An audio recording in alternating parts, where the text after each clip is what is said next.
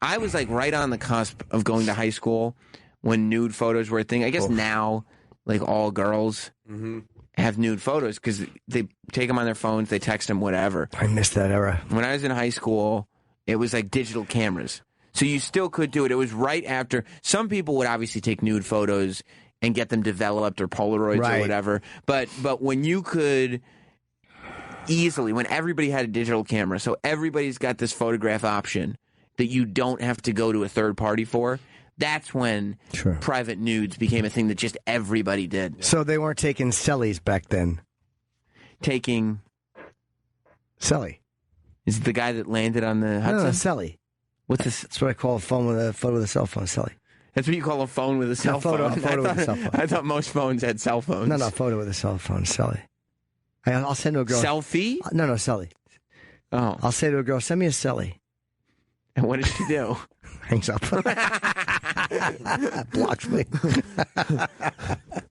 But even then, that shit got out there. What ended up happening was, like, there would be like 1 or 2 a year girls whose nude photos would leak that went to school, and it was like a giant catastrophic thing. There were none in my high school. Look, we didn't have digital cameras. Fuck. Yeah, I mean, back when you were in high school, it was like the flash bulbs were blowing up everywhere. 82 to 86. Oh, my mistake. Long time ago. My mistake. But, yeah, it was like a huge deal when somebody's nude pics came out. Or 83 to 86. Because it never happened. I was born in 83. Do you know the first yearbook I bought? I remember I was a freshman. Oh, I was about to say, why'd you only do 3 years of high school? 83, 84, 85. Yeah, I dropped out. I bought, 83, 84, 85, 86. It's 4 years. Oh, okay. And the first yearbook I bought was 82. Because I was like, I don't remember taking a photo for it. But it was the wrong yearbook. What a fucking anus. What a stupid kid. Yeah, it was stupid. I bought the wrong yearbook. What a stupid guy. I don't know. I knew I had never taken a yearbook photo, but I thought they might have just taken one of me. North Brunswick High School. What an idiot. 1982 yearbook. I have it. For no reason. None of your friends. No, I didn't know anyone. What a creep. That's just dumb. You bought a yearbook that nobody you know is in. I didn't know. I just saw yearbooks were being sold, and I'm like, I want a yearbook. So stupid. I know. They saw you coming too. It's like the Yogi Bo guy. Selling yearbooks. You're like, am I in this? Yeah. Just look for it. No, it's I remember $15. looking through freshman and I wasn't in it. I was like, oh, it's the wrong one. Oh, for Pete's sake. Did you try to return it? I don't remember. I mean, I realized that I still have all my yearbooks, but I realized that the ones I was looking for were all softs by the point I was looking. Were what? Sophomores. What did you say, though? Softs. Why'd you say softs? Fast, it's cool. No, it's not cool. But yeah, I bought the wrong fucking yearbook. I'll never forget that. Coming home with it all ready to look through, smelling it, brand new glossy black and white photos. You just went page by page trying to figure out why little Jimmy Norton was left out. Dude, I still have yearbooks from What am I most likely to do? Buy the wrong fucking yearbook, stupid. I have yearbooks. I have 2 of them from when I was in 2nd grade and 3rd grade from 76 and 75. I was in Mrs. Houck's, H-A-U-K, I think, her 3rd grade class. And there was 2 of my friends, Angelo and Raphael, the kids who I snitched on. We were all stealing. I was friends with Donatello and Raphael. Were you? Yeah, Leonardo. Who's that? Go on. Who is that? It's the Ninja Turtles. Yeah, no, we were vandalizing, and I got I have yearbooks with their pictures in them. I have them somewhere. What were you vandalizing? We would like really, I remember we were just like taking the big metal grates up, picking, like, you know, like when you go by a building, there's like a half circle metal grate against, and we would just take that up and like throw it through windows. It was so it wasn't just like harmless. I thought it was going to be like, you took like violence. A marker and wrote fuck on it. No, we were throwing bricks through windows. It was real violence. Yeah, 2nd grade, we were stealing cameras. They were stealing cameras we would break into these basements. What the fuck was wrong with you? I was sucking dicks at that age. What do you want? I was an advanced boy. We would break into these basements, and they stole the cameras. And I remember, like, because the apartment buildings all had storage in the basements. I think that's where I did a lot of the monster rain too. And we would steal, and I forget where it happened, but it wasn't in our building. But I remember I think it was a camera and some other stuff. And I don't know how we got caught or how the adults knew it was us. But they brought me in, and I ratted on my friends. Why? I was scared. I was fucking second. I don't know. I was a master criminal at 2nd or 3rd grade. A little fucking snitch. I was a little fucking snitches. What a wiener. And Andrew and Angelo and Raphael were going to beat me up. Good. Raphael was Spanish, Angelo was black, and I was the white snitch. And I remember, I guess I apologized. I remember me and Angelo running around the track. Took their nunchucks out of their belts? No, they weren't Ninja Turtles. Oh, okay, my mistake. My mistake. And I remember I forget how we apologized or how we made up. I think I lied and they believed me. But I remember shaking Angelo's hand to make up on the track. It's a vague memory, and he shook my hand and we made up. But I don't remember. You get your ass kicked? I don't think I did. You're like, I'll give you a handshake and I'll suck your dick if you don't beat me up. No, I didn't suck his dick. I didn't like black dicks when I was a kid. I didn't go for that. That wasn't for you? No. That wasn't your preference? No, it just felt too weird. Do you feel like your parents did a good job when you were young? It's different back then. We parenting was different. It was different. They weren't as obsessed with the kids. Parents didn't obsess over you. They didn't harp on you. Anybody who's in their 40s will tell you you had a lot more freedom at that age. In some ways, it was good. In some ways, it was catastrophic. Yeah, they did a very terrible job with you. No, they didn't. They did the best they could. I mean, parenting was very different back then. I remember my friend Sean, his father being arrested. I remember just seeing. And Sean was one of the kids I'd play Monster Rain with. He was a year older than me. So you'd suck his dick and he'd suck your dick. Yeah, but his dick got hard and mine didn't. But I remember his father being arrested. You remember that? But I remember that's how long ago it was. I didn't know why his penis got hard. That was the first time I ever saw an erection. I didn't know what it was. And then you put it in your mouth? What else are you going to do? It's something strange. Jeez, you act like you never tasted things when you were a kid. How old? 18? No, I was probably like 2nd or 3rd grade. He could do a version of strange fruit, but it'd be very, very different. So it was, I remember his father, Jerry, getting arrested. Or maybe it wasn't Jerry. I don't remember. Getting arrested for... facilitating 2nd graders sucking dicks? No. I'm mixing up two stories. I remember one of my friend's fathers getting arrested for being drunk, and the cops were cuffing him, and he was really skinny. So I remember the cuffs were behind him, and my friend's father stepped through the cuffs and pulled them up to the front of him, like he's that limber. And I remember my friend like laughing, oh, look how cool he was. Like, and I look back and go, he was so humiliated that he was trying to find a cool moment, like in this whole thing. His father was always getting arrested. Yeah. Jesus. Yeah, it was really, really embarrassing. It must have been, but he was trying to make the kids still think he was cool. Cool, by yeah. bringing his wrist. No, my friend was trying to go like, wow. Oh, like your friend was trying to be like, hey, no, he's my still dad's cool. cool. Look what he just did. But your friend was embarrassed at what your dad had done. His dad. Yeah, that's what I meant. Sorry. Is our guest here? So it was really, but parenting was very different in the 70s. So, and I'm not saying that in some old man way. We just had a lot more freedom. Yeah, but my mother tells a story that I've told, and I would have to ask her again about that because I'm terrified of heights. She tells I a thought this story. was going to go the same way Precious's mother's story was. No. You didn't have that experience? What, eating a pussy? No. She would always swat me away. I guess in Jersey City or wherever. I went to the top of a 3-story building, and I guess she was talking to the neighbor. And she didn't notice it. And I think I just peeked over her at the side off the roof of the building. And she panicked and was trying to keep me there. Maybe that's where I got my fear of heights from. I got to ask Mother again about that story. Yeah. About me peeking over the roof of the building. I feel like there were a lot of kids in the 70s that grew up without your experiences. I think you're right, but I mean, in general, you had freedom to do weird stuff that you didn't in the 80s and the 90s, like throw grates through windows and rocks. I told you we'd go up, and I've told these stories before. We'd go up in Raritan Heights Apartments, which are now called Riverview in Edison. We would go up to where the bridge started, the Route 1 bridge, which connected over the Raritan River to the flea market, and we would take just rocks, giant rocks, and throw them at cars going 50 miles an hour. Like we were standing in the shoulder of the road, fucking throwing rocks at moving cars. There was no hiding. It's one of the all-time worst ideas. No subtlety. And I remember the cars, because they could never slow down. And the rush. You would get the fear of running as adults were chasing you. And I remember going and hiding in... we would just hide in different apartment doors and that heavy breathing and then wondering when we could come out. And I have very vague memories. Something tells me something bad happened back then. You think so? Yeah. Like associated with that? I told or just you, around the same time? I told you, I remember one story of like a woman slapped me in the face for something. And I don't remember what I did, but I remember my mother walking me down the hill to her apartment and screaming at her. Because there was like a whole back apartment behind Raritan, what's it called? Raritan, River Heights Apartments. There was a parking lot, and all the backs of the apartments were accessible to this part.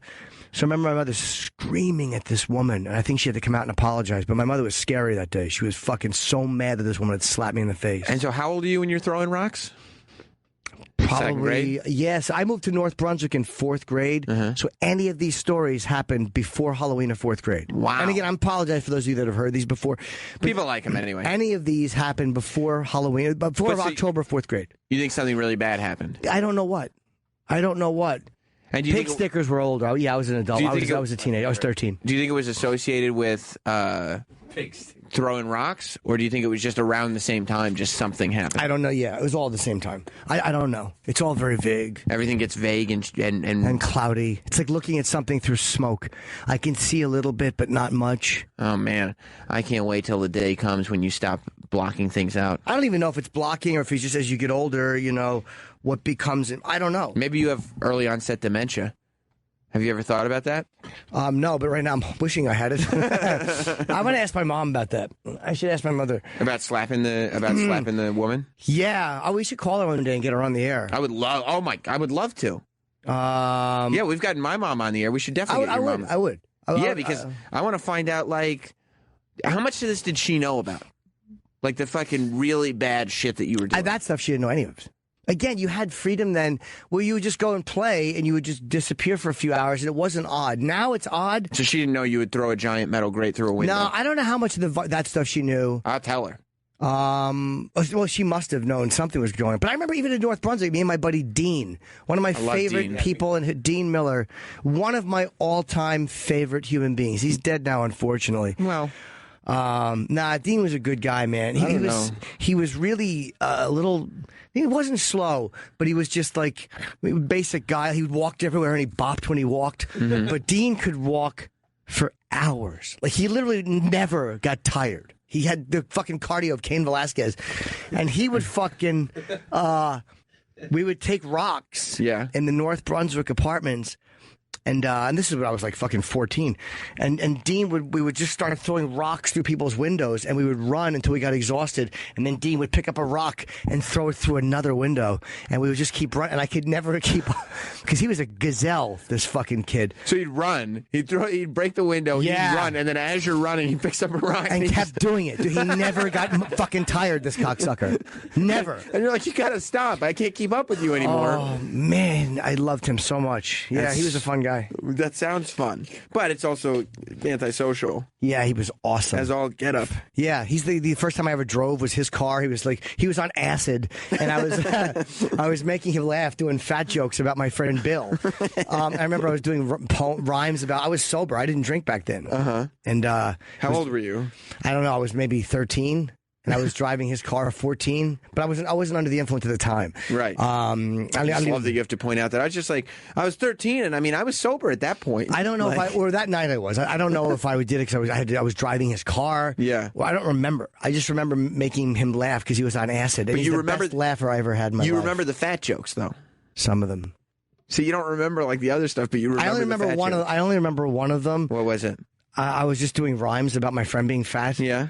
I said, I beg your pardon, but your friend's fatter than Madison Square Garden. he howled with laughter. So stupid. Of course it is. When you're fucking 13 or 14, you're a genius. Yeah. And that's when I realized comedy was the life that I wanted to pursue. Dude, no one ever laughed better than him. He's the greatest. Still my favorite person in history is probably Dean Miller. Wow. My favorite person. Well, I got a lot to live up to then, huh, guys? Well, yeah, you don't qualify even as a person. Oh, well, I got a lot to live up to then, huh, guys? Well, yeah, you don't qualify even as a person. Oh, I see. But yeah, he was a good guy, man. That's great. He died years and years ago. What did he die of? He died of AIDS. That's right. Yeah, he was. But he wasn't. He was a drug user. Yeah, and he went into the Navy. Hard to believe. I know. But he was the first guy I ever met who died of it. And you've met many since then. A lot, right? Yeah. Yeah. Crazy. Yeah, I would love to get your mom on the phone one time. Yeah, and just see, because I want to. Could I ask her about when you were crazy? Yeah, I would love to get your mom on the phone one time. Yeah, and just see, because I want to. Could I ask her about when you were in your 20s, living at home and having prostitutes in the driveway? I don't know. Maybe I don't want to embarrass her. Maybe she has to know. I'll like gauge the situation. She has to know. She's a lovely lady. But I mean, we've asked your mom so much crazy shit too. So it would be a little unfair for you to be like, "Hey, just don't cross the line." Well, it's just what was she? This is different between your mom collecting your stuff and me getting blown by somebody who's 8 months pregnant in my dead grandmother's basement. I always forget that she was 8 months pregnant. Yeah, me and my buddy Larry got a fucking hooker together, and she was 8 months pregnant, and she sparked up a crack pipe. I was sober. Yeah. And she sparked up a crack pipe, and my grandmother was dead, so I used to bring hookers into the bedroom where she was sleeping. By the way, that's true. That is the plot of the movie Milk Money, except horribly dark. That's true. Like that is like every 1950s Stand By Me, hey, what if we get our money together and hire a prostitute? Yeah, but she's 8 months pregnant and she's doing crack and we're in my dead grandmother's basement. I remember smelling the coke, and my grandmother passed away when I was 19. She had a heart attack, so her bedroom was still down there, and I would have sex in it. Right. Eventually, it got converted to a family room. Did you have sex with the pregnant woman while she was on crack? I think she just blew me. I don't think I fucked her, but I remember. Have you had sex with a pregnant woman before? Nah, it's not my thing. I don't remember why we got her. We just did it because back then the pickings were sparse when you were 20 years old, 19 in New Brunswick. So she sucked our dicks. Yeah, plus finding somebody you can bring to your grandma's basement. Yeah, a lot of them didn't want to travel. So she fucking, I don't know if she blew us or not. I don't remember. I think she did. And then she sparked up a crack pipe in what was my grandmother's living room area because she had the whole downstairs of the house. Yeah, that would really bum me out. Like if I had a kid, right, and I was like, okay, that's my mom's bedroom. My kid hired a prostitute, and she's down there smoking crack in my dead mom's bedroom. I remember thinking that'd really bum me out. The smell was going to wake my family. But again, this is 1988 or 89. What does crack smell like? It's a hard thing to describe. Mm-hmm. It's like a chemical smell almost. It's a weird. I can't describe it, but when you smell it, it's unmistakable. Right, and it's strong. It's a chemical smell. Yeah, it's pungent. But if you didn't know what it was, you like pot, you kind of know what that smells like. I don't know. It says, burnt plastic, an excellent way to describe it. Is that what it is? This is it's a mild burnt plastic smell. There's almost a sweet caramel and damp citrus smell depending on what's being smoked. The plastic is the best way to describe it. I don't know about the other. That's that chemical thing. That's almost like gas. Oh, like Adrian just dropped. Gas, yeah. And I'm trying to think there was another one. How crazy it was. I remember when there was this guy, Bill, I knew. Again, a sober guy. Bill D'Angelo? No, a different guy. This guy's died. Another guy died of AIDS. Oh. And I remember me and him got a prostitute together. Mm-hmm. And you got a prostitute with a guy who died of AIDS? I didn't know he had AIDS. I didn't know he was HIV positive. He had AIDS at the time? Oh, yeah. Oh, yeah. Fuck. He actually died of a heart attack, but he was HIV positive. Oh, my God. And we got a hooker together, and she was going to suck our dicks. We were Did you tell him that's information I could have used yesterday? He never told me. Oh. I didn't know until after he was dead. But I couldn't get an erection, so I didn't do anything with her. He did. I was supposed to. I remember that. Oh, my. He was in the other room. Thank God for and that I couldn't little get it up. dick of yours. Dude, it saved me. It really did. And maybe I wouldn't have gotten the virus, but I mean, you would have. That would have been a close call. Yeah. Yeah. And that was in your grandma's basement as well? No, that was in his apartment in New Brunswick. Oh. He was just a buddy. Do you think he gave the prostitute AIDS? I don't know what they did, to be really honest. Fuck. I just don't know. That's scary, man. I liked him, though. He's a good dude. That's scary. I'm sorry for the redundancy of those stories. They're not. I wish I could. If I can remember more, I'll tell you more. Those stories, I don't think you get that. Those stories are better than anybody else's childhood stories because you were way worse than you know. I think you were a terrible kid. No, I wasn't. Yes, you were. No. The things that you did were this is serial killer, child molester. That type of thing, rapists, that's their history. And the fact that you're not any of those things, I don't think, is kind of amazing. So it's nice. Yeah. I actually don't like victims sexually at all. Right. I don't like victims in any way. It doesn't turn me on at all. You spent a lot of time as one. That's probably why. Yeah. But nah, you know what? I told you, Dr. Drew tried to convince me. I did his podcast. He tried to convince me I was molested or abused. But man, we were all the same age, and I was pushing the narrative a lot of the times. I got to accept responsibility. I was a little dick sucker. I wasn't just a victim. Everyone wants to be a victim. And I was telling him no. I mean, maybe by somebody I was, but a lot of times I was a willing participant. You weren't molested in any of the memories that you have. Right. There could be some molestation in there. Maybe. But not that you recall. I don't think there was. Maybe one of the kids who showed me how good it felt got touched, and then he passed on that gift to me. I feel there's got to be some kind of catalyst in all this stuff because it's such... Or doggalist. It's such bad behavior. Oh, my God. So if our guest just checked in, should we just wait for him? Speaking of Derek's romantic conquests of 15-year-old boys, now that's a segue. You bet it is. It's a damn good one and a sexy one. The reason I think that Derek is so awkward when he talks about young boys is because of the awkwardness we get when we talk about our crushes. There was this great article that they put out. Apparently, it started on Reddit. There was like a subreddit of people, or a thread on some subreddit, right. I don't know which one, of people talking about all the weird shit that they did or have done when they've had crushes on girls, which really is, especially when you're young, like probably the most weird, vulnerable, just unexplainable spot that you'll ever be in. Like I remember like one of the most regrettable, humiliated, why did I do that feelings ever was when I was in like, I think 7th grade. And it was like, I didn't get a girlfriend after this for years. I really fucked up. In 7th grade, I was hanging out with my friends, Chuck and whoever else was there, just a bunch of dudes. Chuck. Yeah. Chuck. Me and my buddy Chuck.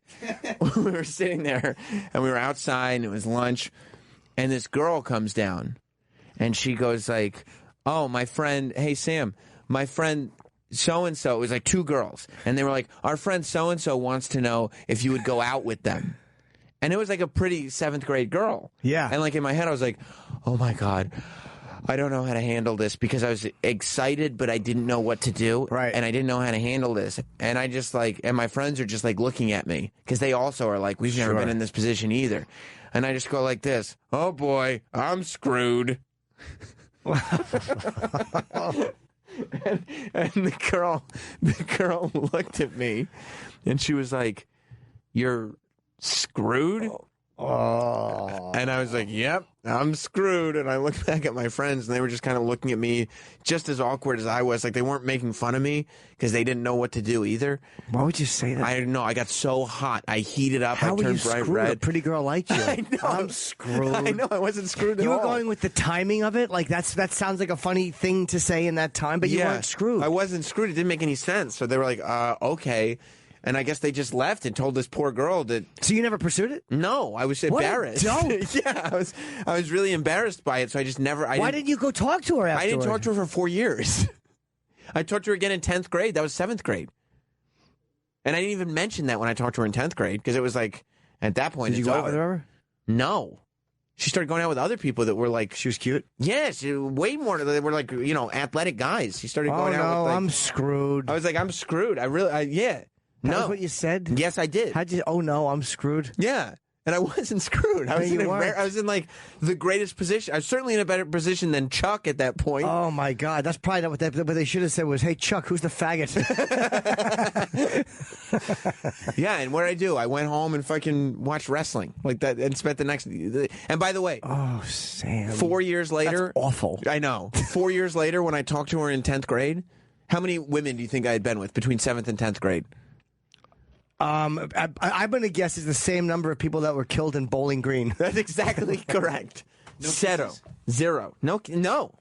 I don't think so. No. So your first kiss got delayed by 4 years because you improv'd an awful line in front of your dumb buddies? Because I said I was screwed. Oh, no, I'm screwed. Were you expecting a raucous laughter from everyone? Yeah, like, come on, these Sam. girls, come on. Yeah, no. Beat it. Yeah. Oh. No, you were still going with the girls are icky thing. I don't know what I was going with. It was so quiet after I said that. Girls are icky. No, I'm screwed. It was. I thought I literally. I regretted it. You should have for years. I sat there. I would lay in bed at night, going like, "Why did I say that? You should have. Why did I say that?" And I know it's hindsight is 2020. You should have just talked to her after, like, 'cause she didn't know you said that, right? I'm talking about that 7th grader though. You don't think the same way. No, you don't. Adults. No, you just panic. Oh, no, you panicked, right? I so panicked. And then, like, from that point on, I would have crushes on girls for, like, a year at a time. I would just have a crush on a girl in my class, and I would just sit there with a crush on her. I remember in 9th grade, I would do the same thing. I just panic. In 9th grade, this girl sat in front of me. And, like, finally I had an opportunity because in high school, the 2 middle schools come together. So, like, you know, the girls from that middle school don't know I'm a turd. So, so this girl in 9th grade from another middle school is sitting in front of me. And, like, you know, she's, like, talking, and, like, it was the first Monday back or something, and she asked me, what'd you do this weekend? And that was in the era of my life where I literally on Sunday night used to sit there and think of what I could tell people that I did this weekend that sounds better than I just sat at home all weekend. And watched wrestling. Yeah, I did nothing. I watched wrestling and sat at home, nothing. So I'd be like, You'd lie? I'd be like, no, I'd be like, oh, you know, I just kind of hung out. Because, you know, you might be hanging out. Out's cool. You might be hanging out with your friends or something. Yeah, and just a cool place. Yeah, and just pray to God there was no follow-up questions.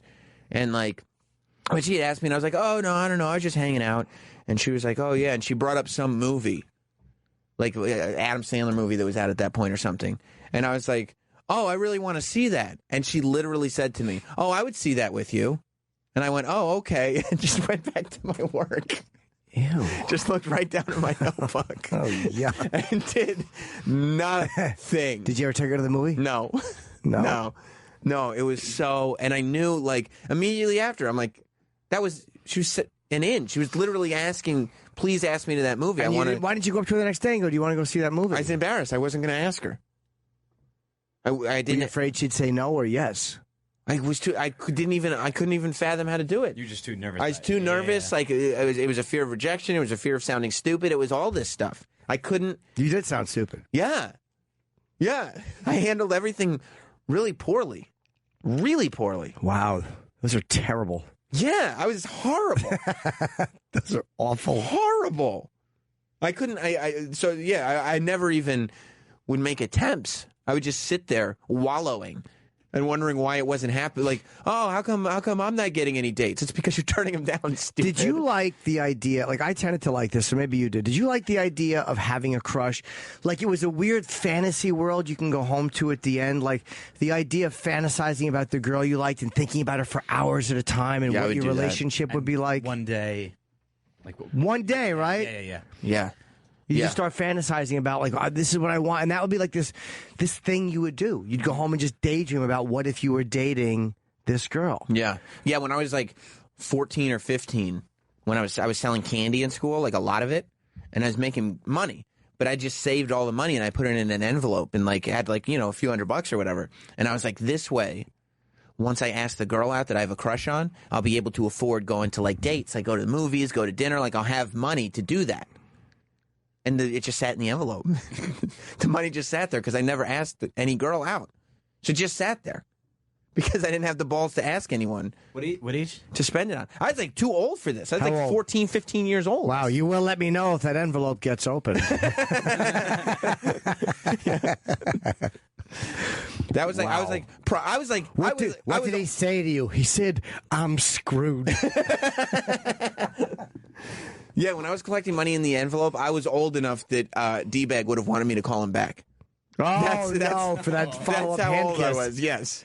Yeah. It was bad, dude. It was really bad. I had a very brief daydream when I was in 4th grade about this girl, Jill, who I was in love with. And this is true. As you're talking, I remember this. I would fantasize about being on top of the World Trade Center.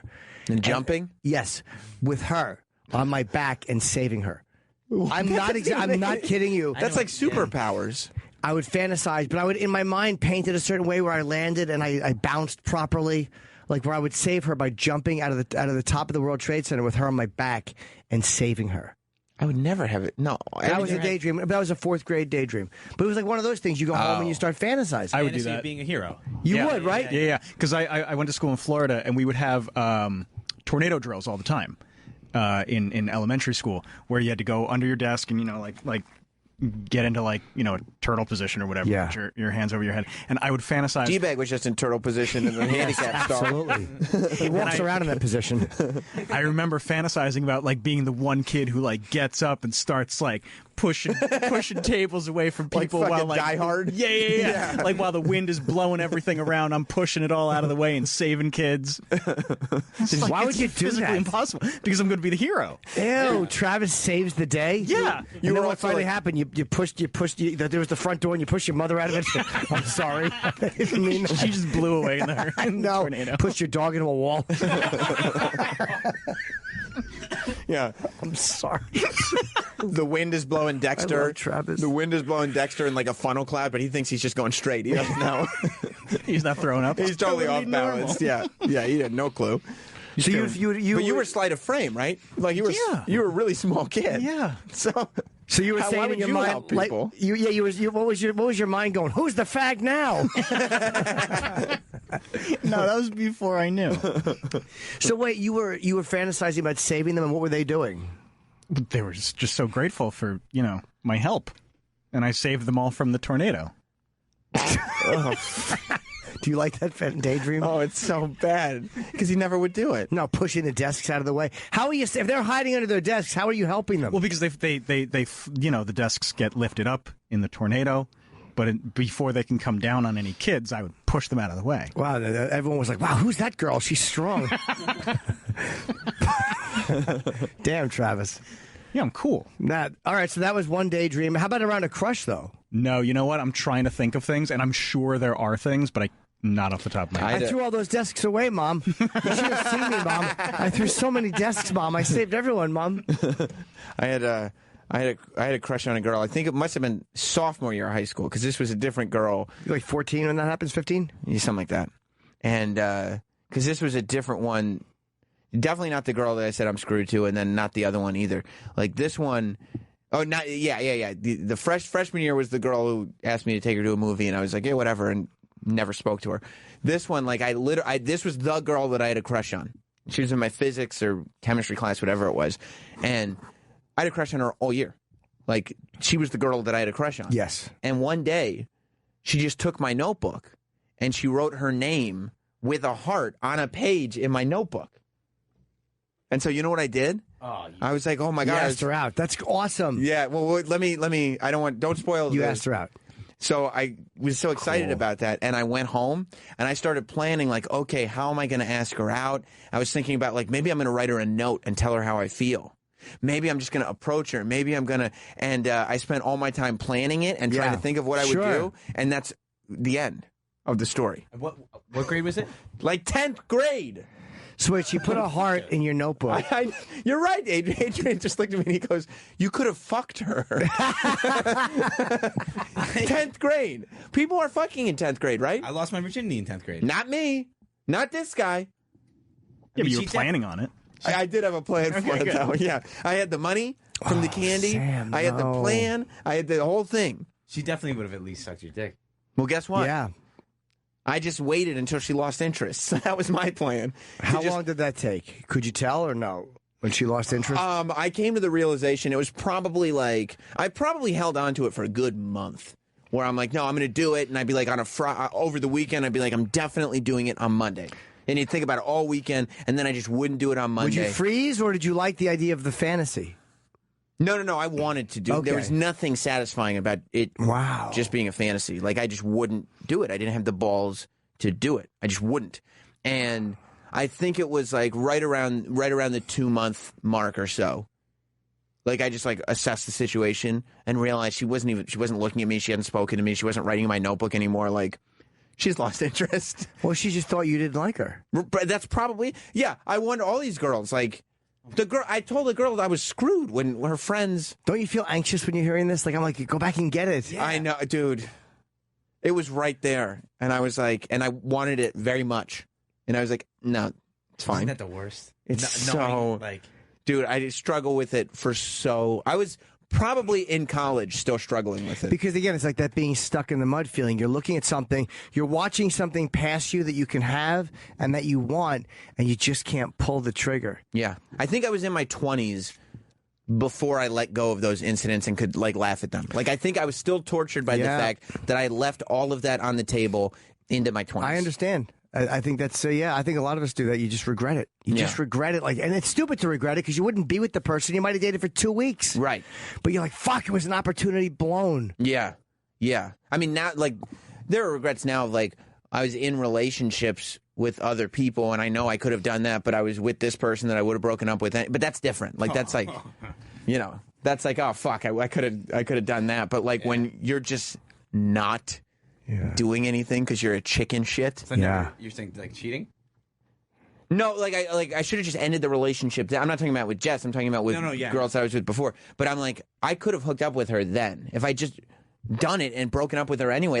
Even if I didn't want to cheat, I could have either cheated on her or just ended the relationship. Who gives a fuck? That would have been great. But that's different. And you still wake up, don't you, thinking of that awful scrolling in the notebook. She did. She wrote her name. There's the whole page, too. It wasn't just little. She took up the entire page. No. And not only that, and I love that page. Brown sees you, who's about 6'4", and you're about 5'6". Oh, he must have. And he punches you in your face. Did you hit something? Or drop kicks you in your forehead. Oh, sorry. Yeah. Then you... I'm sorry, man. Is that Michael Rappaport yelling at me? I literally, I moved and I hit the, sorry. That was Michael Rappaport was talking about what he wanted to do to me after these experiences. That was a total accident. It is, I do, there's just so much anxiousness and anxiety. And you probably made her feel like shit, too. I'm sure I made her feel like shit. Because it's not easy to put yourself out there. And she did. And she's like, oh, this is a slam dunk. Look at this kid. Yeah, exactly. Yeah, because what are my fucking options? She's like, I don't know. For some reason, I like him, even though why would anybody? Well, we are not fucking alone. Weirdo. We're not alone. We have a couple of people who would like to weigh in. So many good phone calls. Yeah, are there? We'll go to one right here. Let's see. I haven't read all of them. I just saw this one. Hello, mister. How are you, Jay? Hey, boy, am I screwed. Dude, that's what I said. And you know why I said I'm screwed? Because I think that the reason that word was even in my vocabulary was because they started saying it on wrestling. That's when wrestling started to get just a little edgy. And they'd go hey, you screwed me. And so that was where I got that word from. Is the worst. The worst. So what happened, sir? The douchey fantasy that I used to have was, oh, shit. No, sorry, I just drove by a big 2-car pileup. It's not that big. It's 2 cars. That was usually my fantasy. With both girls I like to be killed head on. But I had this fantasy that the girls who used to hang out on the monkey bars when I was in elementary school, the one that I crushed on would fall, and I would be there because I was watching her, and I would slide underneath and catch her from hitting the ground. You'd catch her right before she hits the ground? Oh, of course. Of course you would. You have just instantaneous reaction time. You move like the Flash. And you slide on the gravel. And then, and at that point, she'd fall in love with you. She'd have no other choice. Absolutely. She'd fall right into your arms and go, oh, my God, I tumble. I understand that. You want to save a girl falling from the monkey bar. Yeah. That's very common when you're 18. All right, buddy. All right, nice talking to you. Yeah. You're panicking like you're Sam Roberts in high school. Thank you very much. Thank you very much. Okay, this one is not good either. Hello, Craig in Arizona. Hey guys, how you doing? So I love the newest show, I guess. So thank you. Anyways, I'm 43 now, and this happened when I'm 17, and I'm about to die because it's so cringy. But so I was 17, and I got my very first kind of steady girlfriend, and I'd always thought Han Solo was the coolest dude on the planet. So I always used to kind of engineer ways for her to tell me that she loved me, and so I could then be as cool as he was and say I know, but she never would. So you just wanted all you wanted was the setup. You needed her to say I love you just so you could have the moment where you said I know, and it was this alpha male oh my God, I'm cool. But it gets worse because she never would. So I would be so one time it got so bad that I actually started crying and be like, you never tell me how you feel, and so I'm the complete opposite of Han Solo, sitting there blubbering in front of my 17-year-old girlfriend, and I don't think 17. 17, and I think I was probably I had not had sex or anything like that. Probably maybe 2 weeks away at that point, and she could have not been more turned off, and I never, ever, ever sealed the deal because I was blubbering mess who was trying to goad my girlfriend to telling me that she loved me. So you could do a cheesy Han Solo quote. You were crying because you couldn't get your Han Solo line out. Thank you very much, sir. That was an extremely disgusting phone call. Excruciating. Let's see here. We have... this one here. Let's go to Marshall in Texas. I really wish these were bigger. My eyes are bad. Hello, Marshall. Hey, what's up, guys? How are you? Even though your job is not important. Oh, I think you've made the joke many times that he's called in. Hello. Sam, you brought out some weird repressed shit, man. I had forgotten. Like, I've thrown away more goddamn pussy, but Well, it's hard to say that in 7th grade, though. But in high school, Sam definitely threw some pussy away. Yeah, I mean, I was a sophomore. I was 15 my years old. uncle Paul, man, he oh, Jesus fucking Christ. I can't even tell you. When I first got laid, it was actually a bad thing because I realized how many times in the past that I turned the same sort of thing down. But anyway, there's this one girl who was just, I thought was leagues and leagues and leagues beyond me. And we went out to she used to draw on me all the time and all that kind of shit, but I didn't think anything of it. But we went out to a diner and we ended up hanging out for 2 hours and talking and everything. I go back home and she calls to invite me to go swim with her. And I just said no. What? And I don't know why. There could have been sex in the pool. Yeah. Yes. Dude, I don't know I don't know That's why. what happens, and so, right? Yes. Oh. I had a pool. Well, I hung up the fucking phone. No, thank and you. I just started crying. I just started crying. What happens I to realized us? I fucked up and I didn't know how to. Well, let me ask you, did you not like your body or something? Oh, that's it. Well, actually, yeah. I mean, I didn't like myself or whatever. Boo-hoo. But Yeah, when you have low self-esteem and also you're not confident in your ability, like if you haven't gotten laid before, you haven't swam, whatever with a girl before, like if these situations haven't come up before, like that's what it was with me. It wasn't this like, oh, I'm so ashamed of it was like I don't know how to date a girl, so I panic when it comes up, and my instinct, this caller, Marshall, and me have the same instinct, and it was proven when we were children. Fight or flight. Yeah. He and I are I want to go back flight. and kick that kid's ass. Yeah, me too. I want to go back and just, I'm so pissed. Well, hold on. And Did I you not forgot about all this. If you didn't like your stomach or your little boy titties, maybe that's what it was. You'd be embarrassed to have no shirt on in front of the girl. Dude, he didn't know how to handle himself. Jim, you want to hear it? You want to hear what it was? Sure. It's even worse. I had big thighs. Oh, no. I've been there, dude. Oh, thunder thighs. You had Adrian thighs. All right, thanks, pal. Thanks very much. Okay. Yeah, dude, it's this thing where it's not even insecurity about your body. It's not anything about that. It's just that you don't know how to handle your shit, and your fight or flight instinct kicks in, and I didn't have any alpha male built in me at that time. At that time, when did it show up? Right now. Ooh. I'm a What alpha? I take charge. No. You don't think so? No. Well, there's more now. So there's no sort of thing in you that thinks that you have the right or ability to conquest this. Like you're not going to do well. You're not. So you panic. Yeah. And what's the quickest way out of this scenario? It's weird how I'm screwed. I'm screwed. The What? fear of looking bad. It's all it is, the That's fear it. of looking bad and That's being it. embarrassed. That's it. That's how much social pressure is in life. Like, you're just afraid, I'm going to look bad. Like in that 7th grade, I know that they would have been like, yo, why is she dating Sam? Whoa, Sam, that's who you're dating in 7th grade. Like she was one of the hot chicks in 7th grade. And I was like, just put this out there to you and all your hot friends. I want nothing to do with you. Yeah, I'm screwed. I'm screwed. Let me go over here and see my buddies. Yeah. Hey, Chuck, you believe this? I know Fontaine. Travis likes Fontaine's call. Hello, Fontaine. Hey, buddies. Hey, Jim, that first show at the taping was awesome, bro. Thank you so much for coming. I appreciate it. Hey, so this is, I guess, the epitome of a crush because it was like 2nd grade, and there was this little redheaded white girl named Wendy Torbett. Never had a conversation with her. We just made googly eyes, and you know that feeling from that age. Anyway, fast forward the story. We're in the library, doing the movie thing, and we watched those stupid National Geographics or whatever, and she started laying on my legs, and that was the closest to sex that you could get, at that age, just laying there. And it happened every time we went to the library, and then one day it stopped.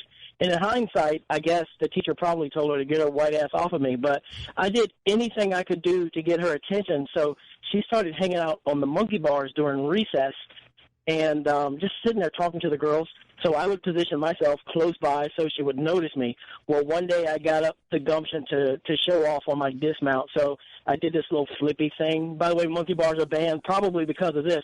But on my dismount, my 2 feet connected with her fucking head, and her head connected with the monkey bars, and she left in an ambulance. So you kicked her. You kicked her into the steel monkey bars. Yeah, and her fucking red hair got even redder. Are you? That honestly happened? That really, really happened, bro. I didn't think of it until you guys brought it up. Good for you, my friend. I love it. Thank you, man. Good awesome, show, bro. Awesome. Thanks, Fontaine. I would love to get like a couple of those girls that I humiliated myself in front of in here to. That's what I was. I would love that. I would love nothing more than that. To just talk to them and be like, "Do you remember that? Like, how much of a fucking nerd did you think I was?" I would love that so much. It's so embarrassing. Let's see here. There was one with. Especially the "You're Screwed" girl. I just wanted to go to Ken. He just hung up. Damn it. No, the heart's worse, Sam. That's really worse. That's really bad, right? Yeah. Especially since I had a legit crush on her. Like, that was the girl I had a crush on. Like, I don't understand how that was your reaction. I just did nothing. That's not what I just sat there and planned what I was going to do and just didn't do anything ever at all. And you were nothing. 16? No, I was either 14 or 15. Yeah, I would have. Yeah, well, I didn't. Yeah. I wasn't there yet. This guy wrote, let's see what he has to say. Jason in Mississippi. Hi, Jason. Hey, y'all. I was at 10th grade, and I had a crush on this girl, and so I wrote down all the lyrics to a song from Randy Travis called Anything, and I handed it off to her in class, and she stood up and made an announcement to the entire class of what I just did. Oh, no. And then she said Randy Travis doesn't turn me on, so she was a Randy Travis. Oh, you got busted. Oh, man. Yeah. You should have wrote down the lyrics to A Nathan Gaze. I was about to say, you should hear the song that I sang to the girls when I thought I was going to win them over. All right, thanks, buddy. Oh, wow. How about you, Adrian? You must have humiliated. Sam has humiliated himself. I know I have. Yeah, Travis. I have a whole bunch. Travis, we still got to get one out of Travis if he has one. I'm sure there's one. I just, when you're Adrian- trying to think of something. Yeah. I don't feel a ton of sympathy for Adrian because he got pussy in high school. He did, but there's still, he's obviously. I've humiliated myself recently. Oh, good. I met up with a girl who it was one of those things that you were talking about, missed opportunities, who had a crush on me when we were in high school. I haven't seen her in years. And I ran into her in a bar, and she's a 10, like a solid 10. And I didn't recognize her first, and she was like, Adrian, like, yelled it, excited to see me. And I turned around, and when I realized who she was, like, I said, we'll just call her Sarah. I was like, Sarah! And spit right in her face. That's just an awkward fucking drunk bro. Can't handle himself. I just got over Just a drunk bro. A drunk bro. And she just spits in her face. Yeah. Not like but it was. But still, like, was it she felt noticeable? Yeah. Did she say anything? Nobody acknowledged it, but it was clear. Like her face. Did she wipe her face? Her face went from like smiling to.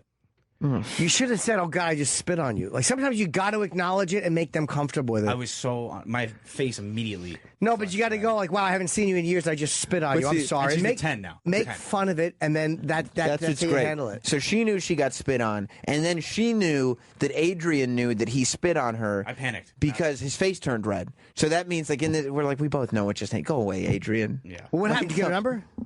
No. Why don't you go on Facebook and talk to her? No, I followed her on Instagram. So why don't you say hello to her? No follow back. Yeah. You didn't get a follow back? Well, hell on. Sorry, I spit on your face. Very happy with her boyfriend. Oh, she's a boyfriend. Oh, all right. So she was just saying hi to you. Okay. I know, but I didn't know that at the moment. Yeah. Okay, I understand. But that's not a blown opportunity because if she's got a boyfriend and she's happy with him, you probably can't surmount that. But you might have. You might have. If Would you you had been fuck like, her? you should have said this. Yes, over and over. Sorry that I spit on your face, but why don't you spit on his dick? That's That right. would've been a good line. And then sent a DM her picture that. of it. Yeah.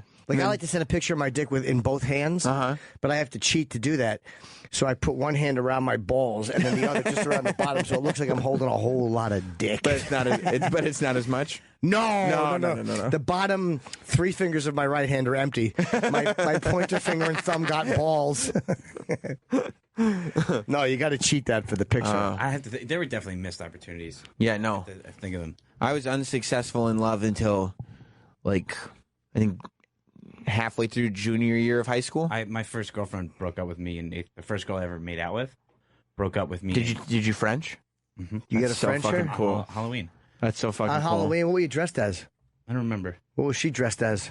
She just wore like some Halloween slutty cat outfit or something. No, Adrian was like Halloween like decorated like pants like with like pumpkins and shit. Adrian was dressed as Rat-Tat-Tat-Tooey because he was like, see, French, huh? Trying to put the signals out there. That's right. I thought so. Very slick. Yeah. We got a little bit of we could maybe in like 10 minutes. Okay. We were in 8th grade and she broke up with me to have sex with a sophomore in high school. How do you know she fucked What a him? little whore. She told me. What a little whore, huh? Yeah. Had you gotten laid at that point? No. Did she in suck 8th your grade. cock? I mean, She suck your cock, did she? he's in 8th grade at the time. What are you fantasizing about? Please, I was 300 dicks in by that point. Yeah, but you didn't ask Adrian if he had sucked her cock. That's a good point. No, she didn't. That was the first time I ever made out with a girl. Wow. Did you like it? Mm-hmm. Scary? Yeah, but I was very upset, and then she informed me that she was having sex with the older boy. That's terrible. You missed out on that. I fucked her a couple years later. Oh, good, you got it. All right, so you got it in there. And that's redemption. Yeah, see, that's I never like a story with a happy ending like that because none of mine did. Now, the first time I asked for a kiss, I got kind of ignored. It's humiliating shit. What do you mean you got ignored? I didn't. You asked for a kiss? I was in 4th grade. I've told this story before, so the listeners know it. But I was in 4th grade, and I loved Jill so much, but I didn't know how to kiss her. And so I said to her, "I'm like, I want to ask you something." We were down by a creek, and I said, "I want to ask you something." And she goes, "What?" And I go, "Well, you know who my favorite band is?" I know who the band is. It's not Sabbath. No, it was Kiss. Yeah. And she just ignored it, and we threw rocks in the creek. She didn't answer? No, she never answered. So maybe she didn't know who your favorite band was. I know. She guessed, and she was wrong. She said, "The cunt." I told a girl in 4th grade that I had a crush on her. Yeah. And she told me I was fat. That's a shame. But then I dated her in 5th grade. That's a shame. Wow. Sometimes you don't want honesty. Sometimes there is some of these stories that people put out. The article that started this conversation was based on a Reddit thread, and I love this guy's who says he was talking about the girl that he had a crush on, and he said I was at her house and her mom gave me something, a plate of food or something. I was like 10 or 11 and said, "Thank you, Mom." He called the girl's. That's bad. Was he That's trying really to be bad. funny? No. Nope. It's like when you called a teacher mom by mistake. Yeah. It's the worst. One girl I like quite a lot walked in a similar route with me in junior high school. I would walk incredibly fast if she was ahead of me. I've done that. I also, to try to catch up, sure. No, I mean, I did something. I was running in 8th grade, and I saw a girl I had a crush on, and my run broke out into like an action movie sprint. Did you catch her? No, I mean, just so I could run past her and she could see that I was like working out really So hard. you're like a really good runner. Girls love a quick I'm runner. working out hard, and then a couple of days later in school, she asked me, "Why did you speed up when you saw us?" Oh, no. She caught it? Yeah, and I was like, "I didn't." No, I No, I didn't. I run that fast. She didn't believe you though. No, why would she? I'm It was friends with her obvious. now. She still remembers it. What a dork. I would walk incredibly fast if she was ahead of me. I also tied my shoes a lot when she walked behind me. She was trying to get her to catch up. I tied my shoe once 5 times on a 3-minute walk home. The worst part was my shoe didn't have laces to begin with. All right, I should have read that before I said it out loud. Yeah. Who cares? This one's bad. I said thank you to the movie ticket machine after it printed our tickets. That's bad. I've said and done a lot of awkward, weird stuff around girls. I don't know why I still remember that moment so vividly. Like, just the ticket comes out and you go, "Oh, thanks." What? Like, It's weird. Those like minor humiliations stand out. Yeah, they're bad. When I asked out Michelle, the girl I had a crush on in 8th grade, or no, she might have been a freshman in high school, on the phone I did it, and I was so bad. I said, like, you don't want to go out with me, do you? Oh, no, I didn't. Yeah, I said to her, like, you wouldn't want to go out with me, do you? And she was like, no. And I was trying to be funny, but I said, oh, I guess that's how the cookie bounces. Like instead of crumbles. That's not the expression. Yeah. No, but I've told that story. I know, but it doesn't make it. It's not the expression. I thought that'd be a funny way, like a cool guy's way to get out of it. There's no way a cool guy would say that, because the cool guy would know that's not the expression at all. It's hard to be the one rejecting someone too. Adrian's writing. A retarded girl used... It's not hard to be the one rejecting somebody. A girl who was slightly retarded used to call my house and ask me to go bowling with her all the time. Yeah, but family. Look, when I'm sitting here telling you stories about the things that humiliated me and just destroyed my chances, I don't need Adrian's stories of, I humiliated myself and then I fucked her later. You know what's tough? When girls ask you out, you got to turn them down. Exactly. Sorry, the fucking retarded bro. girl asked you to fucking go bowling. Then what happened? She helped you with your homework? Yeah. All right. Why don't you take your flip-flops and your khaki shorts and bro out of here. Henry's here. Okay, so we'll take a break. So a quick break because he's very early. We'll take a pee. We'll have more time with Henry than we thought. Can't wait to see him. BRB. Adrian, were you bullied? Hold on, sweet potato. I'm still getting... Yeah, I was. You were? At some point. Not terribly. For what? But, I don't know, for when I was younger, for being fat and all kinds of just typical stuff. Older. You mean like 2 years ago? You little plump thighs? Yeah, those thick thighs and those jeans. Turning those Jenkos into skinny jeans. Elementary school. In high school, I was bullied too, a little bit. You were? Yeah, but I fought back. What'd they say? I don't remember anything terrible. Did they beat you up? Fat Cuban Adrian? I got no, I swung an older kid once and he knocked me on my ass. But then he never fucked me again. He didn't bother you again? Mm-mm. Because you swung at him? Yeah. Travis, there were a couple kids who I got called a spick a couple of times, and they just ended up in fights. Oh, you fought them? Yeah. Yeah, that kind of stops the bullying. If somebody called you the Cuban roly-poly, like he was the African lizard, would you be like, fuck you? I'd probably be really upset. Yeah, good. Yeah. Good. Stand up for yourself. Travis, do you ever get bullied? I don't think you'd classify it as bullied. Yeah. I mean, I was kind of a dork in like come on. 6th and 7th grade. With the long hair and the cat? Nah, that was before. That was before that.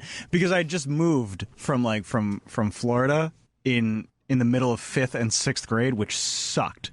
Because that was like the beginning of middle school, so like everybody knew each other. Yeah. And I knew nobody. And I distinctly remember somebody asking me where the flood was because my pants were so short. You're wearing high waters? That's the only thing that I can remember. There's nothing worse in that age, having pants that were too high. And I didn't get it for the longest time. And then but it stuck with me for some reason. Yeah. And then is it because I'm from Florida? There's water there? Yeah. Like, I don't know. I never wear pants. It's hurricanes. It's not, I mean, oh. How'd you finally figure it out that it was your horrible pants? I don't know. I can't remember. But I wouldn't say I was bullied. I used, humor. But plus, you were lucky because in those prime high school bullying years, you were on drugs. Yeah. So you're not going to get bullied if you're on drugs. Yeah. You just give them drugs and they'll stop bullying you. It's very easy. That's what kids need to understand. If you give a bully drugs, then they won't bully you anymore because they would do drugs instead. Yeah. If you do drugs with a bully, that tends to make them your friend. Yeah. Do drugs with bullies. Yeah, that brings everyone together. Kids. Do drugs with bullies. Yeah. That's what I'm going to tell my daughter. Yeah, do drugs with bullies. Are you getting bullied?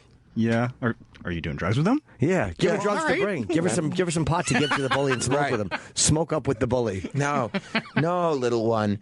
No, the bullies don't do weed anymore. It's not enough. Here's some pills. Here's mom's prescription medication. Give it to the bullies. No, I would say I probably bullied more than I. Who did you bully? No, but I don't mean to say it was just ridicule. In the way that it's you tease people. Yeah, but now that's referred to as bullying. It's now you can't do anything without being called a bully. But I mean genuine beating the shit out of you. Yeah, but when we try to make the stupid kid, lick his ear, that would be considered bullying now. Whereas 15 years ago, it was just funny to watch a kid try to lick his ear. It is funny. But I still think that's funny. If we get away from the news media, it's still fucking hilarious to watch him lick his own ear. Why would you do that? Yeah, it's stupid. You're not going to be able to get it done. You're not going to get close. No, it's like a dog chasing his tail. Yeah, it's stupid. And guess what? You're going to try every time we ask. Oh yeah. Hey, I think you can do it, and I'll give you $5 if you do. Oh, I would try. I would watch that all day, every day. You would, right? Yeah, someone trying to lick their ear. Yeah, I didn't get beat up in high school or anything because I was I would goof on people. People thought it was fun, but it's the same thing. It's when you move to a new school, you have to get past that hurdle. And for me, it was kindergarten. When I moved to England, I was just sitting there. I remember my first day on the playground. And, I was just kind of looking around. I didn't know who to hang out with. And these 3 guys came up to me, and they were just like, "We hate you," and hit me in the stomach. Well, who was it? It was Troy, Adrian, and Travis. In England? Yeah.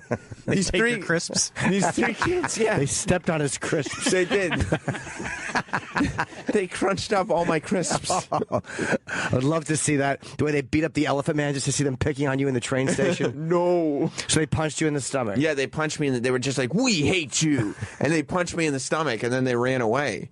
Did it hurt? Yeah, it knocked the wind out of me. It's like, this fucking sucks. I hate England. Kindergarten's supposed to be like the easiest time to make friends. Not for me. You're all just young and, you don't know better. Yeah, well, they knew better than to be friends with me. Did they continue picking on you? Not really. I mean, it was like I avoided them. Do you ever befriended any of them? No, I avoided them.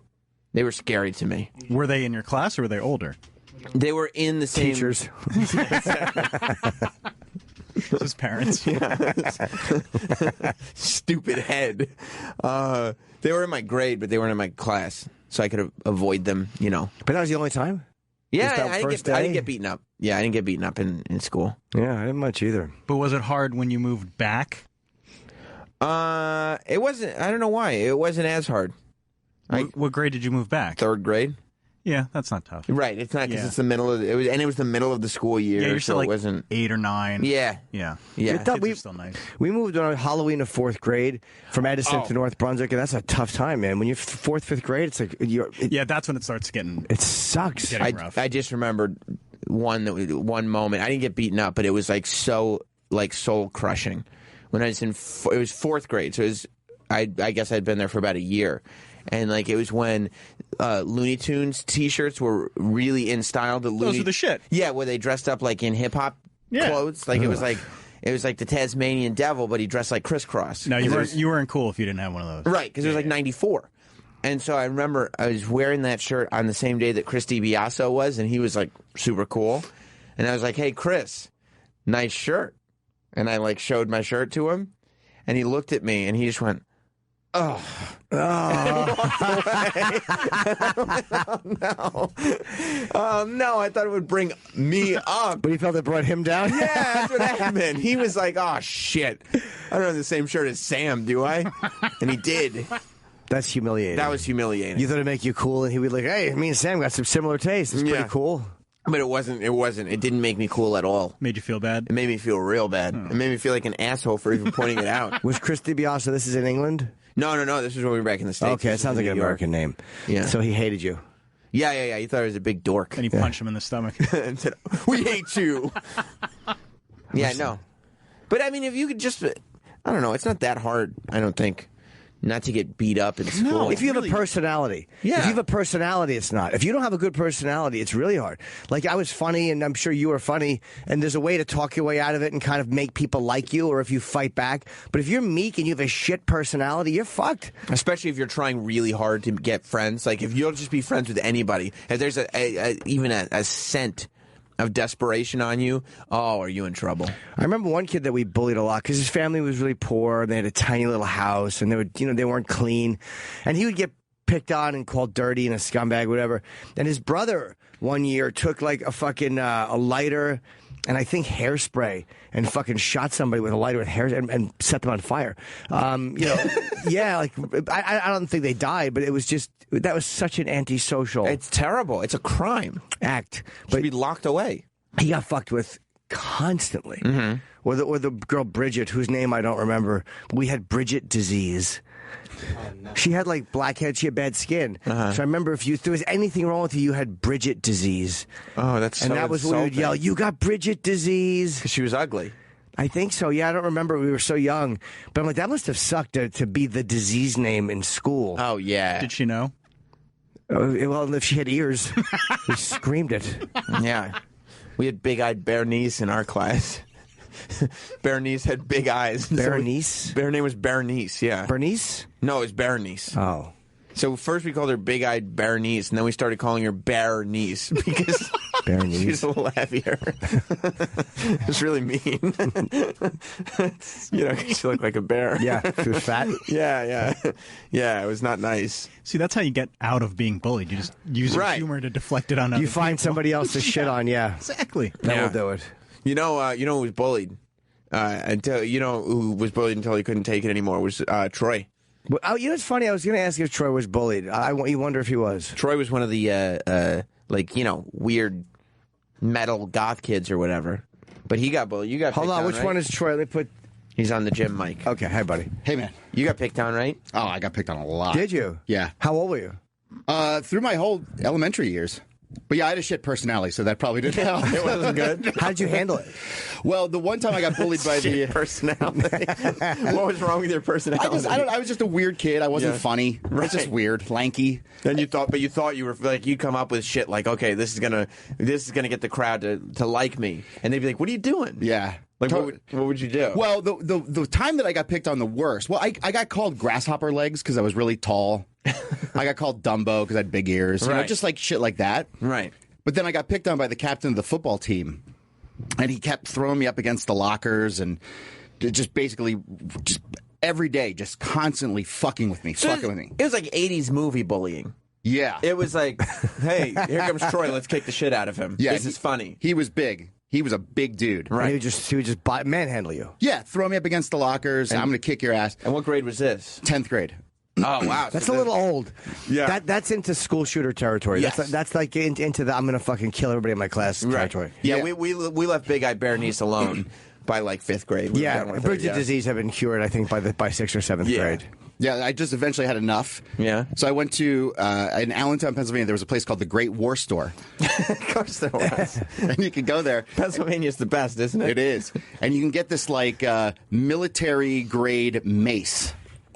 So I got a big can of mace, and I went into school, and I was waiting for this guy at the bus entrance, and he comes walking in. If it was easier, like if the anarchist cookbook was a thing, like, and it was easier to find that stuff, do you think you would have built a bomb or something? I don't know I don't think I would have taken it that far. Yeah. Because I don't want to hurt everybody. I just wanted to hurt the guy that was fucking with me. But you did want to hurt him. I wanted to hurt him bad. Okay. Yeah. So so the one day he was walking into the bus entrance. And you went and bought Civil War mace? Yeah. Troy had his cap on, his musket, just dressed like a reenactment soldier. You'll not toil with me again, sir. So he comes walking in, and I was like, fuck you, to him. And you knew, by the way, if you tell this guy, fuck you, he'd throw you up a locker for nothing. He looked at me like, are you kidding me? Yeah. You really saying that to me? How dare you? Did it put him off a little bit? Yes, it did. Yeah. So then he comes walking over to me, and he gets in my face. He's like, you talking shit. And I just pulled out my mace, and I sprayed him in the face.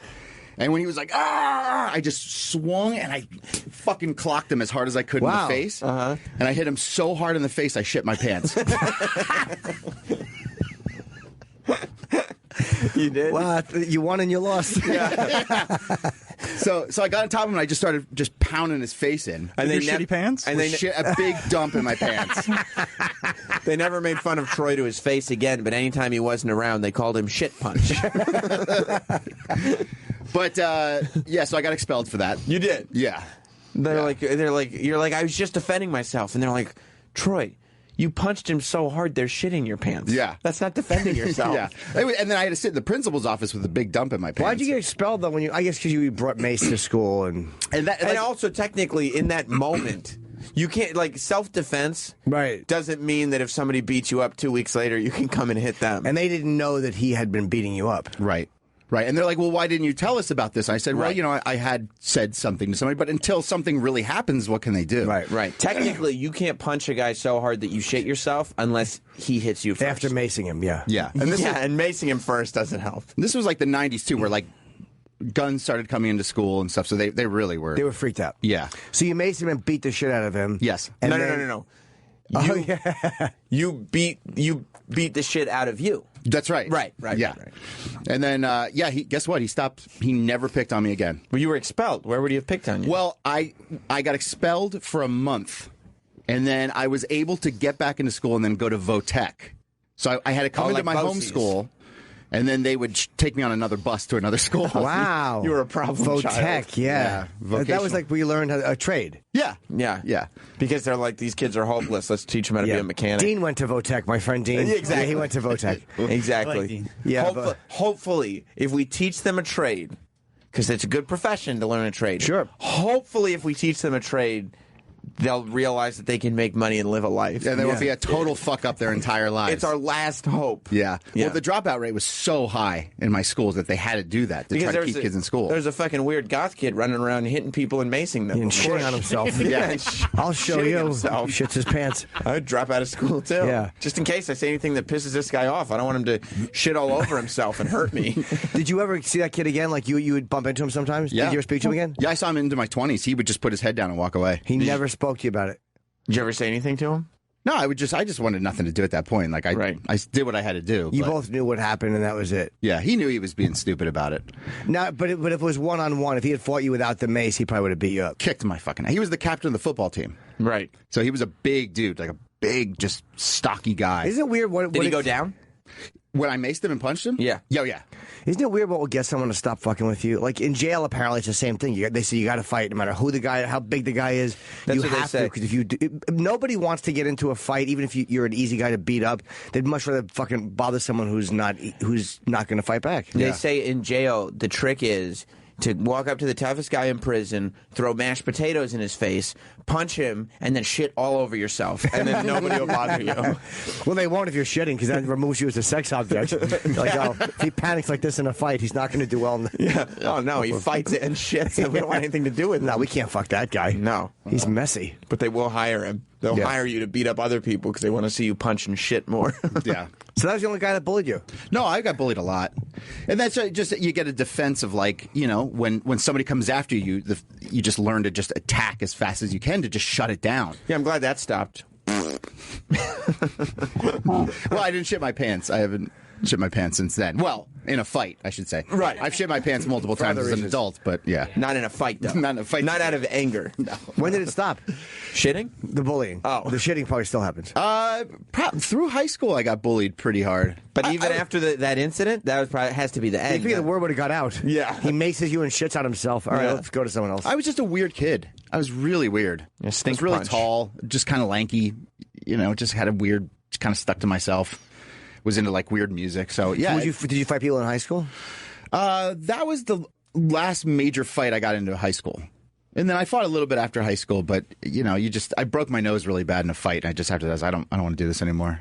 Yeah. So that's when I got my nose fixed, remember, a couple years ago? That's right. But that wasn't when you fought. No. I had my nose was broken for about 10 years. Yeah. And I finally got it fixed. Because there was also aesthetic reasons, if I remember right. Well, they straightened it out a little bit. Yeah, it's weird. Yeah. Do you breathe better? Oh yeah.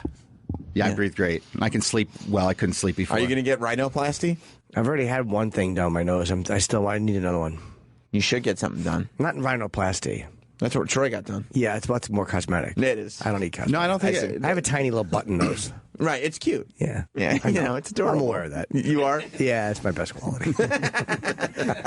Well, women like to say my best quality is my button nose. Yeah. Thank you. It's gross. Wish Troy would shit himself right now punching you. Yeah, me too. Wish Troy would crush Nobody that would argue. nose. Yeah. Nobody would argue. Okay. Oh, man. I didn't know that. So that's the cure. Either develop a personality and a sense of humor, or punch somebody in the face while your bowels are full. Yeah. Yeah. Well, I put everything I had into that punch. It just... My anus just opened up. Did he know it? Did he know I shit myself? Did anybody else ever find out you shit yourself? I mean, I had to tell people. I'm sure it was the whole too funny school not found to. out. Yeah. Yeah. He was probably like, can you imagine that? You get knocked down. Like, you're like, oh my God, there's mace. Because once you get sprayed with the mace, you're like, I don't know what the fuck is happening anymore. Yeah. Then you get punched. So there's just pain sensation. Like, and you get knocked down. Like, you're so out of it. And then you kind of, as you start to come to, you realize you just got knocked out. And then you smell shit. And you're like, oh my God, did I shit myself? Please don't tell me I shit myself. And then you realize your attacker shit himself. Yeah. Like, I guess that's not as bad. Well, at least he shit himself. Yeah. Oh, this is the guy. Sorry. This is the guy that hit a bully story. What's this guy's name? This guy would be PJ. PJ, Hello, gentlemen. more like BJ. Yeah, I got to go one. Hey, PJ, I just had you on last night when I went to bed. Did you enjoy yourself? That's not as good. You think so? PJs. Yeah, no, you had you on when I went to bed. Yeah, I couldn't think of a way to phrase it. The double entendre is like you had sex with him. No, I didn't mean that. I meant like I wore PJs. That's how it came across, though, right? No. Like, didn't it? You wear PJs? Yeah. Yeah. I thought you sleep nude. Footy pajamas. Because I like the sound they make on the wood floor when I scamper to the toilet. You have to unzip the whole thing. Time to let big boys flap down. Yeah.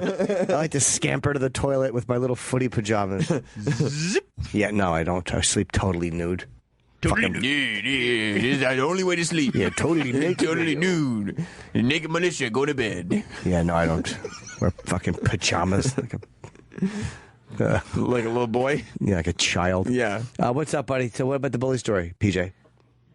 All right. Well, it wasn't a guy that was in my class. He happened to be in my brother's class. Was 2 years behind me. But this guy got a nickname early ninth grade.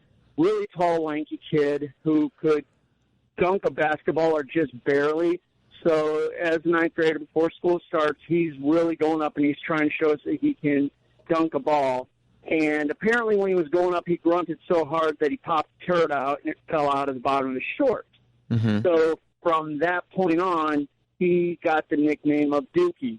And that name stuck with him all through high school. He hated it. He fought it like you would not believe. People would refer to him as Dookie, and he would ignore him. I mean, I remember 2 years later, Dookie, Dookie, and you could just see it in his eyes. He hated it. See, that's what... flash forward... Like, Dookie is a name that you could actually embrace. Like, just be like, yeah, I shit myself playing basketball. It's kind of funny. He hated it, and he was always known for that, and you can tell it obviously bothered him. At least that's what they say, because they go to the 20th class reunion, and somebody on the committee thought it would be really cute, rather than put his first name of Tony on the tag that they put on there, they put Dookie, and then the person that's there with your date, it said their name, and then below it would be Dookie, class of 93. Well, he was kind of if you want, my brother, the way he explained it is the guy turned out really successful. He ended up owning like 2 or 3 car lots, little used ones, but I mean, the guy had a little bit of money behind him. Right. Where they had their class reunion was a nice casino hotel, so he got a really nice room and all that. When he walked in, he basically saw Dookie. He's like, really, we're going to do this? And he said, can you give me a regular tag? They're like, oh, we printed these up at home. We don't have any. So he walked around all night without one, but then everybody, Dookie, Dookie, Dookie. Well, his date did not like that at all. She actually left and didn't even go back to the hotel room. He went back to the hotel room, took a bunch of pills and alcohol, and, well, died that night. And they ruled it as suicide. Because you called him Dookie? Is that a true story? That's what's supposed to happen now. Apparently, his wife had left him, and he was going to be losing his car lots and all that. I mean, there was other mitigating factors, but everybody was like... stuff, yeah. Yeah, more important. But there's people that are saying that I wonder if the Dookie thing just like set him up because pushed him off the edge. My brother said that he didn't even stay for the whole thing. They only saw him for maybe the first 45 minutes and not around. Because my brother said there was only like maybe 30 people from the class. We went to a small high school, so he would have known if he was there or not. All right, thank you very much for the call, buddy. Appreciate it. Okay, PJ, thank you. Thanks a lot. If you're so upset about your high school experience that you're legitimately suicidal, you're probably not going to hit up the reunion. Don't go to the reunion. You know what I mean? Like, that's just like, you probably won't go. That story was getting really awful, but then it had a funny ending. That's the point, right? Yeah. All's well that ends well. Yeah. Yeah, I'm sure it was other reasons that Dookie killed himself. Yeah. That's not even, but you can. Dookie's a fun name. You can almost embrace that. Of course you can. And nobody's wife is walking out just because people are calling you Dookie. No, that was his date. Or whatever, yeah, his date. Dookie. Why'd they call you that? Actually, I like Duke. I like Duke LaCroix. You know, whatever the fuck Or you because say. I fucking I shat my pants. Yeah, a dingleberry tumbled out of my shorts leg when I was in 9th grade. It's funny. That's easy to say though, but for a lot of people can't joke about that stuff. Dingleberries? Nah, but shitting their pants, that's humiliating for people. I mean, for me, I would try to make it funny, but our jobs are a little different than a guy who wants to be taken seriously in life. I don't want to be taken seriously in life. I guess so. I shit my pants. Me and Bill D'Angelo were walking, and I had such a weird thing with shitting anywhere but home. And I hate it. If I had to, I would. We're walking down Newton Street, and I had the type of shit where you're walking, and then your body just heaves up, and you're like, and you have to hold it. So I did, and I pinched off a little bit, and it rolled down my leg, and I kicked it out, and we saw it fly out, and we laughed all the way to school. You were walking to school? Yeah. Why wouldn't you shit before you left? That's a logical question. If you had to shit that bad on the way to school, you just left the house. How were you so confident it was going to be a solid? I didn't mean it broke off by accident. I could feel it in my underwear, like a little fucking shameful pebble, and it rolled down my thigh, and I kicked it out. And me and Bill howled, and I laughed all the way to school about kicking my little duty out. Hey, Bill, you want to kick shit rocks on the way to school today? Yeah, no, I wasn't embarrassed at all. You weren't? No, I didn't care. But again, that was. What if he had told everybody in school? I think I told everybody in school. Yeah, I didn't care. Yeah, because it was funny, and I knew it was funny by that age. By 6th grade, I knew it was funny. But it's weird that could backfire on you. They did something in Westchester that was very weird. When I was growing up, I don't even remember how I found out about it, but there was a thing called youth court that the city did, and it was like mainly high school students, but you could go in as young as 7th grade, and they would teach you about the legal system, right? And you could be a lawyer and a judge and a bailiff and all this stuff, but it wasn't mock trial. It was real trial. So like people who had family court issues, they would come in and it was shitty stuff. It was like he shot someone with a BB gun or vandalism. I mean, it was real stuff that they got arrested for, but it wasn't big stuff. But they'd go, okay, look, they go to the family and go, here's the deal. Either we're going to take you to family court and that's going to be on the record and everything, or we could take you to youth court and a bunch of 15-year-olds could try your kid and the record will be expunged at the end of the day. That was a real thing.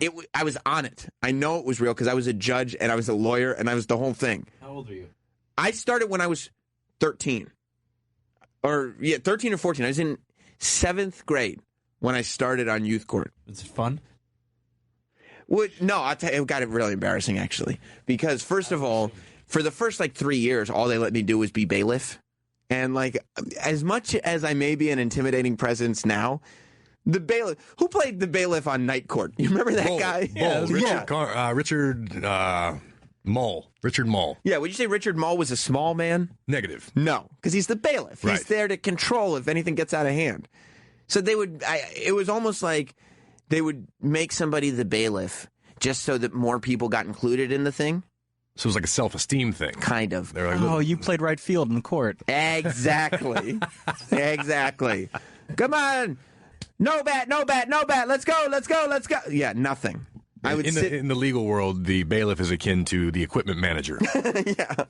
I'm the water boy.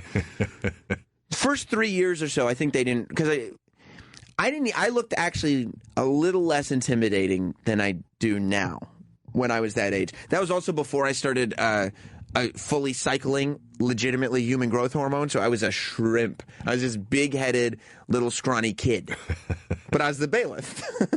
And so I would just stand there for most of them. But then I started doing the real jobs, and you just rotate. And so it wasn't because you were the best possible prosecutor, or you had any sort of qualifications. It was just it's your turn. You would go in, right, and it was a city thing. It wasn't a school thing. But you'd go in and you'd interview for it, and be like, I want to do this. Here's some of my school records. Here's this. Here's that. And they would pick people that they thought were responsible. But I mean, it was a terrible idea. I hope that no family would do that with me, someone like me again, because there was a trial. that I was actually going to have to defend somebody on. I was a defense attorney for a person that decided to do youth court but plead not guilty. And, like, I realized that they weren't going to do the work for me. I had to call the parents, and I had to collect the evidence. Like, I had to do actual lawyer work. And I was like, that's not happening. Like, I don't even do my homework from school. So I just didn't do it. I'm really glad I didn't go to school where you did. Yeah. That's just the weirdest thing I've ever heard. It was really strange. Very strange. The worst was the first time I got to be the judge, because the judge has to say things. Like, there's an order, because it's a real court of law. And we had a book that had, like, literally what you read, like, the plaintiff has a blah, blah, blah, you know, the judge statements. And I got up there, and I had done no prep work. None. And so I'm sitting there, and the two lawyers are looking at me, the prosecutor and the defense, and I was probably a freshman in high school at that point, and I was sitting there in a judge's robe, and I had my partner judge next to me. It was two judges every time. And I was just looking at my book, and I said, to myself, there's nothing on this page that has anything to do with what a judge would say. And so the lawyers are just looking at me, and the kid is there, and the kid's family is sitting there watching this process happening, and I'm sitting there just flipping pages in my book like, yeah. Did you just start banging the gavel repeatedly for no real reason? I mean, I was holding the gavel and just flipping pages, and it felt like it was an eternity. Like, it was one of the more embarrassed that I've ever been. Do you remember what the case was? It was multiple vandalism. It was a kid who had just been caught over and over and over again graffitiing everything. So he actually knows better than you do about what you're supposed to say. Absolutely. He's been through this. He knows exactly what's going on, and he's sitting there looking at you going, this guy has no idea. Absolutely. And I'm sitting there, and literally the prosecutor had to walk up to the judge's bench, reach over, turn the book to the right page, and just point to the page and walked back to the desk. You just hang your head in shame? I mean, I'm supposed to be the judge. Right. You're a freshman. You're not in I know. 5th grade. I know. I hadn't done any of the preparatory work. Are there photos? Did your parents take photos? I'm sure my mom's got photos. I mean, I don't think that they were allowed to come in. I mean, there's definitely... But there's got to be a Judge Sam Roberts photo somewhere. I bet there is. Nice. I bet there is. My mom was the type of mom, too, that would have been like, can we keep the gown after he's done wearing it? They'd be like, no. He said he doesn't have the budget to just be giving people gowns. That's ridiculous. But it was like... And then you go and watch, like, court shows... And the judge is supposed to call somebody to the bench. If a lawyer approaches the bench, the judge is supposed to be like, who the fuck do you think you are? I'm the judge. I say what goes. But I'm like, I have no idea. You weren't sure who you were. I have no idea what I'm doing. You were in no position to do this. It was so bad. So you weren't like going home and watching court shows and taking notes to see what you should say. You mean like DiCaprio did in Catch Me If You Can? No, I was no Frank. What was his last name? Abagnale. Abagnale. I was no Frank Abagnale on the stand. Do you concur? Yeah. Do you concur? I concur. Do you concur with what? Yeah. Do you concur? No. I should have been watching Matlock and all those shows, but I wasn't. I was watching wrestling. That's what I was doing. Nothing. Not a goddamn thing. And then there would be times too where, like, you know, because like I didn't always hang out with the greatest kids in the world in high school. I hung out with the fun kids in high school. So you were a bad seed. I wasn't bad. But, you know, not the greatest kids around me. My parents literally had a conversation with me once where they were, I think, worried about my grades. And they told me to stop hanging out with my friends because they thought they were stupid. And they were making me more stupid. They were like, you should be hanging out with smart people. But I was sitting there. I wasn't on the case. But I was sitting there in the audience of it. And this defendant comes down and everybody, and he's pleading guilty. So he's a bad kid. And just in front of everybody, I'm wearing a suit, you know, and in front of everybody, in front of the instructors, he just goes, "Oh, what's up, Sam?" I'm like, "Hey, man, how's it going?" They're like, "No, Sam, this isn't how that works. You're supposed to be above reproach, at least a little bit, not like, oh, what's up, buddy? Like, you're buddies with the lawyer, not the defendant." Did kids in school know that you were doing this? Not until they were in court. Yeah, that's so embarrassing. Yeah. Sam, what are you doing here? What's what happened? Once they showed up to court, like, and I would have to tell the people, like, we get the dockets or whatever, and they'd be like, okay, we're assigning roles. And they'd be like, Brian so-and-so, Brian Johnson from AC/DC. Yeah, he was actually one of the people. They'd be like, this is Brian Johnson's case. He did this. Sam, you're going to be the prosecutor. And every time I'd be like, I know that kid. I can't be the prosecutor. So did you ask to be taken off of cases? You would have to be. Oh. You would have to be taken off of cases. I also asked to be taken off of cases because I was clearly in way over my head. You were embarrassed that that's what you were doing in your free time. Right. It made no sense anymore. Listen, it's summertime. I could be partying with my friends, going to the beach, doing things, or I can be sitting pretending to be a judge. Right. Exactly. I wasn't pretending to be a judge. I was a judge. They were real cases. Okay? I was a judge. I was handing out community service hours.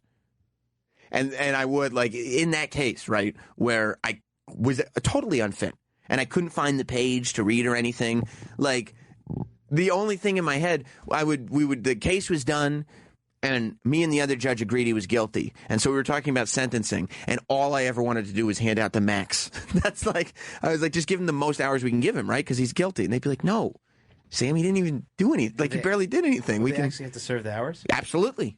They would absolutely have to serve the hours. The only benefit to it was that it would get stricken from their record when they got to be 18.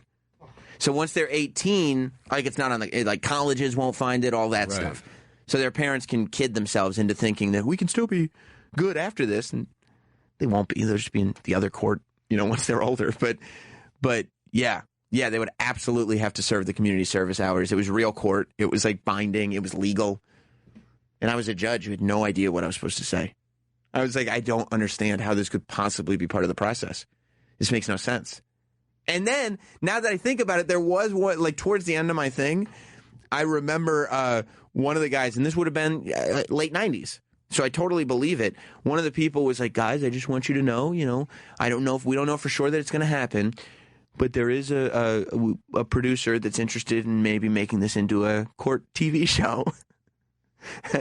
and that was your first potential foray into show business. I didn't do it. Imagine if we were talking about Judge Sam Roberts rather than Judge Janine Pirro. That would have been amazing. It could have been a real possibility had your life stayed on that path and not gone astray and led you to the world of perversion and radio and professional broadcasting. Right. Yeah. I would have been like, I've been trying cases, young man, since I was 13 years old. Oh, what school did you go to? High school. That's it. I dropped out after that because I got the TV gig. just high school. Yeah, that would be great. You could be a TV judge without ever having to go to legal school. Well, did Mills Lane I remember Mills Lane was a judge for a minute. Did he ever do anything other than be a referee? Did he have any actual legal experience? Being a boxing referee is about the same as being a judge. Well, that's what I'm wondering. I mean, I remember him. Oh, there it is. He was a Nevada court judge. Yeah. Okay, so apparently I was ill-informed. He probably was like a celebrity judge. It was like Elvis was technically a police officer. You know what I mean? He didn't actually have to go through the academy. Let me go to Jonathan in Texas. Jonathan, welcome to Jim Norton and Sam Roberts. Corey Graves is here today. Hi, how you doing, guys? Good, buddy. Yeah, I had a story about teen court myself when I was in high school, where I was one of the people that was being defended. But did you have a similar thing where it was like kids that had no business doing it, like acting as lawyers and judges and stuff? Yeah, but we had like a jury, like kids. Like it was like instead of a judge, like we had a judge that basically like was sitting there on the bench that was an adult, and she just would make sure like things didn't get rowdy. And for like 3 hours in the municipal court, they would do this, and like I got sentenced by like other high school people, and so like when you go, like you really think that you're like gonna like win the case, like, I'm gonna do this. And so like what happened with me is it was like around Halloween, and we were in a cemetery after like cemetery hours. Mm-hmm. And so was that cemetery with an N? yeah ooh, scary cemetery with so much cement in the cemetery. I don't know, we were like in 9th grade, and one of my friends had a license, and so he was like, oh, let's go do this. So all right, let's. So what did you do in the cemetery? We actually were just walking around, like, just a normal pathway, and this cop, like, pulls up really dramatically, like, in the parking lot, and so my friends are like, oh, shit. And so he comes up and basically tickets us, and I get kind of mouthy with him You ever do anything this crazy as a kid, Graves? You ever walk around a cemetery? That's fucking nuts. Oh, yeah, that was. We were real crazy, and so like Texas for you. my parents, my parents were they were like, no, they were super mad. But I have a brother that's a lawyer. So my friends and I go talk to my brother that's a criminal defense lawyer, and he's like... Because you were walking around a cemetery? You're talking to a real lawyer? I feel like there's some details you're leaving out of this story. Like, this is like casually in dinner. I'm like, you know, I turn to my brother. He's like, I'm like, this is bullshit. It was like 8 o'clock, and they gave us a ticket. And so he's like, well, try it out in teen court. Maybe you'll win. Who knows? Like, just offhandedly. Win what? So you were definitely walking around. Like, what is the kid? Like, was he walking or not? Well, we saw him there, and he was not sitting. Well, so my argument was that there was no sign that you weren't allowed to be there after a certain hour. Jonathan, can I tell you something? How old are you? How old are you now? I'm 29 now. All right, Jonathan, here's what I need for you to do. I need for you to grab life by the balls because you need a tremendous amount of life experience. It seems like this story is one of the sort of like, oh, I remember when this happened moments of your life. And it maybe shouldn't be. Like, you need to do a lot more stuff. I get it. You know what I mean? This is one of those stories that maybe you shouldn't even remember ever happened because nothing happened. It might have actually been the worst story I've heard in months. Right? Exactly. But I'm glad that justice was served and you learned your lesson from walking around the cemetery. All right, buddy. I'll talk to you later. Okay. You ever do anything that crazy, Adrian? Walk around a cemetery? I'd sex someone. In a cemetery? Mm-hmm. Did you get busted? Nope. No. You ever end up in court as a kid? Yes. You did? Were you tried, was the judge your age? No. Let me ask you, yeah, from your perspective, so what'd you go to court for as a kid? Tickets and getting arrested for possession. Necrophilia. Yeah, exactly, yeah. I had sex in a cemetery with a corpse. So if you're, you mean like speeding tickets? Mm-hmm. And like having weed on you or something? Mm-hmm. So if you get the weed thing is good because that probably we would end up with. Actually, I don't think I went to court for that because I think it just ended up getting dropped. If you I've been to court before. Right. Okay. So if you're a kid and you go into court and you realize that like somebody who is your age, if not younger, is the judge, and somebody who is your age, if not younger, is also your attorney, and somebody who's your age, if not younger, is the one who's prosecuting you, who's there to prove that you are guilty. What goes on in your brain? I'm getting off scot-free. Because you think you're going to alpha male the fucking shitty defense kid. If I get some sort of sentence, then we go to school together. I'm going to beat you up. Yeah. Yeah. You could try me for that. Right. Exactly. Yeah, those intimidating. Because it's not like the toughs were hanging out at youth court. That's why when you said that this was something you did for a couple of years, I was like, what are you doing? Oh, yeah, I did it all throughout high school. The whole time. Except I think I left by senior year. And none of your friends found out? Well, I mean, it wasn't like... Only the ones that were on trial. Yeah, exactly. Yeah. I mean, it wasn't... I would have been tormented. No, I wasn't tormented for it. And it was like at first it was like, oh, cool, this is going to be like court TV. And then by the time you're like a couple years in, you realize like I better stay because this is a weird, good thing for a college application. And so you just go, you know what I mean? Yeah. And that's, and I kept going. I mean, it's a weird thing to do. It's very odd. And it was super, like, the people who took it seriously were the biggest dorks in the world. Like, it was definitely dork central. Exactly why I would think, like, oh, I'm getting off. Right. Yes. Yeah, because you could just, like... I would just walk in a court and smile. Hey. Yeah. Hey. Hopefully there's a nerdy girl defense attorney or prosecuting attorney that you could just wink at. There it is. It would work. I think it would work. Did you ever end up in court, Travis? No, just for like speeding tickets or stuff like that. Yeah, we didn't try it. Those were too big for us. that was beyond your jurisdiction. Yeah. Do you feel like you would have taken it seriously, Corey Graves, if you were a reckless young man who ended up in court and had no, kids? Absolutely not. If I ended up in court and had kids. Well, no, you didn't have to have kids in court. Had kids defending you and judging you. Yes. Yeah, I'm pretty sure I would have gotten out of there without really many issues. I don't know, dude. I found somebody guilty, so I think you guys are underestimating the power of the youth court. I might have, if it were the kids that I wasn't necessarily friendly to in school, then perhaps it would have not worked out in my favor. That's true too. What about I was in the gifted program when I was in elementary school. What? I was a smart kid, and I actually asked. By the time I got to high school, I asked to be taken out of it because I couldn't deal with any of the people that I was surrounded by all the time. Like we would do these functions. I went to one. It was like it was presented to me as some sort of trivia Jeopardy thing. And I was like, oh, that's good. I'm good at trivia. I know things about stuff. Hopefully I can win something. And I had to go on like a 45-minute bus ride with these kids that I absolutely hated. Oh, no. And I got back and I went, you know what? I don't want to be in this anymore. And my mom was like, you gotta stay. This is a good thing. You're gifted. I'm like, well, I'm qualified to be gifted. That doesn't mean I have to actually participate, right? And I eventually talked my mom out of it, which means I probably would have been well suited to be a prosecutor in kids' court as well. But you wouldn't have done it. By the way, it was called youth court. Okay, kids' court sounds diminutive. It's youth court. Yeah. But you wouldn't have done it because you didn't want to be around all the nerds. It wasn't that I was friends with nerds. I didn't really feel like spending my free time on school things. Right. Right. Technically, it wasn't a school thing. It was yes, a court thing. It was a school thing. Right. You did it with the intention of padding your applications to college. That's true. So that's true. I'm not saying. Did you try to pass it off as like being cool? Like, yeah, I got to go to court tonight.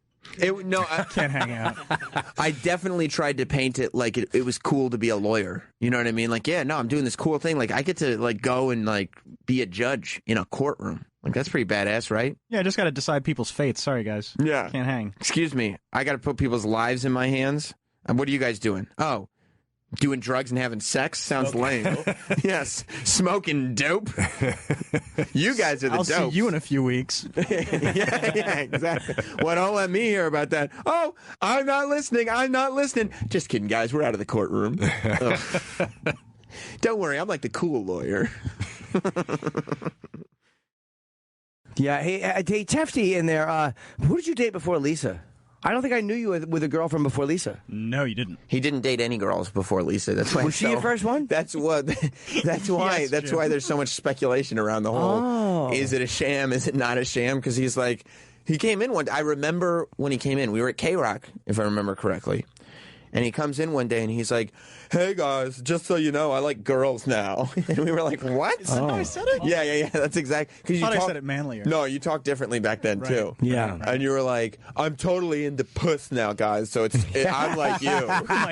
And we were like, AJ Poopy shit. Yeah, that's what the character was based on. Now that we were like, behind his back, like it was me and Than and all of us. We were like, "What is he talking about?" Like. He loves dick. He used to brag about how much he could handle all the time. Yeah, that's where Sandy got the song from. Yeah, exactly. He co-wrote that with Sandy Kane. He would rub it along his mouth the way you do with a cigar. He was a connoisseur of penis. He certainly was. Oh, it's aged. It's aged it's nice. just right. And he liked when the head looked just like a cigar. And there was a lot of skin. Travis was a skin fan. That's right. He liked it tightly wrapped. Yeah, but he liked when it was softer, when a lot of loose foreskin would hang. That's true. He liked when the guy sneezed and his foreskin would shake. That was a good indication. Like an elephant's trunk? Yep. So, Travis, what happened? Who did you date before Lisa? How long? I didn't know you. No, you didn't. What kind of girls? Did you have the same problems? No. You didn't date crazy women? No. Yeah. I don't have any crazy ex-girlfriend stories. Yeah, and you They're all like I normal just dated girls? a nice Long Island girl named Kat. I'm still friends with her. Oh, wow. Yeah. Wait, that was your only girlfriend or no? No. Oh, okay. You asked who I dated before Lisa. Oh, okay. Why'd you guys break up, you and Kat? We're just better as friends. Yeah, I think that this whole thing you keep trying to do is it's bothering me. I want to just be friends. I don't want to touch that. Right, exactly. You're missing something. He's like Tom Hanks in Big when the woman was like, maybe we should, maybe we can spend the night. And then Travis was like, you mean like sleep over? I got top bunk. Yeah, exactly. He would just have slumber parties and show off his vending machine where you don't even have to we fixed it so you don't have to put the money in. She's like, what are we doing here? Travis was like, I'm just more comfortable with it this way. Yeah. So it ended. Better as friends. It ended, but that's why they're still friends. Why'd you and Kat break up? Funny if it was some horrible reason. Yeah. It just wasn't working out anymore. Okay. Yeah. Are you fighting? No. Not really. Are you an arguer? Was it because your mom said that if you guys didn't break up, she would leave, and then you called her bluff, and she was like, "Fuck, see you later." Yeah, it was a really healthy relationship that Travis like belonged in, and she was like, if you don't end it, I'll leave." And then he ended it, and she was like, "Fuck, all right, I got an Amscar anyway. I'm leaving anyway." Like, I didn't think you were gonna do that. That was dumb, dude. No, we started dating when I was 19 and she was 16, I think. Well, you know what song is applicable there? What? 16 candles. All right, so you were 19, 16, and what happened? That's 16. We dated for sophomore, and you were out of high school. 4 years. Did you 5 commit? years? Did you commit statutory rape? No, I ain't never fucked no statue. So wait, were you statutory rape? Don't try. No, Chip isn't like you can't just move along with a Chip joke like that as if Chip was just one of the guys. Yeah, it doesn't work like Hey, that. wait, Travis. So were you a dumb senior, or were you out and she was a sophomore?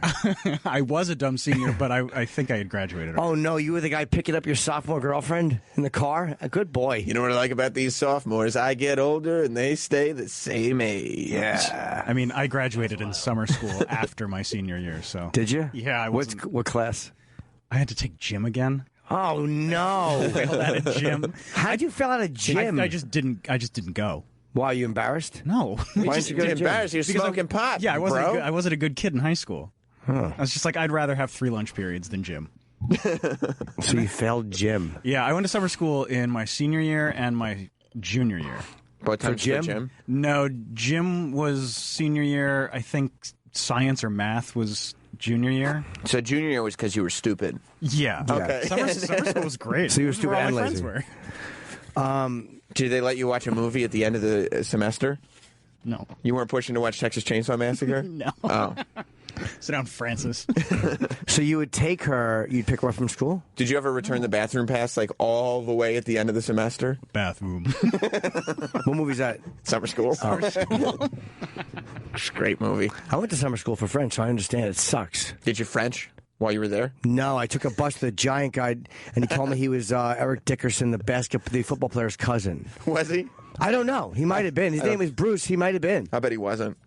That would have been a weird one to make up, because I think he had the right last name. I don't even remember. It's so many years ago. So you guys just drifted apart? Yeah, I mean, we started dating when she was so young that I think that once she... How old was she? She's 16. 16 candles. That I think once she got to college, she realized what a loser she was being. Yeah, she was less, some 19-year-old burnout. Yeah, couldn't take gym class. She's hanging out with her friends at the beach. Where's your boyfriend? Did he graduate? No, he's taking gym. He's climbing a rope right now at the high school. Yeah, so she's like in high school thinking that like older Travis is like a cool guy. Yeah. Because like he's got the hookup for stuff. Yeah. By the time, if you dated 3 years, you're now 21. Yeah, we did. Yeah, and we she's did it for a long time. She's 19, so you can buy booze and stuff. Like you're, and then she gets to college and realizes, oh, he's a weenie. This is what like people who accomplish things are supposed to do after. How many times did she cheat on you, and then you finally like enough? 0 times. Oh, so wait, when you took gym, what the heck did you do in the summer? I don't remember. You think I'm she was trying to remember right now. You think she was boning around the high school while Travis wasn't looking? While he was climbing a rope with 3 other people, one who was in a wheelchair. Like back then, they didn't know that the wheelchair kids just couldn't do it. They called them lazy. Right. They just sent him to summer. Every year, it'd be Travis and a bunch of wheelchair kids in gym summer school. And the gym teacher didn't even get fired because he took the wheelchair kid by the back of the neck and he pushed him on the floor. Kid lay there like a slug. Failed. Just immobile. Just with useless limbs hanging off of his waist. Wow, okay. Yeah, summer school was awesome. Yeah, I didn't like it, though, because you have to all go... your friends were there. I only had wine and anything. I had to go to New Brunswick. I lived in North Brunswick. I had to go to New Brunswick for summer school. It blew. I lived in Hillsborough, New Jersey, and I had to go to Plainfield, I think. Yeah. But all your friends were doing the same thing. Yeah. Like, we all showed up at 8 or 9 o'clock, whatever time in the morning. Yeah, instead of sleeping late in the summer and going out. Yeah, but I was with my friends, so it was cool. Well, yeah, because the reason that you didn't go to gym class is because none of your friends went to gym class. Yeah. So you all failed at the same time. Yeah, we hung out in the parking lot together. They'd be like, you're all sick. Yes. Yep. Every day. No, all of you at the same time. Didn't go. I didn't love gym, but I remember there was one gym teacher. I tried to look up her shorts. Uh-huh. She might have been. I swear to God, She might have been. She might have been a 2.5. She wasn't that pretty. She was awful. A 2.5. She looked like Ogre from Revenge of the Nerds. Skinny white legs and a big upper body. Yeah. Awful. But you still try to get a look up her shorts? But she wore like fucking Umbro soccer shorts. Like those unsexy shorts that women will wear. Oh. But you wanted a peek. I did get peeks. You did. We were doing stretching. She was showing us how to sit What there. grade were you in, more or less? Junior, maybe. Okay. So you were at the age where it's like there was actually girls. Oh, yeah. Yeah, I jerked off pre-toast? Yeah, I jerked off to a few pigs. Did you? You jerked off to them? Yeah, she was a pig. Oh, my you God, didn't even date them? You just jerk off to them? Yeah, I didn't date. She was a gym teacher. She was a teacher. Right. No, you're right. One of my social studies teachers, she had a giant mole in her face. She looked like a fucking horse. And she had a big fat ass. And that's how I ended up discovering my sexuality. I'm like, ooh, I like her big fat ass. Did you ever jerk off in school? No. You didn't go to the bathroom? No, I went to school across the street for 7th and 8th grade. So you go home for lunch and just jerk off? And feel guilty. So Travis... Would you, wait. You would go home in the middle of the day and jerk off? Or at lunch hour, yeah. And you go home and jerk off, and then right after you feel guilty? And go back to school if my lunch hour was over. I would just jerk off thinking about the girls I saw. And then would you... I feel like they all knew. I feel like they all knew. What a disgusting creep you were. I felt like they all knew. You weren't even looking at dirty magazines or waiting until after school. No, I was going over scenarios. It's like noon. So you're giving all these girls creepy looks. Can you imagine? Cause even now you're still a creep.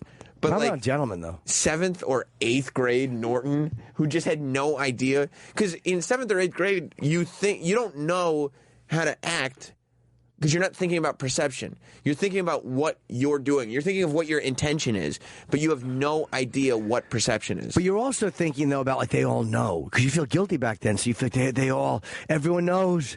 They know what I just did. It was so shame-filled. Travis, did you fuck this girl? Yeah. Oh, okay. But We were later, together for like 5 years. Oh, that's right. I don't know. I don't know how old you were when you lost your virginity. But it wasn't the first year, right? Because otherwise, that's statutory rape. Did you commit statutory rape? I ain't never fucked no statue.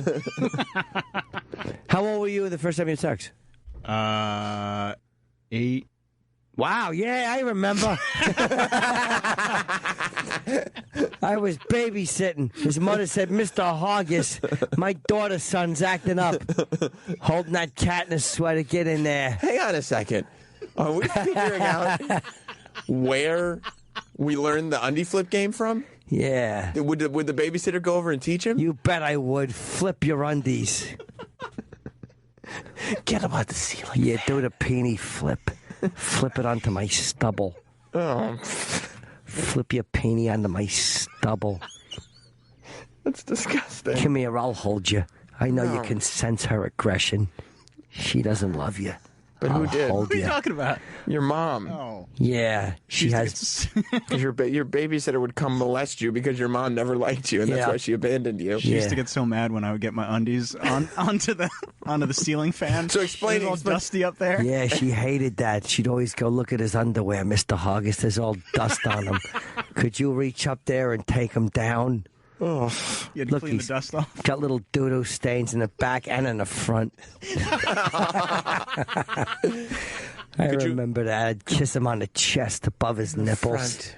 Could you explain undie flip for people that don't know the game? Yeah, sure. Yeah, who wants to explain? I'll explain it. I'd tear down. Well, I wouldn't, but allegedly people would tear down the back of the underpants and you jam 3 fingers in there. Oh. God damn it. That's why I looked at Travis when I had him. I asked him to explain. It's definitely not how I used to. Oh, sorry. How did you play undie flip? that stupid game where you kick your underpants onto the ceiling fan? Yeah. Get all dusty. So what happens? Basically that. You take your clothes off, as you would. Sure. And you get your undies onto your, ankle. As you would. Yeah, onto that little ankle. Then you try to flip it as high as you can, hopefully onto the ceiling fan, and then your mom gets mad at you. No, that's not how it happened. But you win the game. Yeah. What would happen is he'd be laying there, and I'd grab the sides of those undershorts so roughly that my fingernails would dig into his sides. Then I'd pull those shorts down and throw them up on the fan. Now what? Now what are you going to do? You probably shouldn't post a video of that, Adrian. Yeah. It's not the wisest way to promote. Adrian's like, he goes over with his phone and he's like, oh, Jim Norton, who just got a Netflix special, is talking about digging his fingernails into an 8-year-old boy's sides. Oh, while no, he rapes Jim him. didn't say nothing. You don't think child rape fantasy is the best way to promote the show? Well, I don't like that they said boy. It's one. It's one thing when it's the voice over the radio, like a character, like Mr. Imus. It's another thing when the visual interpretation of Jim Norton is being And then shown. they see Travis, and then they understand. I don't think they would understand. You grab those little Fruit of the Looms. That was a cute kid. You're What are telling you me. encouraging this for? I mean, Kissable. Undie Flip is obviously, like, anybody who listens to that, Undie Flip is so painfully obviously a game that was taught to you by somebody that molested you, because there's no other reason. It's not. That is a game that is taught to somebody, hey, do you like games? Do you like, oh yeah, I like games. Well, have you ever heard of this game, Undie Flip? Oh no, what's that? I'll tell you, here's Undie Flip. That was a game that me and my brother created. Sure, I remember that. Your older Both of brother, yous. right? Younger. Oh no, Travis, what did you do? What did you do, Did you Travis? teach that lesson to someone else? I remember I came in there and I said, I'm going to teach you a little game. You flip your underwear onto the ceiling fan. He goes, what do I win? I said, I stop punching you in the kidneys.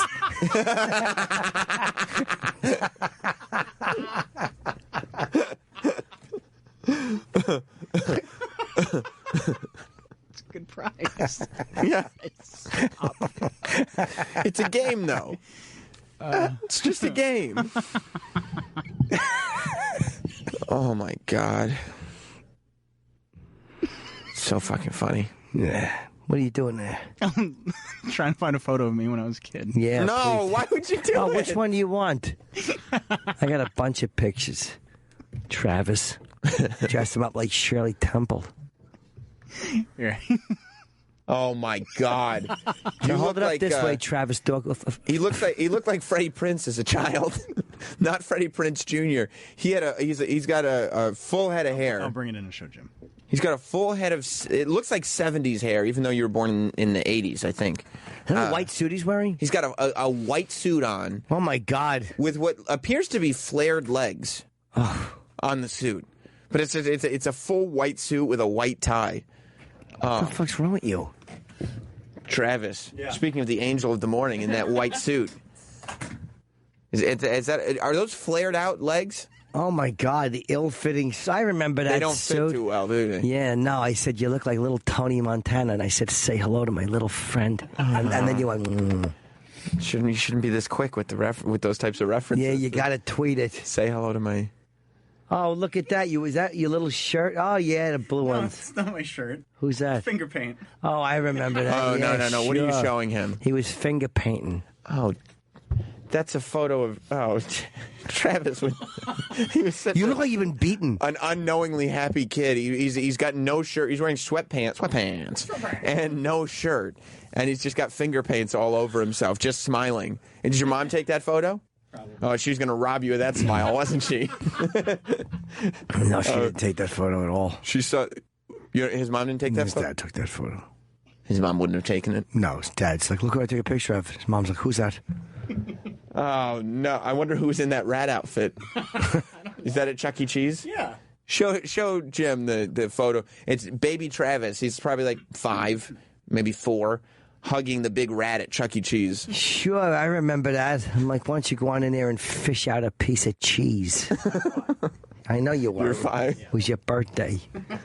They were like, we don't need no costumes. I'm like, I'll be a big rat man. Did you have a part-time job at Chuck E. Cheese? Yeah, until there was a misunderstanding. What was the misunderstanding? At his party. They're like, his clothes aren't on fire. I'm like, I thought they were.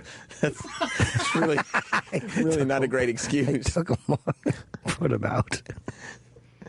Oh, you're probably about, what, 8 there? Yeah, something like that. 8-year-old Travis. He was such an innocent. When did you start doing drugs?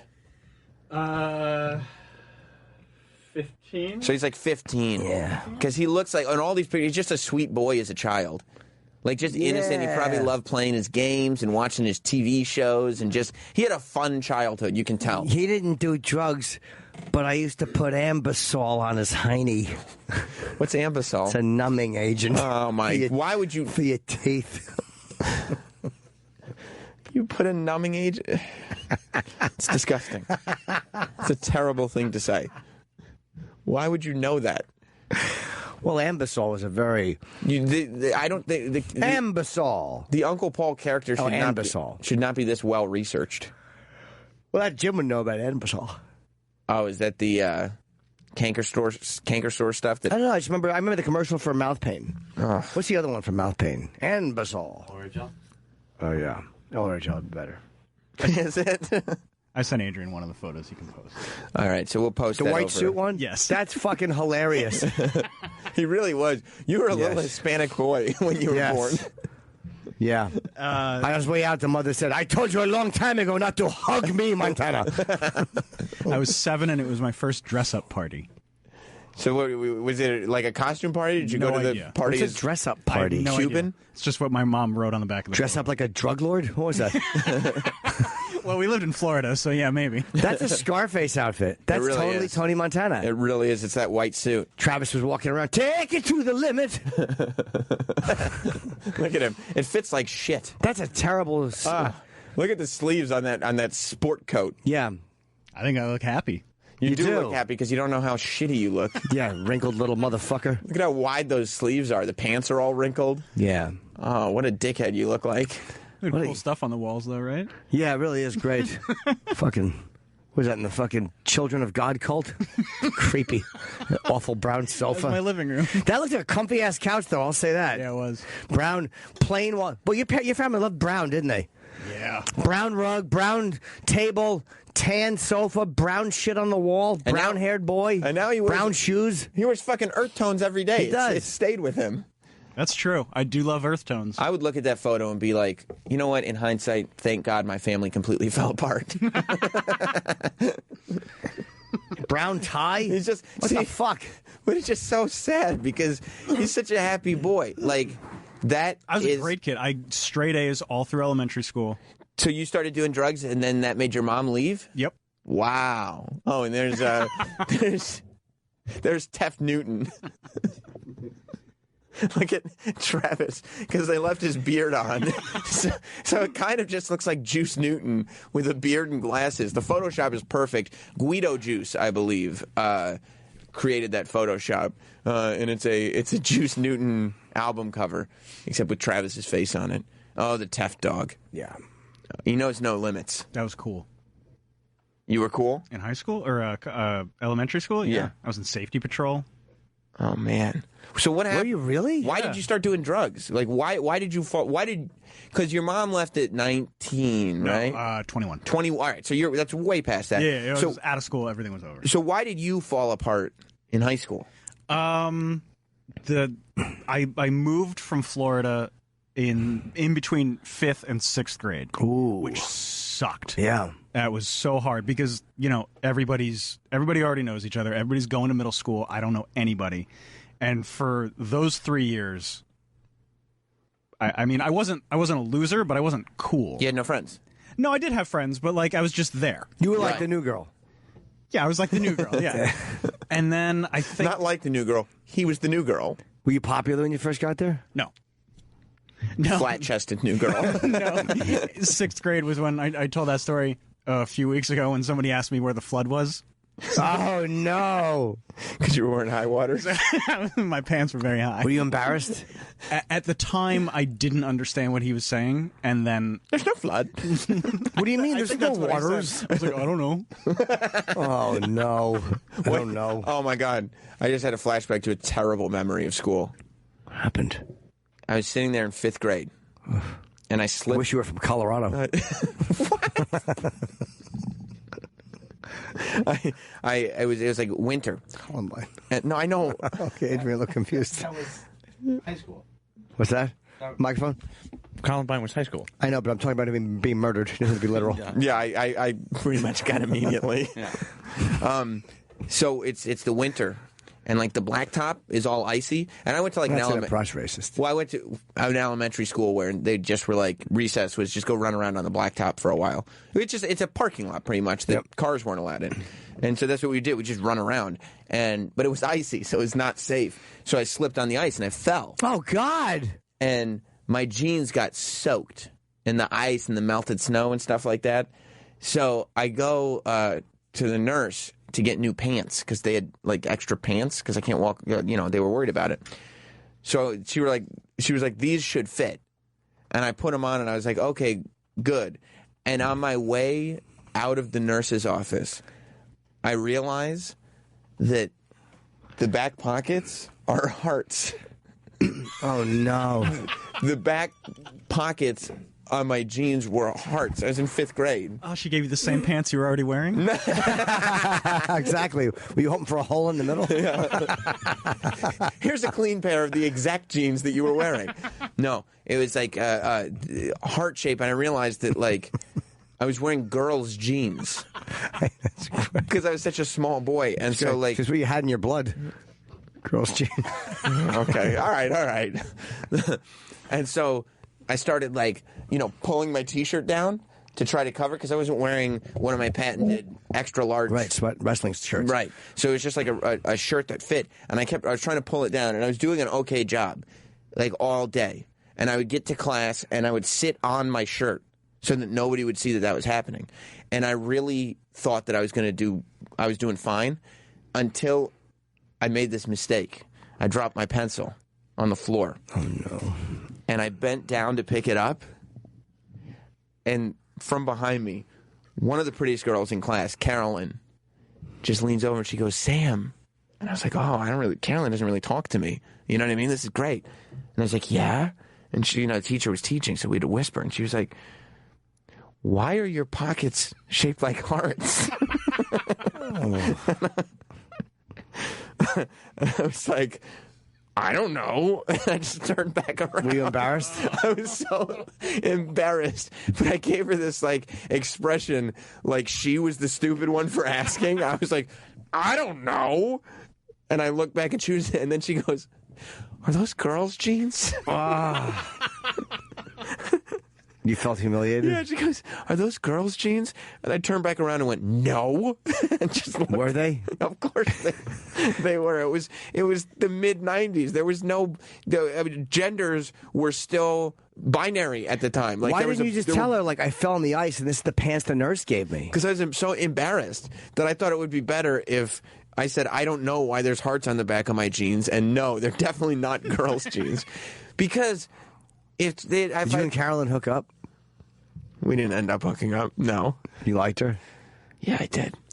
Yeah, and we didn't end up together at all. We didn't end up having many more conversations after that. As a matter of fact, we never shared jeans. We could have. Yeah, should have worn a dress. It would have given her something to say to you. We never even connected on a friendship level. Just nothing. She was also taller than me, so that didn't help. Oh, no. But everybody was taller than me. Yeah. And I had girls' jeans on. Yeah, you did. So, it was the worst. Little svelte Karen Carpenter. Did you walk home or did you, like... No, I took the bus. So I must have done a better job of pulling my shirt down the rest of the way. Like, just hiding it the whole way home. Because that was the only incident that I remember, and I'm sure if they had found out on the bus, I would have remembered that. You think they would have made fun of you? Yeah. Because even if I had said, well, I had to change my pants at the nurse, first of all, why'd you change your pants? Well, I fell on the ice. Well, that's stupid. Yeah. And then she would be like, well, why didn't you tell the nurse that you didn't want to wear jeans with hearts on the pockets? I didn't see him until I walked out. And then why don't you go back to the nurse? I don't know. 20 questions. I don't know. Because wearing these jeans gives me a heart on, and I don't know why. It was 5th grade, so... the perfect explanation doesn't even matter. What do you mean? To kids. No. Yeah. No, because what's 5th grade, 10? Yeah, 10 or 11. Yeah, so I was probably 11. So that's right around the time. 5th grade is where being cool really actually, like, 3rd, 4th, 5th grade is where being cool starts to matter. Yeah. It's where 5th grade is where, like, you start to notice girls, like that whole thing starts to happen. That's why I hated moving in between 5th and 6th grade. Exactly. It was the worst time to move. Right. Yeah, I moved in between in the October of 4th grade. I moved when I went from my Halloween was my first. It's like that's a rough time because everybody kind of knows each other. You're established enough to have real personalities and real friendships and real like cliques. And when you just walk in, man, immediately they're like, "Ugh, who's this douche?" I moved when I was in 3rd grade. That's not bad. Yeah, it wasn't too bad. Except that was the stigma. I mean, I've told a story about wearing the same T-shirt as the cool kid, that Looney Tunes T-shirt, where like we were both wearing the cool Tasmanian Devil Looney Tunes shirt. Oh, he must have thought that was cool. And his name was Chris. His name was Chris DiBiaso. Because the first time I met Chris, that was when I first came in 3rd grade. Ew. I was sitting next to him. And his name was Chris DiBiaso. And I go, Chris, you know, your last name sounds just like a wrestler's. And he was like, Ted DiBiase, I know. And it was just like, oh, it just really shut me down. Yeah. So, like, we didn't really talk That's a much. stupid point. Your name sounds like a wrestler. It was really dumb. Ew. I thought we would connect. No. We didn't. Of course you didn't. And then 2 years later, it's 5th grade now, and I'm wearing the Tasmanian Devil T-shirt where he's dressed like Crisscross with his clothes backwards, and, you know, it's like the hip-hop Looney Tunes characters. A dope shirt. Yeah, I thought so. Stinks. And so did Chris, because he was wearing it too. And I go up to Chris, and I'm like, hey, Chris. And I kind of pull my shirt out, and I go, nice shirt. And he just looks at it and he goes, oh, God. And he puts his hands up.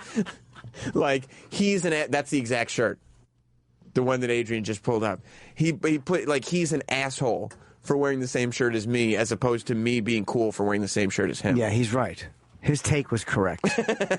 Didn't those come back like a few years ago? No. I don't know. Did they? I would believe it. I mean, I would wear one now if I had. Yeah, I would too. Would you? Yeah. Yeah, definitely. I had like Bugs Bunny and Daffy Duck. Do people think Bugs that you Bunny's cool. Why is Bugs Bunny cool, but Tasmanian Devil isn't cool? Tasmanian Devil is the coolest character. No, he's not. Bugs is hilarious. Man, we gotta shoot the Japs. Bugs was the best. That wasn't the Bugs that we grew up with. No, I know, but I mean, Bugs was funny. I saw one recently. I was on a cartoon loop, and he points a carrot at two gangsters, and like he's gonna shoot us with a carrot.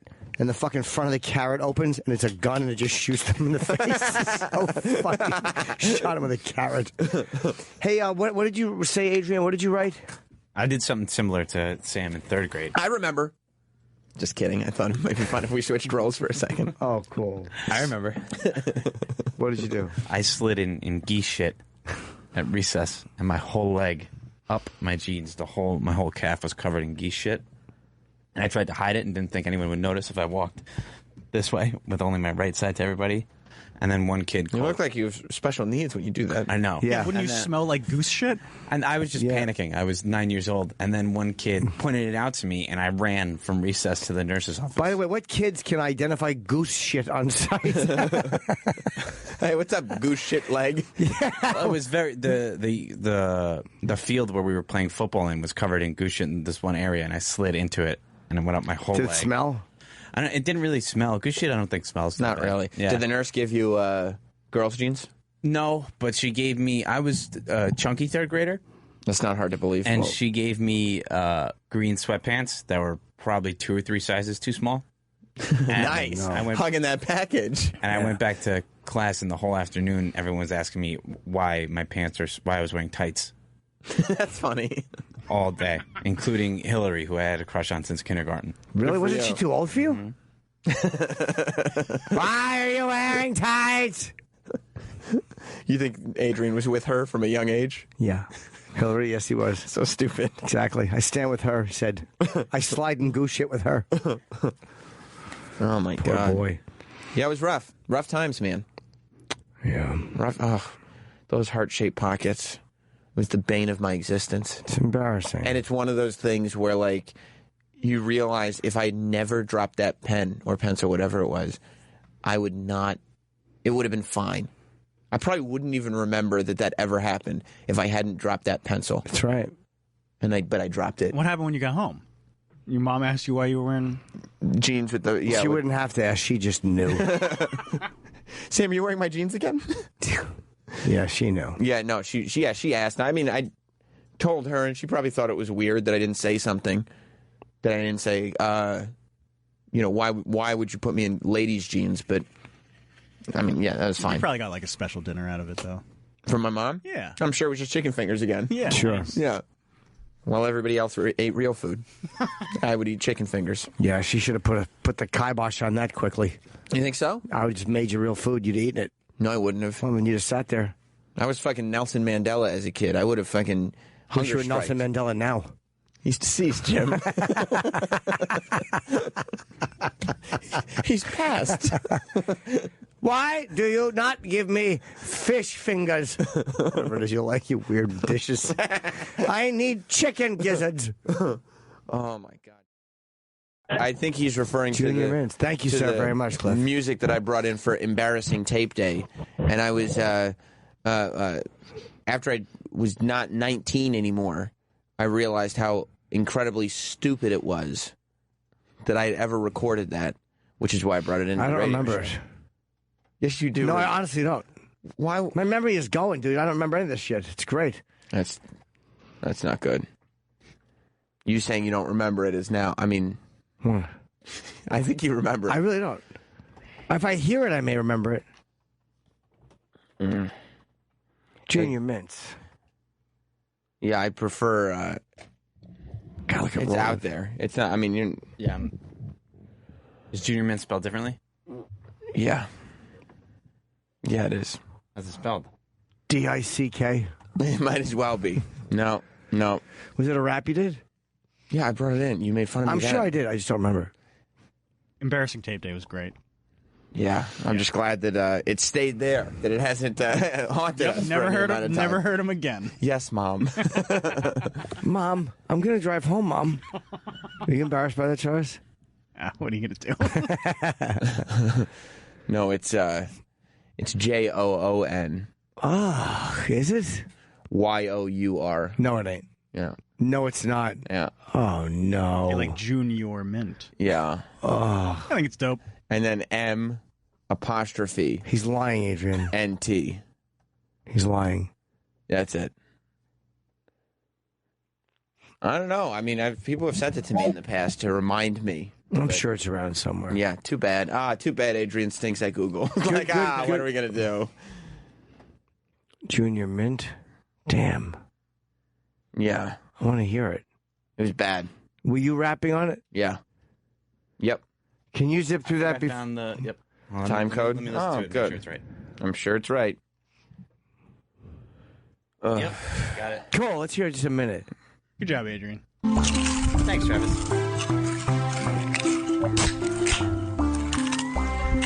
This is a bad one, too. This is specifically bad. That's you. Wait. Hey, on. That's you going, ugh. I'm sure it is. Before it even starts on the tape while you're right here. Easy, take it cool, act a straight up fool.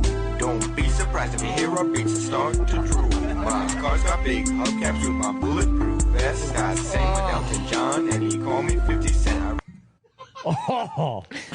Right. You already are reacting to it on the tape. I just don't remember it. That's Anthony's perfect reaction. Yeah. Yeah, it is the perfect reaction. You didn't let it Oh, God. Oh, God. Yeah. See, it's important to learn from lessons in life. Well, you guys said it was embarrassing tape day.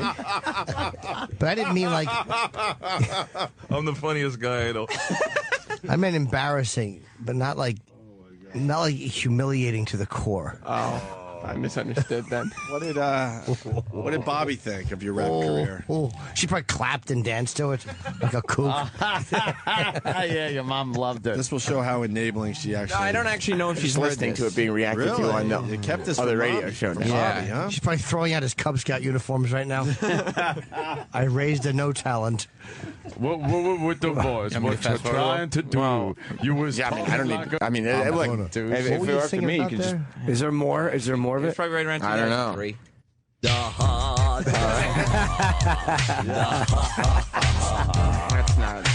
That's That's not me. I'll tell you one thing about the sound, though.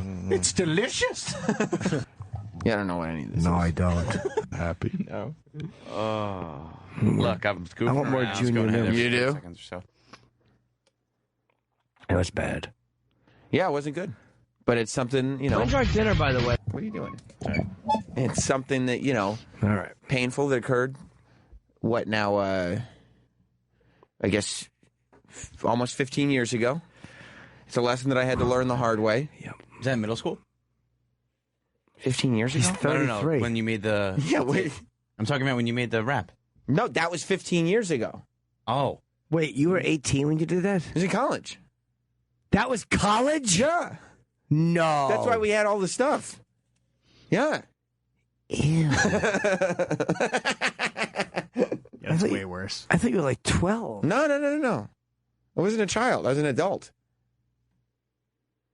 Like that's gross. No. As I said, as is my gauge for a lot of things, people were fucking. And that's what me and my buddies were spending. See, at least I was like 16 when I did my and it was for my dad. What's your name where you calling from? Don't try to make excuses. There's for your no bullshit. excuses for it. Yeah, for your garbage. He was like, help me out. I was like, okay, Dad. Yeah. Don't leave.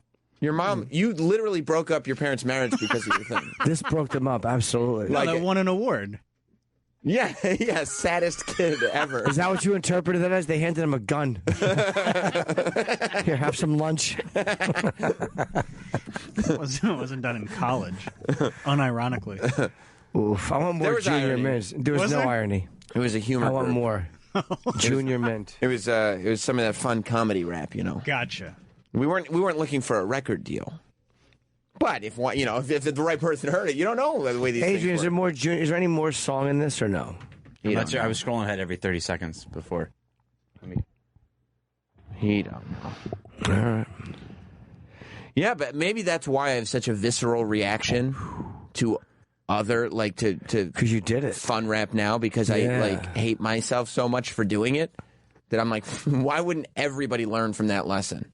Wow. You know? Or you're jealous that they're getting attention and you're not. That's exactly. Thank you, think Travis. That's what it is? Yep. Mm-hmm. But even to this day, I'm like, if I had stuck with it. Yeah, you're kind of hoping it gets unearthed and becomes this cool thing. Yeah, June your mint. Yeah. To June someone's mint. I don't know what that means. How do you June a mint? Well, you know, it's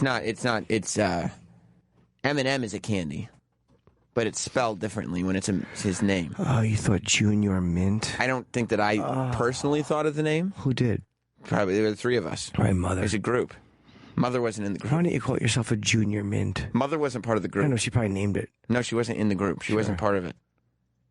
It was a cool hip-hop group. Mom was in it. No Moms Allowed was the original name of it. She's probably putting your little Cub Scout uniform on a mannequin and talking to it. Little afro wig. Yeah, a little wig. No, not afro. All the hair in the bag. Oh, that's right. She just glued it to the top of the mannequin. Not the hair. She probably just tapes the plastic bag with the hair in it to the top of the mannequin. She just want to damage the hair in it. She doesn't want to. She doesn't want to ruin it. Yeah. Fucking Norman Bates. Yeah. So look, that's the thing. I come from a place of knowing how bad this is because I lived it. You know, Junior Mints. It's not good. No, it's not good. Let's hear some rap. Okay, here's some rap. What's that sound? That's Junior Mints. Chips being crunched. What's that? Oh, it's the same. Take it easy, take I think they just edited it straight up don't be all together, which is smart. Starting to drool. My car's got big hubcaps with my bulletproof vest. I sang with Elton John and he called me 50 Cent. I write badass lyrics that just don't make any sense. I'm gonna start it again. Okay, Ashton Kutcher sucks and so does Demi Moore. But Demi sucked and I hate also this. she sucked. That's why I'm not. And I'm sorry to say hate it. because I try not to judge. I came to write some stupid music and pack up some fudge. Yeah, I hate it. Hold on. You pack up some fudge? Right. It's like a little funny gay reference. This is like the worst thing I've ever done, and I like. That's the beauty of it. It's not. It's your top 5 best. Yeah. Like the way I feel when I hear my drunk driving PSA. Hate it. I feel the same way for you listening to it. Yeah. Let's hear a little more. I'm Yes, dancing. please. Here. Like, why would I have I'm done? rapping. Why would I have done this? Why would I do Right, this? so he was dreaming while I was peeping. The plumber was keeping the pipes from leaking. And the plumber woke up and he saw me looking. I asked I don't even know. Plumber was keeping the pipes from leaking. Broke my ass, tripping, fell on lawn. No, got up, then went jumped on a bus. Found a fat guy driving it. Named I'm gonna burn it to a CD. He kicked me off the bus like, oh, you ain't my friend. Okay, some guys really just don't win. That's why Wizards Junior Men gets 1 out of 10. That's the end of my part.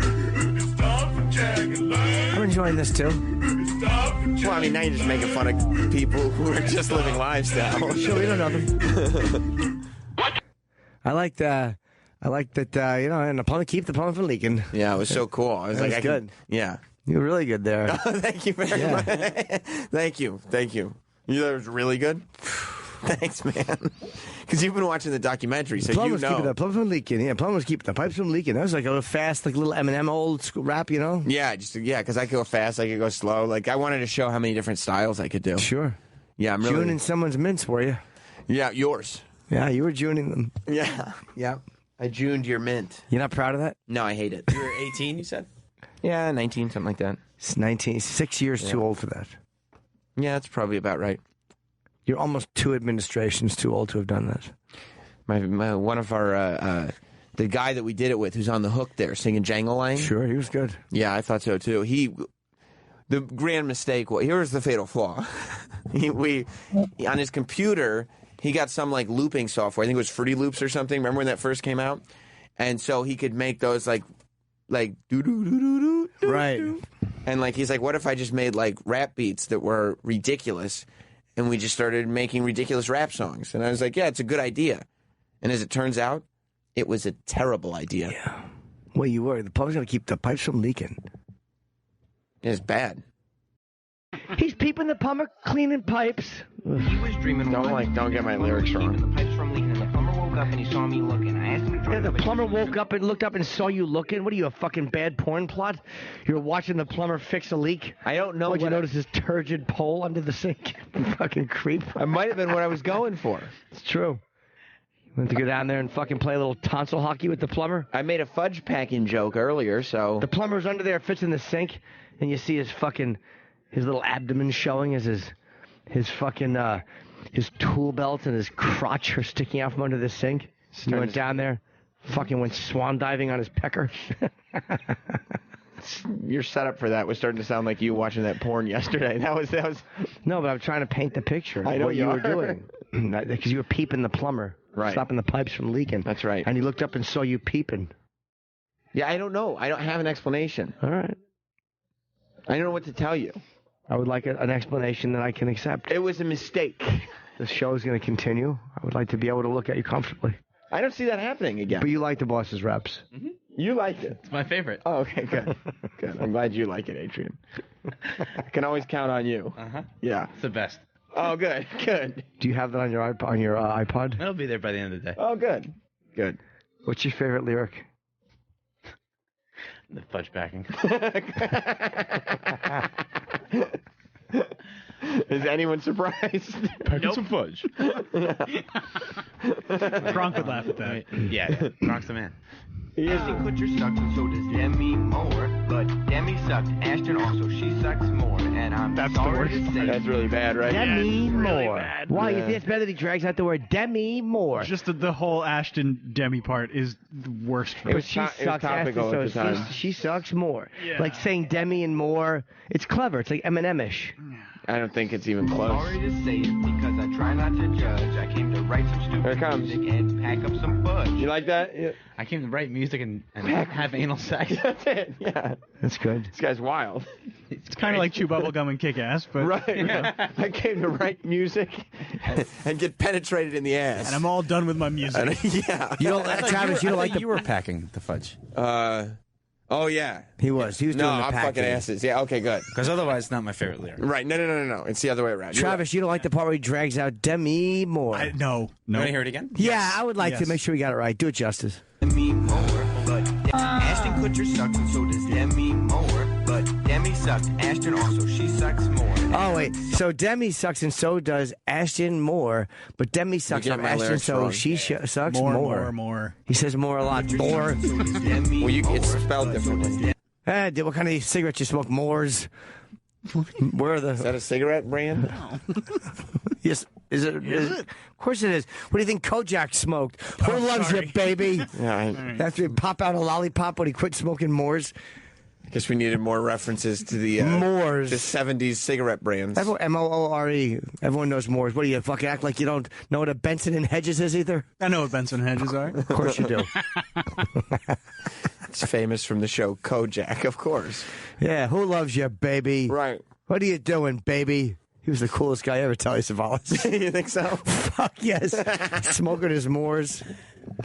Popping his lollipop out. Bald Greek Adonis. Oh, my God. He was the man. Fucking pussy machine. Telly Savalas was a pussy machine.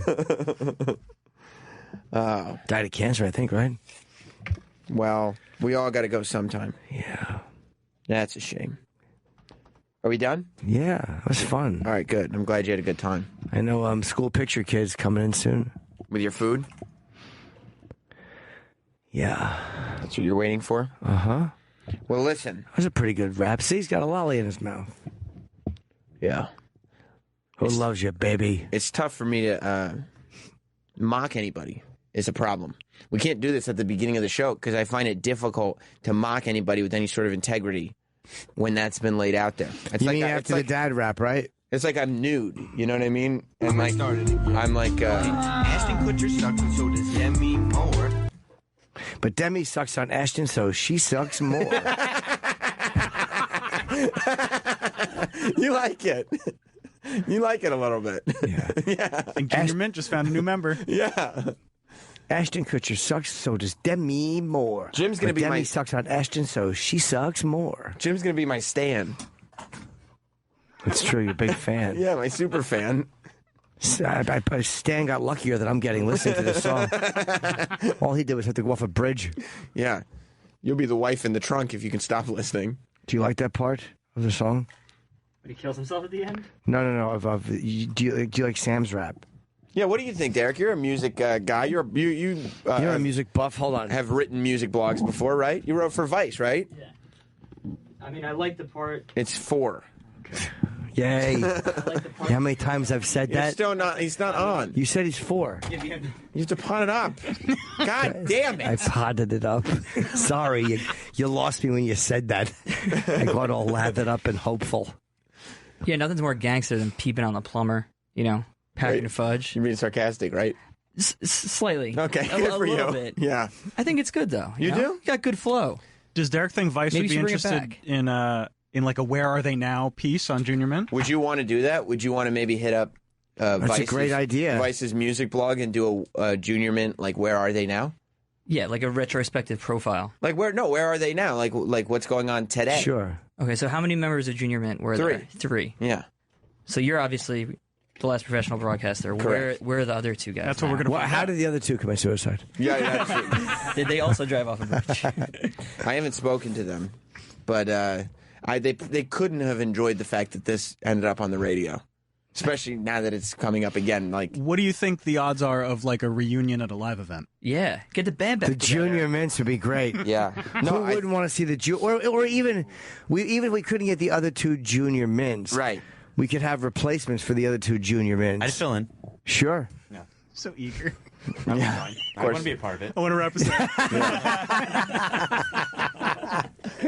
Well, I don't know if people would be interested because they would get none of the original members. Well, they'd get 1. No, they'd get because they're all dead. They'd get 0 of the original members. Why? You wouldn't do the Junior Mints rap? No. Why? No, I wouldn't do that. Why? You're peeping at the plumber because Yeah. he's fixing the pipes, No. whatever the plumber's doing. I wouldn't do that. You could have forced me to do it 10 years ago. I won't be doing Yeah, it. but you could like write a new verse. Yeah. A new verse to the Junior Mint. Now I'm doing shows with Jimmy and Travis. Dog. They'll go oof, oof, oof, oof, oof. Now the plumber comes in and he's got to fix the clog. Whatever. Right. Junior Mint stuff. Because you're going to update it because Ashton and Demi aren't together anymore. No, not at all. What other couples could you do? Right. You go like this. Like, Scarlett left her hubby. You know, something like that. Like, I'm glad that you've all been enjoying our shows. Now here's a word from my friend Dusty Rhodes. Don't let me into this pile of shit.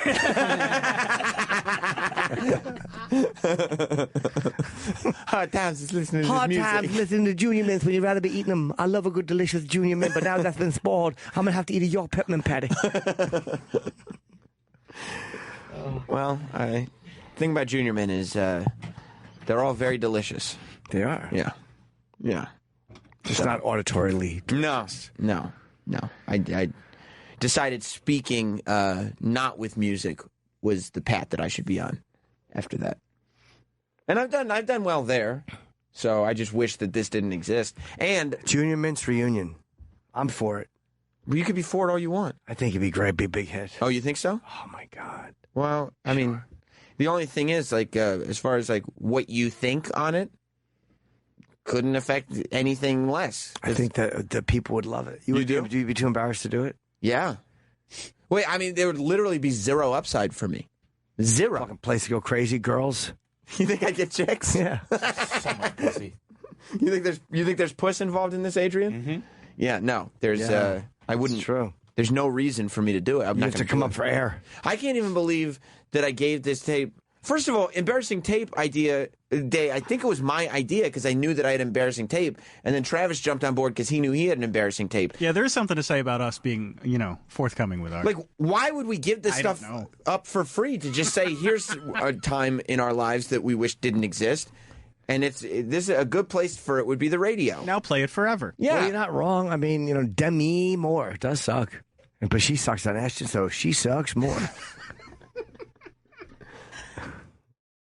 There it is. Stanley's coming in. Who I haven't seen in a long, long time. It's amazing. 30 years. We've all heard the Stanley stories. I haven't seen him in over 30 years. That's incredible. Yeah. It's weird seeing somebody from that long ago who I knew before any of the other stuff. Now, since you've seen him, he's also done a bunch of stuff. He's like a strongman. Yeah.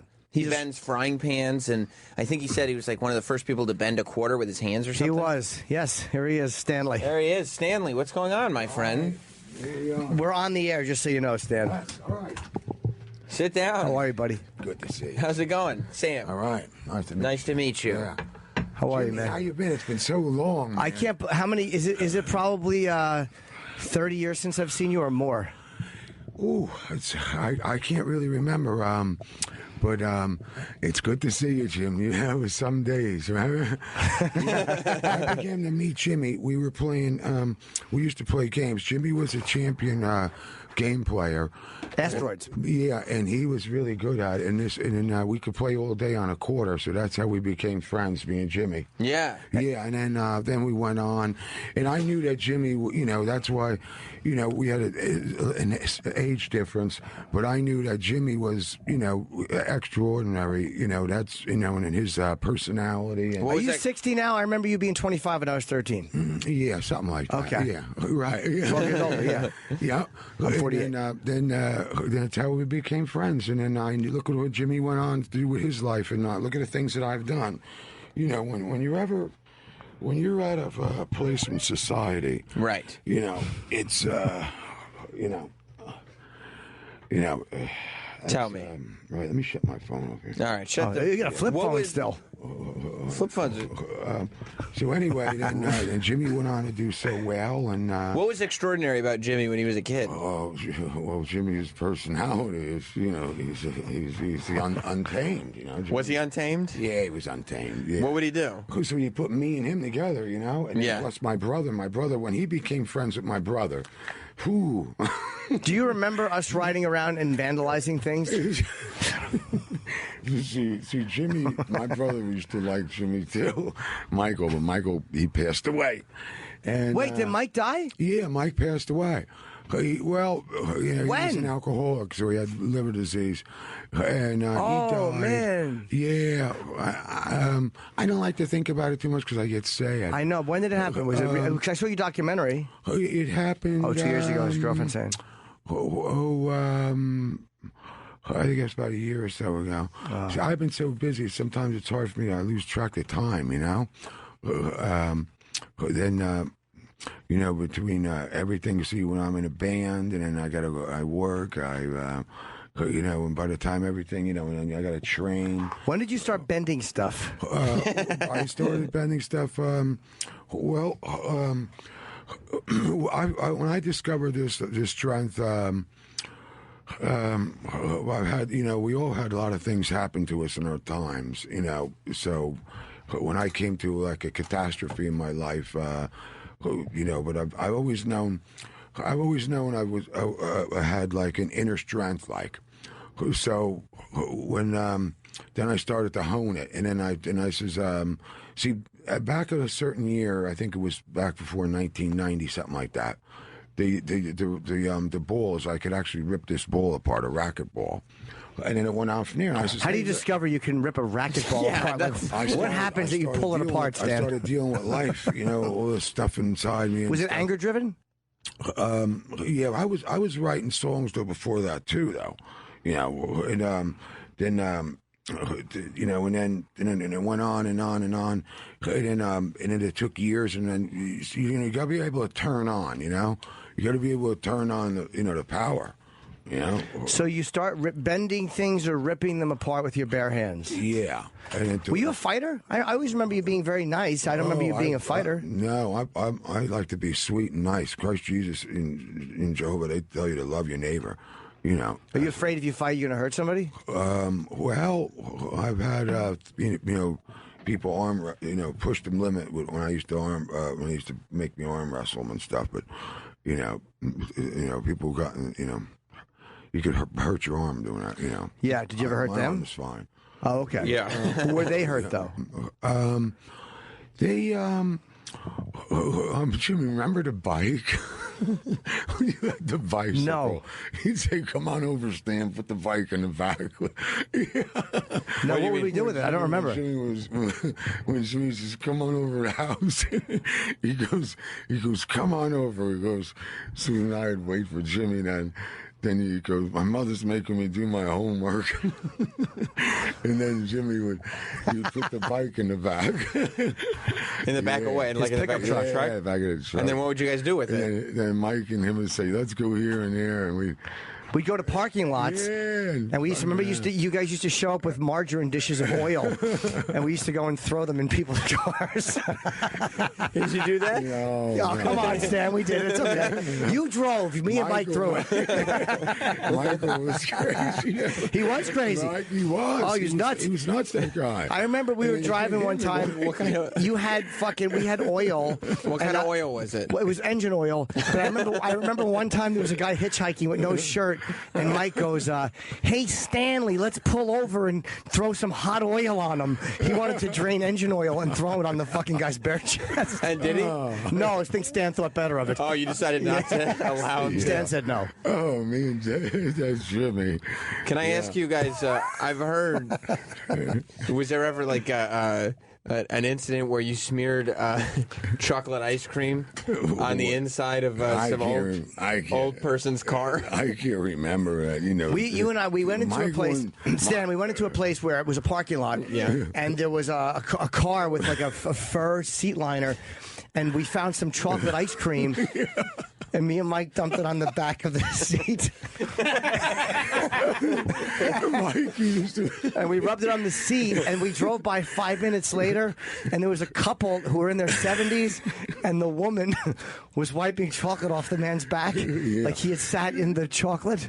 Jimmy, Mikey used to talk about you. Mikey used to say, he goes, "Let's go pick up Norton," and then he used to say silly stuff like, he goes, "Jimmy says, drive over there, let's peg a car." Let's peg a car? Yeah. What would you peg a car with? Probably rocks. Jimmy. And so, did you just used to drive him around and laugh at it, or did you actually do? No, I used to try to control him. Oh, yeah. Stan was usually the guy who drove. He didn't really do the vandalizing. Stanley would just take us and hang out. And we were driving by one time, and I've told the story on the air. You love Chinese food, and you had Chinese mustard. And there was a woman walking, and Mike yelled, he had a mustard. He goes, "Hey, whore, have some mustard." And he threw it. And she thought he was waving at her, so she waved. Oh, you're talking about judging a scenario wrong. Yeah, she thought correctly. Then anyway, and look at how good Jimmy went and did, with his life, and he's outstanding, and yeah. Well, I That, remember those days very that- fondly. yeah, We had that- some big laughs. You know, it's weird. You know, he's got all these specials. He has a new Netflix special. He's done all this in comedy, but still, some of the hardest I've ever seen him laugh is watching a woman being called a whore and having Chinese mustard. It was so thrown at funny. her. Or the couch. You were driving one time and there was a couch in the back, and we lit it on fire and pushed it on the highway. Do you remember that one? I don't know. You don't remember that. You don't know about Yeah, that. but it happened. It did. It did. Yeah, it did. It did. Oh, boy. It wasn't. You didn't just push the couch out. You actually lit it on fire. Fire, yeah, 'cause we were hoping a car would run into it. Then Mikey used to always talk about Jimmy. Though Mikey liked you a lot. I think Mikey wanted to put, if I remember correctly, we couldn't do it. I think he wanted to push it off an overpass. We just couldn't figure out how to do that without getting caught. So we shoved it onto a highway. Did the prank start when Norton started coming around, or was it just like a mixing of energies that just everybody was doing it and it took everything to the next level? Well, I think Jimmy could answer that a little better. I don't remember. I honestly don't, because it's so many years ago for me, too. I mean, I don't remember. You remember lighting that couch up, though? Yeah, I remember that. Being in the back, and I remember we would go to bars, and Stan would wait in the truck, and then me and Mike, remember they were called pig stickers. You remember pig stickers? Stanley remembers pig stickers. Oh God! I remember they were pieces of metal. They were like giant needles, but they were solid metal, and we would jam them into car tires, and we would do like both sides of a car, and then the car would just kind of like tilt. We would go by and see the car tilted on the fucking flattened wheels. Yeah, Jimmy, here's a bar that I've been. Stanley is holding fucking metal in his hand. Yeah, big, thick metal bar. This one here is a Tessa Strength. This was my bar. I look at this, and there's actually bend in this. It's like 16 inches long. Show it to Jimmy. Can I see that? Oh, yeah. It's like 16 inches long.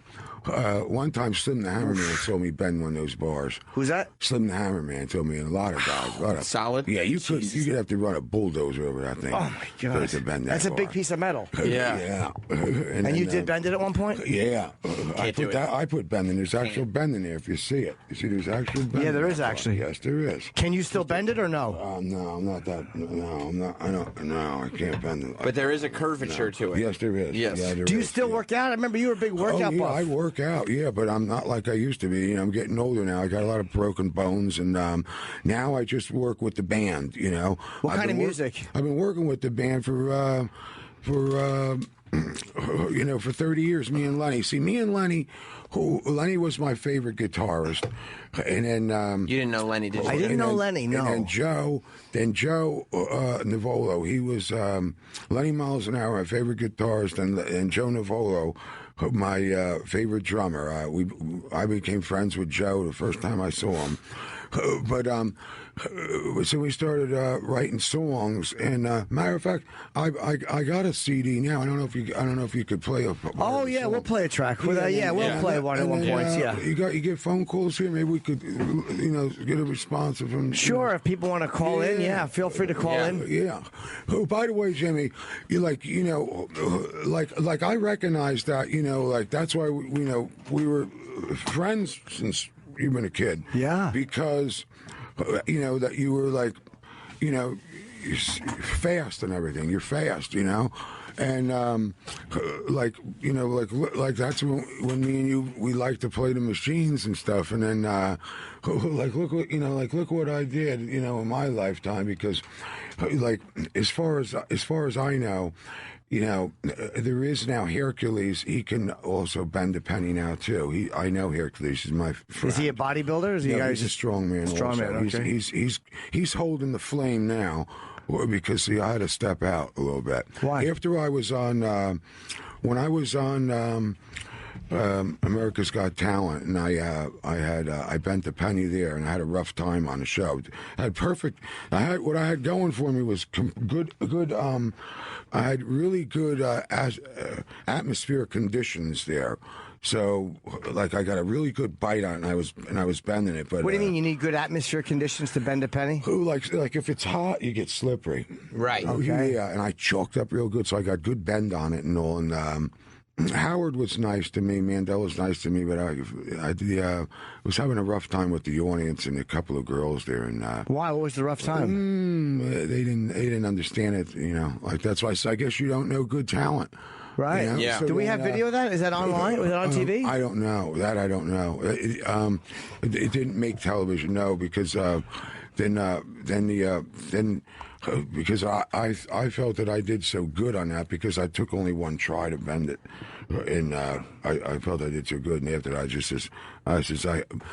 afterwards I went down to the bar, and all the people came up to me. These 5 girls came up to all the people and says, "Man, you were great." They go, "What the?" What is this shit? Fucking, they don't even like it. They probably didn't know what to do with it on TV. Yeah, well, the crowd is like you're like a piece of meat for a pack of lions over there. It's a rough show there. When you were in the bar, though, did you worry that while you were in there, anybody was going to put pig stickers in your tire? Because it could happen, right? Yeah. I remember you guys came over one time, and you had margarine dishes filled with oil, and we went to different parking lots and found open windows, and me and Mike would run and throw them all over the dashboards. That's just what you did with your afternoon? Yeah. That's what you did with your afternoon? We did, yeah, a lot. And then, like, after you'd be done with one parking lot, you'd go to the next one? Yeah.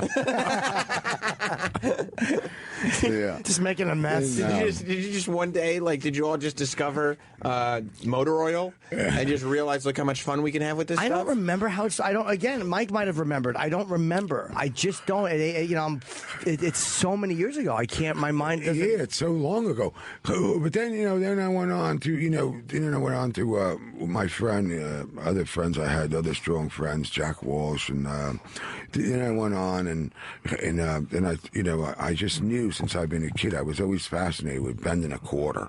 I never saw you do that stuff. 2 years I worked on mental concentration, and then the day came and and it was about 8:00 at night, and I got a nice piece of flat stainless steel, and I started pushing on it and bending. I started out with a penny, and then I was able to do it just like that in one day, just like that. I took a day to do it. Well, no, after thinking about it, the heavy metal has to be mastered quickly, or not at all. Right. Yeah. Can you still bend coins? I think I could. It's a little, What's the easiest coin to bend? A diamond's got to be hard because you can't grip penny it. Penny is the easiest one. Yeah. Penny's easy. We got a penny? Yeah. Does anybody have a penny? Well, let's just talk now, because like I said, I got to try to get into a frame of mind. Oh, you have to be. Yeah. I can turn on the power, but I've seen the video of you doing it. I've seen the video of you. I've bent it 1,000 times. So how long does it take you to warm up? What do you got to do? You got to think? I got to want. You got to have one power. You got to have one power. Like, like you just don't, like songs, or like I just don't write a song about, I want to write a song. Songs, I just write songs that are like real, and they just like come out like that. Yeah. What's the name of the best song you've written, you think? The last song. I think that last song that I wrote was me and Lenny wrote the music. And what's it called? It's called There's a road out there. There's a road out there where the guitar flies, and on that road, please take me along for a ride. Show me the way up the guitar neck, your fire and soul, and then I'll smile away. Then I found the road where the guitar lives. He kicked and climbed, screaming down the road. There's a road out there where the guitar flies, and on that road, please take me along for a ride. Now, is that heavy metal, or is that that's jam-nation music? I don't know what you call it. But is it fast or slow? We got all kinds of music. I don't know what you call that kind of music. This kind of music, we don't care about nothing. We just write it the way it's supposed to be. Yeah. If it's 10 minutes long, if it's whatever, we get to the parts. like that. That's how we do. Why did we stop hanging out? I think I remember you had a girlfriend. Because you got famous and then you moved out of town. No, but I mean long before that. I was like 14. Do you think that one of the reasons you stopped hanging out with Jim was because the more you hung out with him, the greater the risk for like vehicular homicide became a thing? Like that became a serious concern where they're setting furniture on fire and putting him out of the back of my truck. Hey, Stanley, let's throw some hot oil on him. Train engine oil. Well, yeah. I could have been part of it. Yeah, that might have. Plus, I remember the last time I talked to you on the phone, you were dating a girl's mother who I went to high school with. And I remember you're like, Jim, I got a girlfriend now. Like, you just didn't have time. Yeah, I can't be driving parking lot to parking lot, vandalizing cars. I can't be. I just wanted to go out and poke holes in tires. You had a girlfriend. You went to get Wendy laid. Cinnamon's kids. That was Amy Cinnamon's mother. Kids used to say, they go, oh, don't you think it's a little strange that Stanley hangs around with a kid in my school? Or my class or something. That's right, yeah. Yeah. Amy, I saw her recently. Yeah. She was still looks very cute. She was a girl I went to high school with. Right. And you dated her mom? Yeah. And I guess that ended many years ago. Yeah. And then, but anyway, I'm glad to be here with you, Jimmy. Yeah, I'm happy to see you after all these years. I've talked about you before. I'm like, whatever happened to Stanley? I didn't know where to find you. Or I saw your documentary, Stainless Steel, right? Yes, Stainless Steel. The documentary, Zach Levy, he was on a show, and I was holding back a couple of airplanes. I think it was for some show. They put a scale in between, I think. They were checking how strong they were. Yeah, I think it pulled like 2,000 freaking pounds. You look smaller now than you did then. You lost weight, right? I lost a lot of weight. You get older. I got fractures, 6 fractured, broken bones. And how'd you break them? Lifted heavy weight, Wow. Lifted heavy weight. I got you a picture. We can get that picture out of here.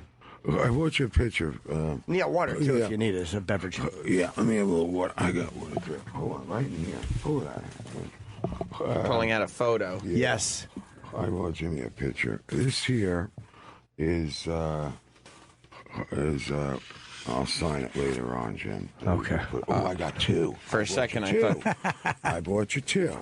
Now this is me lifting up a truck. That's a full-size pickup truck. Wow. Okay, look at that. by hand. Okay, That's a full-size pickup truck by hand. So, and I never lifted that truck. That's straight off the lot. Oh, and look at this one. So here I'm going to leg press. Leg pressing a truck. Yes.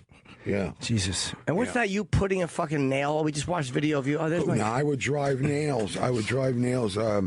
Like these things, like nobody like taught you how to do this thing.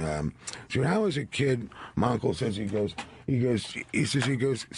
Stanley, there's a guy that climbs up this coconut tree. Well, I didn't see him do it, but I was a young kid then, and he says, I says, oh yeah. He goes, yeah. Oh, he walked away. Next thing you know, I was up that coconut tree. It's about 40 feet. I remember. Is this at all similar, this pickup truck, to the one where Jim lit a couch on fire and threw it out the back of it? Is it similar at all? Like, is this Jim? You might remember. Is that what the back looked like? No, I don't remember what color the truck was. Sam, these guys are wild guys. I still love them. You got to. These guys are wild freaking guys. You have to. My brother. Mike was a wild man. Guitarist Lenny Miles and ever. He goes, sometimes Stanley, because I like that. He goes, Lenny wouldn't like Michael sometimes either. And then, when he died, he goes, I'm sad. He goes, about Mike, he died, Did you know it was coming or no?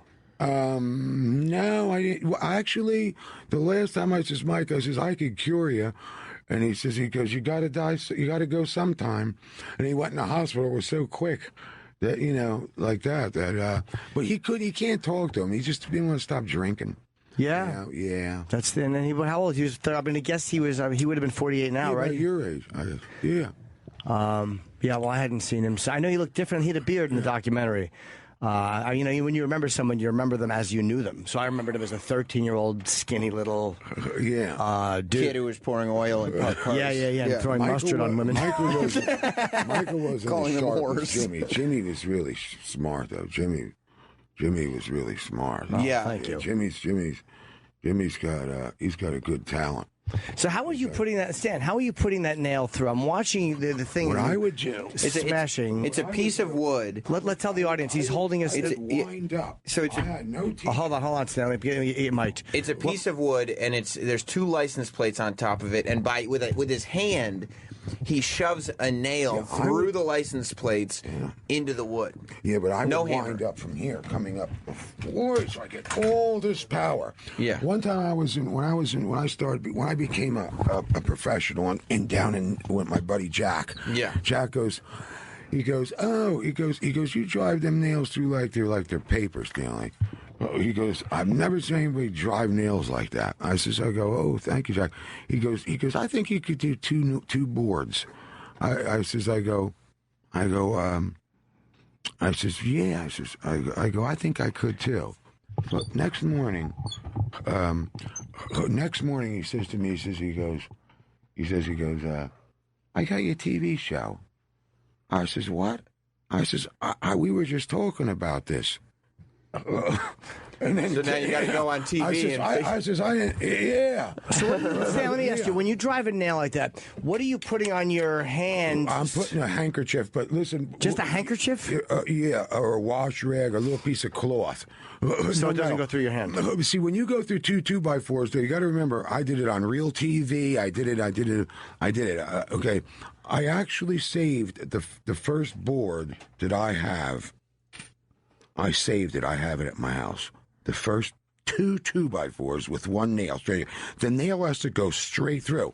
So you have to really concentrate on going straight too with the nail. Because if it don't, I'm putting so much pressure on them, it'll just bend right over. How come it doesn't? How you know it's not going to go back through your hand? Well, it's happened to a couple of guys because if they put the nail backwards. That wouldn't be smart. Who does that? That's an error. He put the nail backwards. Who did? Dennis Rogers did. He's a friend of mine. He's another famous strongman. He put the nail backwards. He put the nail backwards. Not a smart so did guy. the mighty Adam. The Adam did it too. Wait, so they both did it? Yeah, see, when I do it, I put the nail and I'm packing it and I'm getting a tensile grip in there, so I have it real tight. Pointy side down. Pointy side down. Yeah. That's a help. And then you just, boom, you hit it. But I've never seen anybody go through all of those kind of boards like that. So wait, you were on Maury as well? Yeah, I was on Maury. I used to do. See, my friend Jack, he goes, Stanley goes, you don't do anything that I do. So then, so I go. It's not. I really. I like to do. Is that what you? You do. That's you? That was me. Yeah. Oh yeah, the no so then, crew cut. I mean, you have short hair. He says, he goes, you got to do something that I do. I go, well, there's nothing you do I like, Jack. You know, and he goes, come on, man, you got to do the finger lift. And I says, all right. So I started training on it. I hated it. Why? It hurts and your finger gets swelled up, you know, and so I stuck with it, you know, because I love Jack, and I stuck with it, and I got tremendously powerful at it. Lifting with your middle finger. Yeah, and I was dual-handed because I used to do so many shows back then. You know, people would call me, and I would, you know, get all kinds of shows for a number of years, and then I would do so many shows. So I had to do two hands so I could. This one gets because after you lift, 600 pounds, you know, with your finger. Yeah, it's kind of dead for a couple of days. Oh, okay. Yeah, it gets numb. Like I says, I don't really recommend it to be doing that. You know. So are you able to? It's not good for you. Does it make it? Do you throw a lot harder now? So, like, if you were throwing, rocks at a moving car, at another moving car, you'd probably do a lot of damage, right? Yeah. I mean, think about that if you had that kind of strength back then, right? He was strong back then. Stan was a bodybuilder. Wow. He was a bodybuilder. I remember that. I remember you always a big guy. You took martial arts, too. Yeah, I used to stand on one. I not so long ago, I was standing on one hand with 150 pounds of weight on my back. Zach Levy has it on tape. So wait, what kind of martial arts did you take? I took Taekwondo with Master Choi. Okay. Yeah. Is that we're trying to make another movie, but there's been like no time, you know. There's like no time. Another documentary? Yeah. What year was that one? That one, I'm 2009. 2009. We're trying to make another one. I have a whole scrap of all stuff that I used to do, like breaking chains and stuff. Here's one right there. You see, like tightrope walking. I did 300 feet end to end. Wow. On half-inch rope, center core, steel core, half-inch rope, 300 feet end to end. Tremendously far. No balance pole, no guidelines. You know, that's another thing that was born on the wire. But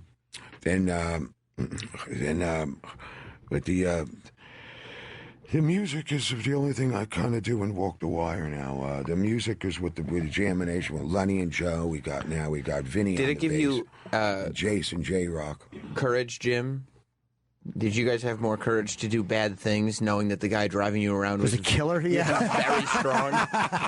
That's probably what provoked it. Yeah. So, like, if a guy gets out of the car, Jimmy, could I say one silly thing? Sure. Yes. All right. Jimmy would say, he goes, "Come on, Stan, let's go for a ride. We got a delivery to make." Oh, is that what I was saying? I don't remember. What kind of delivery do you think you would have to make? Oil. Oil delivery. Oh, Jimmy. Wait, we would say make a delivery. You got a delivery to make? Yeah. You remember that a little bit? Now, yeah. I never thought of that. Funny. Maybe we got a delivery to make. Let's go make some deliveries. Where else did we go? You have to remember. Where else, we just go from parking lot to parking lot. I wish Mike was here to remember. Mike will call him up. I called up Jimmy because, come on, Stan, let's go pick up Jimmy. Yeah. Yeah, we just go out and destroy things. Yeah. Because he knew that you would encourage bad behavior. Oh, yeah, Mike knew I was on board. Yeah, he knew I was 100% on board. 100% on board. You guys didn't think much about consequences of your actions. Yeah, no. There's too much fun to be had. Yeah, we had a guy who could really fucking handle himself driving the vehicle. Right. So why wouldn't you go? Why wouldn't you go throw mustard at women? Oh my. Yeah, you don't think of consequences. No. Why, I mean, you're a kid, right? Yeah, but Stan would always be encouraging us, let's get out of here, let's get out of here. Like, he was, being cautious, and we just didn't, we'd be in the parking lot. You were fucking untamed wild. Yeah. So he's like, let's get out of here, and you guys are having too much fun poking holes in and Mike would tires. go out and fucking pig sticker. Do some pig stickers. Come on, Stanley, let's do some pig stickers. Yeah, And you were on board with the big stick. 100%. Could you imagine if we had Michael here right now? Yeah, I would love to hear what he could. I would love to hear what he could remember. I'd have to straighten you out. I would love to. I would love to know what Mike could remember about those old days. Yeah. Did he ever? Who knows? My memory is good. I mean, Mike drank. I don't drink, and I can't remember him. So maybe he couldn't have either. You know? Yeah, he couldn't remember too much. He couldn't. Yeah, he was getting sloppy at the end. Really? A little bit. Yeah. Memory-wise and stuff. Yeah, we used to fight. We used to fight all the time. I'd say, Mike, come on, man, you look like shit here. Come on, straighten up and shit. You know? Yeah. Yeah. Well, you're pretty healthy still. Oh, I watch my health. Yeah. How'd you lose all the weight? Yeah, you get old. You get old. You know, get old. You know, and Did you ever have any kids? You know. Did you ever have kids? No kids. No, I knew that I couldn't have kids my whole life because to be an entertainer and to do, you know, to be free, like, you know, so you can't, you know, can't have children now. Yeah, I guess it kind of ties you up. Yeah, but then you give all your love, then you have everybody else to give your love to. You know, you have one more, you know, time. Right. Yes. Yeah, so when you lose something, you gain something. There's always adversity to everything if you look for it. You know. Yeah. And then, I never had kids either, so then, I get it. Jimmy, you want to put that CD on? Yeah, we only have a couple of minutes left. We'll play some before we go. Yeah. The song is long. The song is. Yeah, you can put 2 minutes on. Is 8 minutes. We'll close with it. When we close, we'll wrap up, and then we'll play it out as we close, so people can hear it. And then I'll tweet out a link to the band. Why don't you put on "Going Down the Road"? Put that one on. Do you have that one? Put on "Going Down the Road." Which one do we get? Rock Band Boom? Rock Band Boom. D-Bay, what about Going Down the Road? Oh, you can put on Rock Band Boom. Well, okay, put on Rock Band Boom. That's fine. What happened to Going Down the Road? Well, you could. Do you have it? Another time. Oh, okay. Yeah. I'll give you a CD. Okay. He said another time. Okay. Yeah, we only have a couple of minutes left in the show, so we can play some of it out as we leave. We should say Jimmy, good. you look great. You look in great shape. Thank you. I'm in decent shape, better than I was. Man, you look in great shape. Thank you. I bend my dick in my hand. He used to run around New York City jogging, with his shirt off. But then some kid threw hot oil on him. Yeah. So he had to stop. On my chest. Yeah, he wants to drain doing that. Let's drain some engine oil so it's hot. Hey, let me Just give a burn couple. someone. Let me see. I want to say hello to Jimmy, TJ. Let's see who else is out there. They ain't listening, but. All right, then why say hi to him? Yeah. Fuck him. So hold on. Before we close, I want to get the plugs out right. Yes. I want to make sure your band is plugged properly. This way, some people can go and check it out because we only have a couple of minutes left because the computer cuts us off. Yeah. Because of we have other shows. Jimmy, on. we ain't got no. Our new CD isn't out. We're gonna make one though, but they go to a Jamination anyway. You can find some good stuff on there. Okay, what is the website? Let's get the website out. Or on YouTube or whatever. A Jamination, AJAMMINATION. A Jamination. It's like Abomination, but a Jamination. It's like Imagination. Oh, we're gonna tweet it out. Right, Jamination. Jamination. Right. I will. We'll tweet that out and get people to. Yeah. So do you want? We have a couple of minutes left. Yeah. Do you want to close with a little bit of the song? We won't be able to finish the song because the computer chops us. Rock Bamboo, put it on. Well, Stanley, it's been good seeing you. All original. After all of these years, I've talked about you for a long time. It is really nice to see you in person. Oh, of course, man. We'll take a photo and send it out. Let everybody see what you look like. They've been hearing about the legendary Stanley for many years. Oh yeah, pig stickers. And I'm sad that Mike was not here with us, but I'm happy to see you. Praise Jehovah. Yeah, praise Jehovah. Yes. We're off tomorrow, my friends. Thank you guys, and I appreciate it. Sam, do you got any plugs or anything you want to? I don't think so. We'll be back on Monday. Thanks for coming in, Stanley. Yes. Thank you, Stan. Good to meet you. We love you. All right, we'll see you guys Monday. Have a great Easter. Yeah, I was on a game show as a child called Figure It Out on Nickelodeon. Figure it out. Are you gay or not? That wasn't what the game was. Wow, Nickelodeon, though, that's a pretty good credit. Oh, yeah. It's a major credit. Yeah. There he is. Yeah, he's a little Sammy. There's your boy. Oh, my God! Getting all touched up by Summer Sanders. I didn't have a problem. Woo! What city? Orlando. Oh, that makes sense. And that was a cool little trick that you could do. Nickelodeon Studios, Orlando, Florida. This was my first. Did you think this was the beginning of your? Yep. Did you have any idea that this was as good as it was gonna get? You peaked. I was like, so. What year is this? 90 what? 96. That's a guy from Pete and Pete. Oh yeah, and funny story, Mark. Now to this day, Danny Tamborelli and I are buddies. Didn't know him back then, but now, all right, cool. Who's that lady? Whatever happened to her? That's Summer Sanders. She's an Olympic gold medal swimmer. What is she doing now? She hosts a bunch of stuff. She's still hosts active. On the Okay. NBA network. Yeah. There's little Sam. Wait, I missed it. That's him right there. That's me. Oh my God! Yeah, that's me. I went through. Ah, God, I watched this. Look at the way your little neck sticks out of the collar. Oh my God, I want to kiss it. Put little bruises on you. Look how cute. So direct and not subtle. I was very depressed after the show. Why? Oh my God! You're adorable. You look like a kid in the Christopher Titus movie. Yeah, he had that little smile, and a lot of times if you'd grab his little ankle between your thighs, he'd do the quarter flick and make your little privates jump. Oh God! I hadn't processed the concept of highs and lows yet. Good. At that age. Yeah, you're very right down the middle here. And so Did kids in school see this? Yeah. I was the fucking man in You school. are. Yeah, of course. Watch the little flick he does. His little bare feet. But I didn't realize that after coming off this high of doing this show, that there would just be a massive low that would just hit. Right. Did your parents try to market your dog shit trick at other shows? Maybe God. Letterman could use this. Right. Stupid human tricks. Regis and Kelly. Do you know the story? No. I literally tried out for Letterman's Stupid Human Tricks. Whoa! And we went up to we went to the Ed Sullivan studio, me and my dad, and they wanted to see the trick, so I was doing it for him, It's probably the Stangles, and I just didn't realize it back then. And they were like blown away. They wanted me to do it over and over again. And they're like, "It's amazing." And so I was doing it. Can you do it with the other ankle? Yeah. And they were eating like a sandwich or something. And so they took their sandwich out of the plastic deli thing that it comes in, and they were like, "Can you hit it into this?" And I hit it in once, and they were like, "Oh my God, do it again!" And I couldn't do it again because it wasn't like a thing that I could aim. I was just flicking quarters off my ankle. And they were like, "Oh," and they made me do it. I mean, dozens of times on each ankle, to the point where, like, I left with sore ankles. Oof. And match your knees. No, I got why my knees would be sore. I wasn't sure. Yep.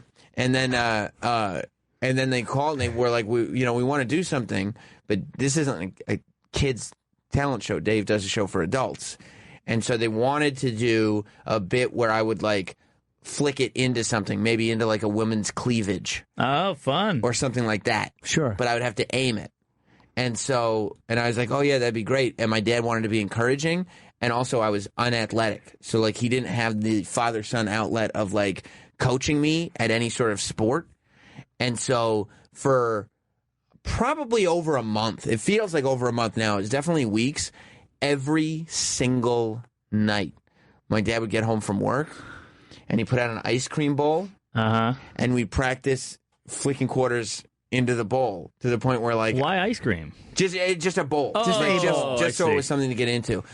And I mean, it got to the point where I was like, "This isn't fun. Ankle flipping isn't fun for me." Right. You could. Do you see how he's doing it, Mark? It's pretty impressive. It's amazing. It is, yeah. And by the way, I don't have that kind of power anymore because of the Letterman audition. Wow. It never came back. Interesting. Because I did it so much in the audition and then in the practice for trying to figure out if I could aim it. I'm so glad that it went nowhere. My power never came back. Yeah, you probably overheard your dad, like, when it wasn't working, you probably overheard him on the phone. My cum is a failure. You probably wouldn't have been so literal. Man, you killed. Yeah, I loved it. I did great. And my ankle, I mean, I still could do it. Like, you could touch it and, like... Let me touch his ankle. I want to touch your ankle. Ugh. Ew, he's got what those socks? Oh! Yeah, Pops. Man. What are those socks? Pops, these are my The Rock socks. Oh, I hate It's not the first time I've grabbed your ankles. Yes, I forget. What'd you win? Not have his ears hitting your thumb? I always regret it. I was a jerk as a kid, and because I didn't know any better, and I thought I was just saying something sort of like just kind of whatever. And we got there, and I was looking at the prizes that were being given out. And in my mind, this was season 2 of Figure It Out. And I had felt like the episodes that I had watched at home, the prizes were better. And I made a comment about the prizes being worse to the producer. And he was like, yeah, well, we can't give a car away every time. And my mom had to pull me aside, and she's like, Sammy, it's not, like, polite to insult the prizes of the show you're about to be on. I was like, oh, shit. What were your prizes? I didn't like them. What They were were, so I won a basketball hoop that you could, like, you'd fill the base with water or whatever. But it's like it's an expensive, a real basketball hoop. But I sold it. Damn. I sold it for wrestling toys. So I won that. And then I won a digital drum set. Yamaha. Yeah, one of those bad boys, which I kept, but I didn't do anything with. Mm-hmm. And then I did win the grand prize because they did not guess my talent. And the grand prize is a trip. Even after they saw it, they didn't guess your talent. What is that shit?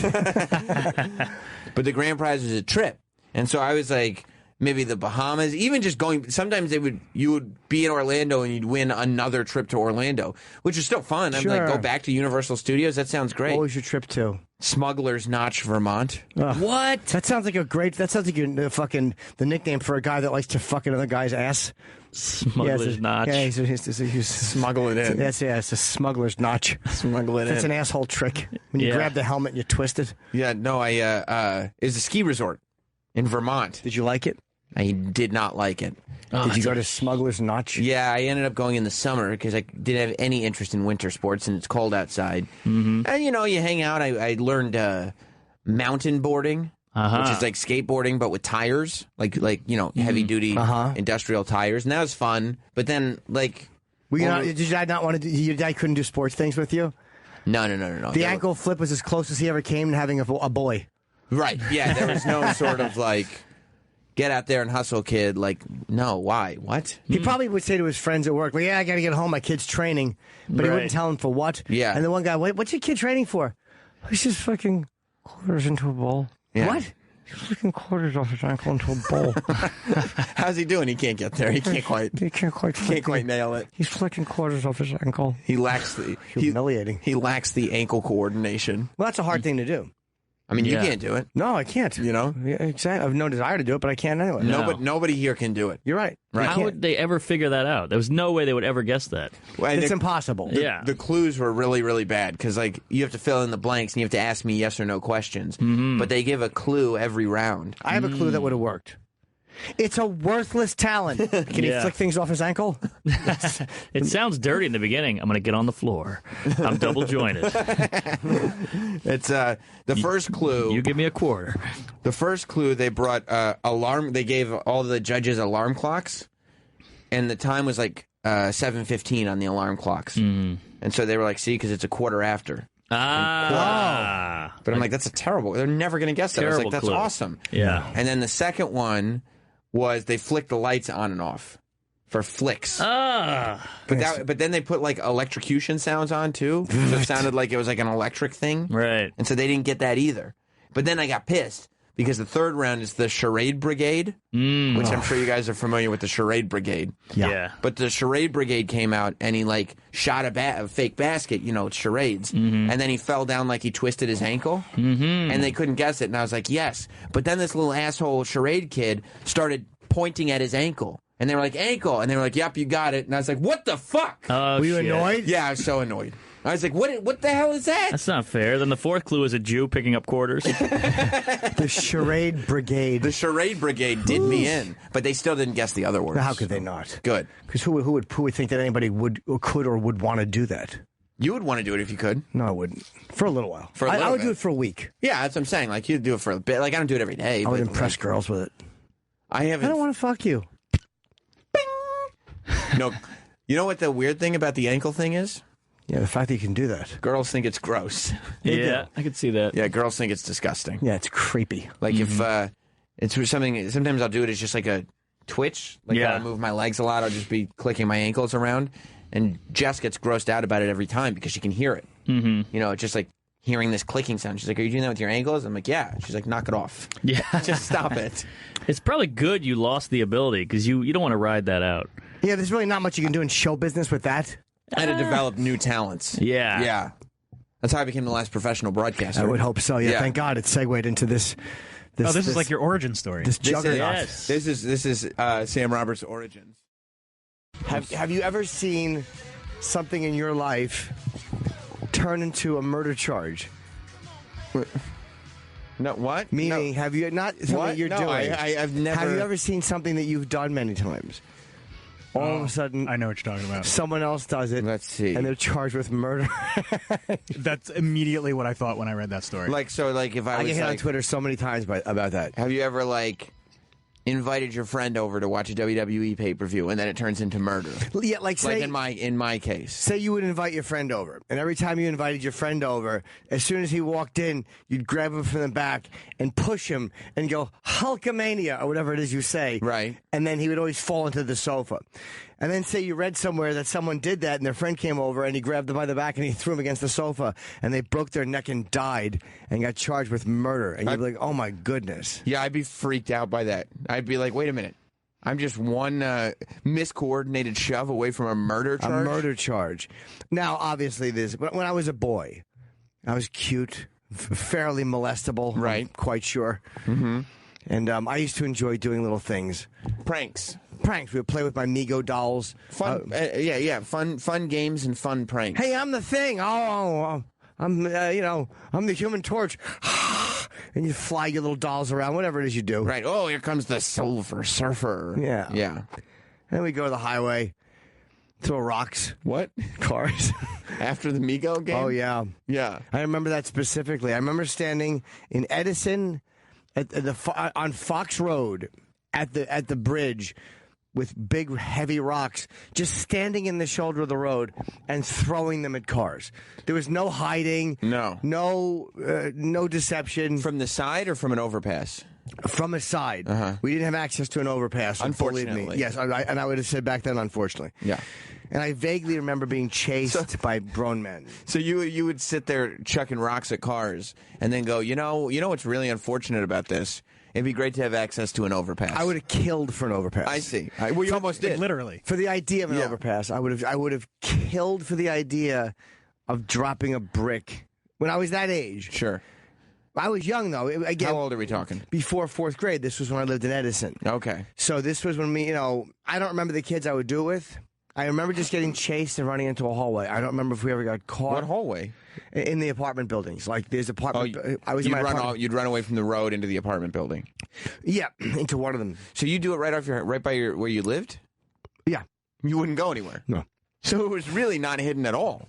No, I was probably 10 years old, 9 years old. Right. Where was I going to go? I had rocks. We threw them at cars. Right. That's what we did while they were doing 60 miles an hour. It's just terrible. The thud of metal from a rock. So in hindsight, do you think to yourself, I shouldn't have done that at all? Or do you think to yourself, that was a good time? I think to myself, well, both. Yeah. I did enjoy it. I can't pretend I didn't have a ball. Picture yourself being 7 or 8 and throwing rocks at cars. It rules. Like, people, the fact that nobody was hurt by it, people are entertained by the story today. Every time you tell these stories of you doing destructive things as a child, nobody in the room goes, "Oh, Jim, this is terrible." They go, "That's funny that all that happened." And back then, I wouldn't have cared if anybody was injured because I was 9 or 10. I didn't have you didn't have a concept of what you just would have thought a car wreck was cool. Maybe later I would have felt bad, but in that moment you wouldn't have. Empathy had not clicked in yet. Not at that age, no. Yes. Were these heavy rocks or just like stones? Oh no, they were rocks. No, so they weren't not a little different than my recollection. Not pebbles. No, these were like we had smaller ones, but then as big a rock as you could throw when you were that age. Right. So verging on boulder. Well, we had little boy hands. Right. Sure. But it could do a lot of damage. Yeah, sure. Cars did stop and pull over. So you'd hear the thud. Did you see any cars get dented? I don't remember. I just remember them whizzing by and us hitting them and hearing like, and the brake lights meant you better fucking haul ass. Well, now that you've driven a car, do you get the panic that would sit in? Imagine driving 60 miles an hour down the road and you just hear the sound of a rock hitting your car. Yeah. The side of it. A big rock or the window. I remember one time me and my friend Marvin were throwing snowballs at cars on George Street or whatever it was in Livingston Avenue in North Brunswick. And we fucking pinged this car really loud, and then we ran. He had a shed behind his house. It was a big shed, though. It was probably the size of this room. And I remember me and him... And you ran to avoid the car and just started sucking each other off for comfort? No, I don't believe Marvin would have went for that. Oh, okay. I don't believe that was Marvin's bag. Okay. But no, it was really late. It was like 11:30, 12 o'clock at night. So we ran into the shed to hide. And I remember hearing the guy following us, and the guy came into the shed. It was so creepy. It's like a Jason movie. Dude, we were standing there still, and we heard the door open, and he came in, and it was silent. And I remember having the urge to say something. Shut up! You'll never find us. Then he would kick the Hey, it would have been if he's that level of angry that he's going into a shed, that grown man, how old were you? I want to say 13. He would have kicked the shit out of two 13-year-old boys. Or 12. Yeah, he probably would have. He would have kicked you in the face. But he didn't come in. Like, he walked in, and it was pitch black. Yeah. Did you hold your breath? It was horrifying. Like, there was an adult male mad at me, and no other adult could protect me. Like quivering Jessica Biel with no bra and a wet tank top on in Texas Chainsaw Massacre? I didn't have no bra on. Okay, no, but I did have boyish you were sweat. wearing a bra. But that was around the time that I put the toothpaste in my asshole because it burned. That was around that time. What did you... What? When I was, my asshole was it itchy. all melds together. Yeah. Bring me... I was about to say... fill me in on that, but I realized that was a poor choice of words. I've told that story before. Yeah. Bring me up to speed on that. One day I didn't wipe good enough, and I had like that vinegary hiney. Your ass is red and itchy. I went to Marvin's house. I went into his guest bathroom, and I took Aqua Fresh toothpaste, and I rubbed it between my cheeks because I thought it would be cool and refreshing. How did it feel? Like someone had lit my asshole on fire. It was terrible. Well, yeah, a lot of the mintiness would probably get into the raw hide. I had no idea. So anyway, that was around that time, and that was kind of what was happening. You're a busy boy. Yeah, I'm kind of spinning out of control. Jim, really, you really got used out of your privates as a young boy. Yeah, I really did. My privates served me poorly, I guess. My privates were not used this much as a young boy, at least that I remember. Yeah, I mean, mine were probably overused. I think so. Probably overused. So, But my little fucking fag boy mouth. So you overused.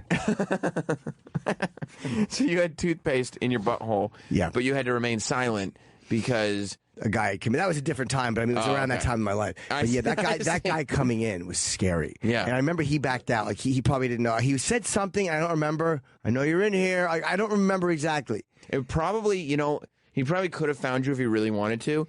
But when he opens the thing and he looks in and you guys aren't there at first sight and it's going to take a minute, it was probably the minute that you guys needed for him to get back into his consciousness. You know what I mean? Like to click out of his blind rage and be like, all right, I can't beat up two little kids. I'm going to leave. And also, it's night, and this is a dark shed, and he would have had to walk in, like literally probably the length of this room. There's stuff all over it. And he didn't know. Who knows? Yeah. What if one of these guys is holding a fucking bat, or one of these kids is holding a fucking just something that you don't want to walk into a dark area like that. Psychotic little miscreants. Yeah, you just didn't know. Or maybe there was 5 kids in there. So anyway, that was around the time. Then there's a story that comes out. But these guys were. Did that make you stop? No. Okay, good. We used to No. Why would he stop? He just realized he had access to the shed at that point. I remember one time we went out and there was snow in the ground on Livingston Avenue. Yeah. So me and Marvin went out with fucking a shovel, and we just put this full upside down shovel on the road and covered it in snow, just hoping a car would hit it. Would do damage. Yep. It's so funny how generations of boys are just the exact same. Oh yeah. Dude, the idea of destruction is awesome. There was a house on the street by, and this is nowhere near any of that stuff, but it's just the dumb shit that you would just find hilarious. There was a house on the street where we lived where I guess it was supposed to be a work of art, but this couple had 2 mannequins sitting on a bench in their front yard, and the mannequins were fully dressed. It was a man and a woman, and there was some plaque on it, so it was like some artist had done it, but they dressed the mannequins, and the male mannequin was always wearing a hat every single day. They must have been furious. We would ride our bikes to their lawn. We would run up the lawn real quick, grab the hat off the mannequin and throw it in the lake every single day. Isn't it funny how good that feels? Yeah, you're just like, oh my God, these people had this hat earlier today, and now it's in the water. That's so funny. Yeah, that would make me very happy. It would, right? There is an innocence to it, but yeah, it would make me happy to throw someone's hat in the lake. Yeah. As a boy. And then we realized that, you get to do this all the time. We must have thrown a dozen hats in the lake. And if they had any common sense, what they would have done is they would have smeared dog shit on the hat. Yeah, exactly. Just grab it by the brim and go, oh no.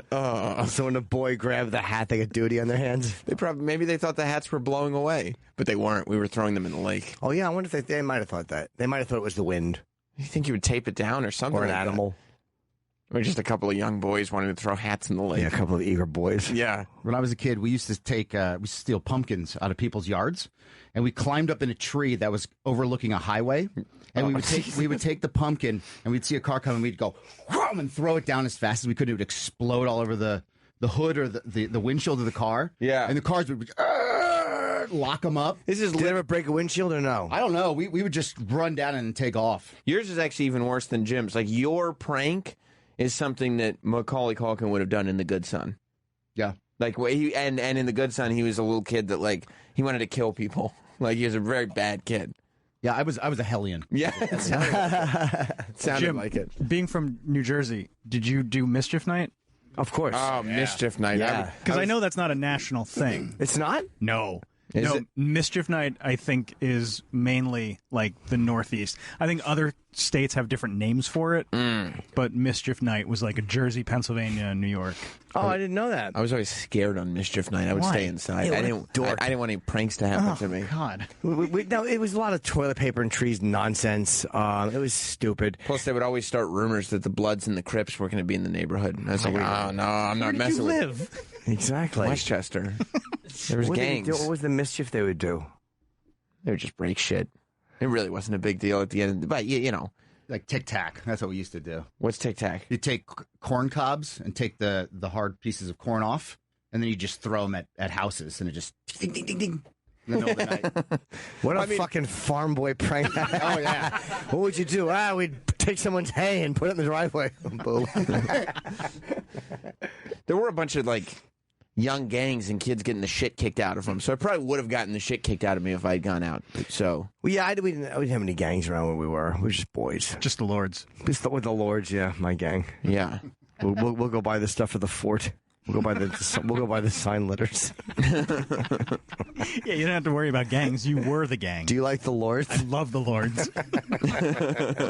I love everything about your childhood. We're the Lords. We're here to offer you protection on Mischief Night. Yeah, but it was all soaping up windows. Mischief Night was kind of stupid. Yeah, but it was fun as a kid. It was very fun as a kid. Because it was expected. It was, right? Yeah. Oh, yeah. No, it's Mischief Night. It's time to go fuck shit up. Your parents had to let you go out. Yeah. All right. I don't think it happens anymore. It doesn't? Oh, that has to. Not maybe in the suburbs. I don't know. Not permissively. Not where I live. Yeah, I don't think it happens like permissively as it used to. But also, I mean, because now it's all considered like actual like vandalism and destruction. Well, stuff gets instead of just kids having fun. Stuff gets elevated and elevated too. I mean, you know, we say kids having fun, but like, if I found out my kid was climbing up in trees and dropping pumpkins on cars on the highway, I'd be like, you can't do it. No, like you have to not do that. That's not kids being kids. Like you can kill somebody. Yeah, but Someone you got to can be remember, killed. like, you know, how you felt back then. Yeah, you just want to have fun. Yeah. I mean, it does sound fun. I mean, it is different when you're an adult and you're like, why the fuck would somebody throw a rock at my car? Right, like that's crazy. Why Are would you somebody- out of your mind? Why would someone put a full shovel on the road and cover it in snow? Like, this is nuts. Except when you're a kid, you're like, that could be the funniest thing I've ever heard. Dude, the clang of a fucking car hitting something is there's nothing like it. Well, because it's such a big thing and it moves so fast, and then you're like, wait, it can hit something. Oh, my God. There can be so much destruction. Well, there's these teenagers these guys were teenagers, and they threw rocks off a highway overpass, and they killed a father of 4, and they're being charged with murder. Like, and again, I was way too young to be charged with murder, but you like realize like, wow, when I was hanging out with Stanley and Mike, yeah, we were doing some dumb shit. You know what I mean? It obviously something bad could have happened, and I certainly would have done this at 13, 14.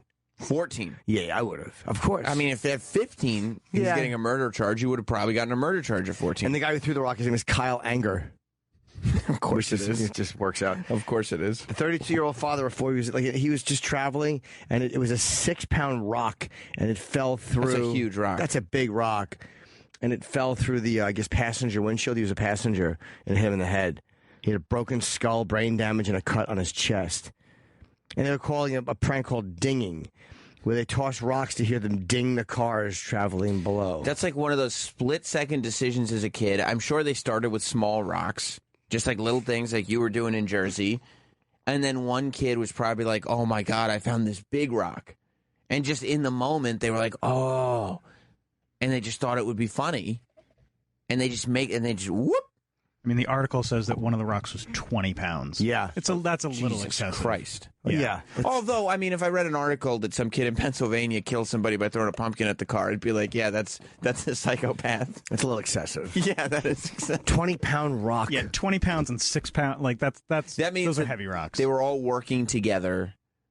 And the 15, 16, 17 years old, like, at that point, you know what you're doing. Yeah, you're trying to hurt someone. Yeah. You can't be that stupid. Imagine driving, all of a sudden the person next to you is dead because they have a rock through their head. I'd hate that. Yeah, it would suck. Yeah. I generally drive with people that I'm fond of, so to have that be the outcome would be terrible. Yeah, there are people I wouldn't mind being in the passenger seat. Sure. And that happened. Sure, but generally speaking, they wouldn't be in your passenger seat if you felt that way. Yeah, I can't. I thought this, though, when I read that story. I was like, this is the shit that you would have done. Like, when I was a kid, I did little stuff here and there, but nobody could have ever gotten hurt by it. Like, I didn't think back, like, oh, I could have murdered somebody with something that I did. Because I probably had some thought in my head that, like, I don't want anybody to be, like, killed. You know what I mean? Yeah, no, we didn't. But again, I don't think we thought of death either at that age a lot. When you're a teenager, though, when you're fucking 16. How old were you when you were throwing pumpkins? I was about 13 or 14. Yeah, you know what you're doing. That's pretty old to throw pumpkins. No, it's not.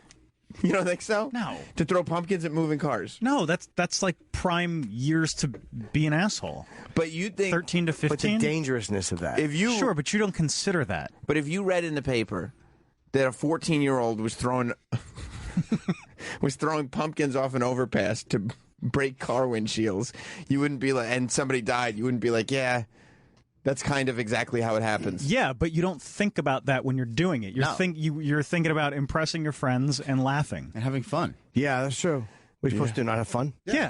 Yeah. What do you want to have, a boring life when you just hide inside the house on Mischief Night because you're afraid the Crips and Bloods are going to beat you up? Oh, what a nerd. Wow. What a nerd. Well, because I did a pretty good job of avoiding the gangs, but I told you Yes, before. they didn't want you. What gangs would you have joined? Avoiding them as in not getting beaten up by them. He thinks he did a big deal by not joining a gang. Nobody's talking about joining gangs. I said no. Nobody's talking about joining. Just because you started a gang when you were a boy, does that mean everybody had similar mentalities? Can't help it. I was a tough kid. Sam graduated from the DARE program. He stayed inside on Mischief Night. What's driver's? What's that?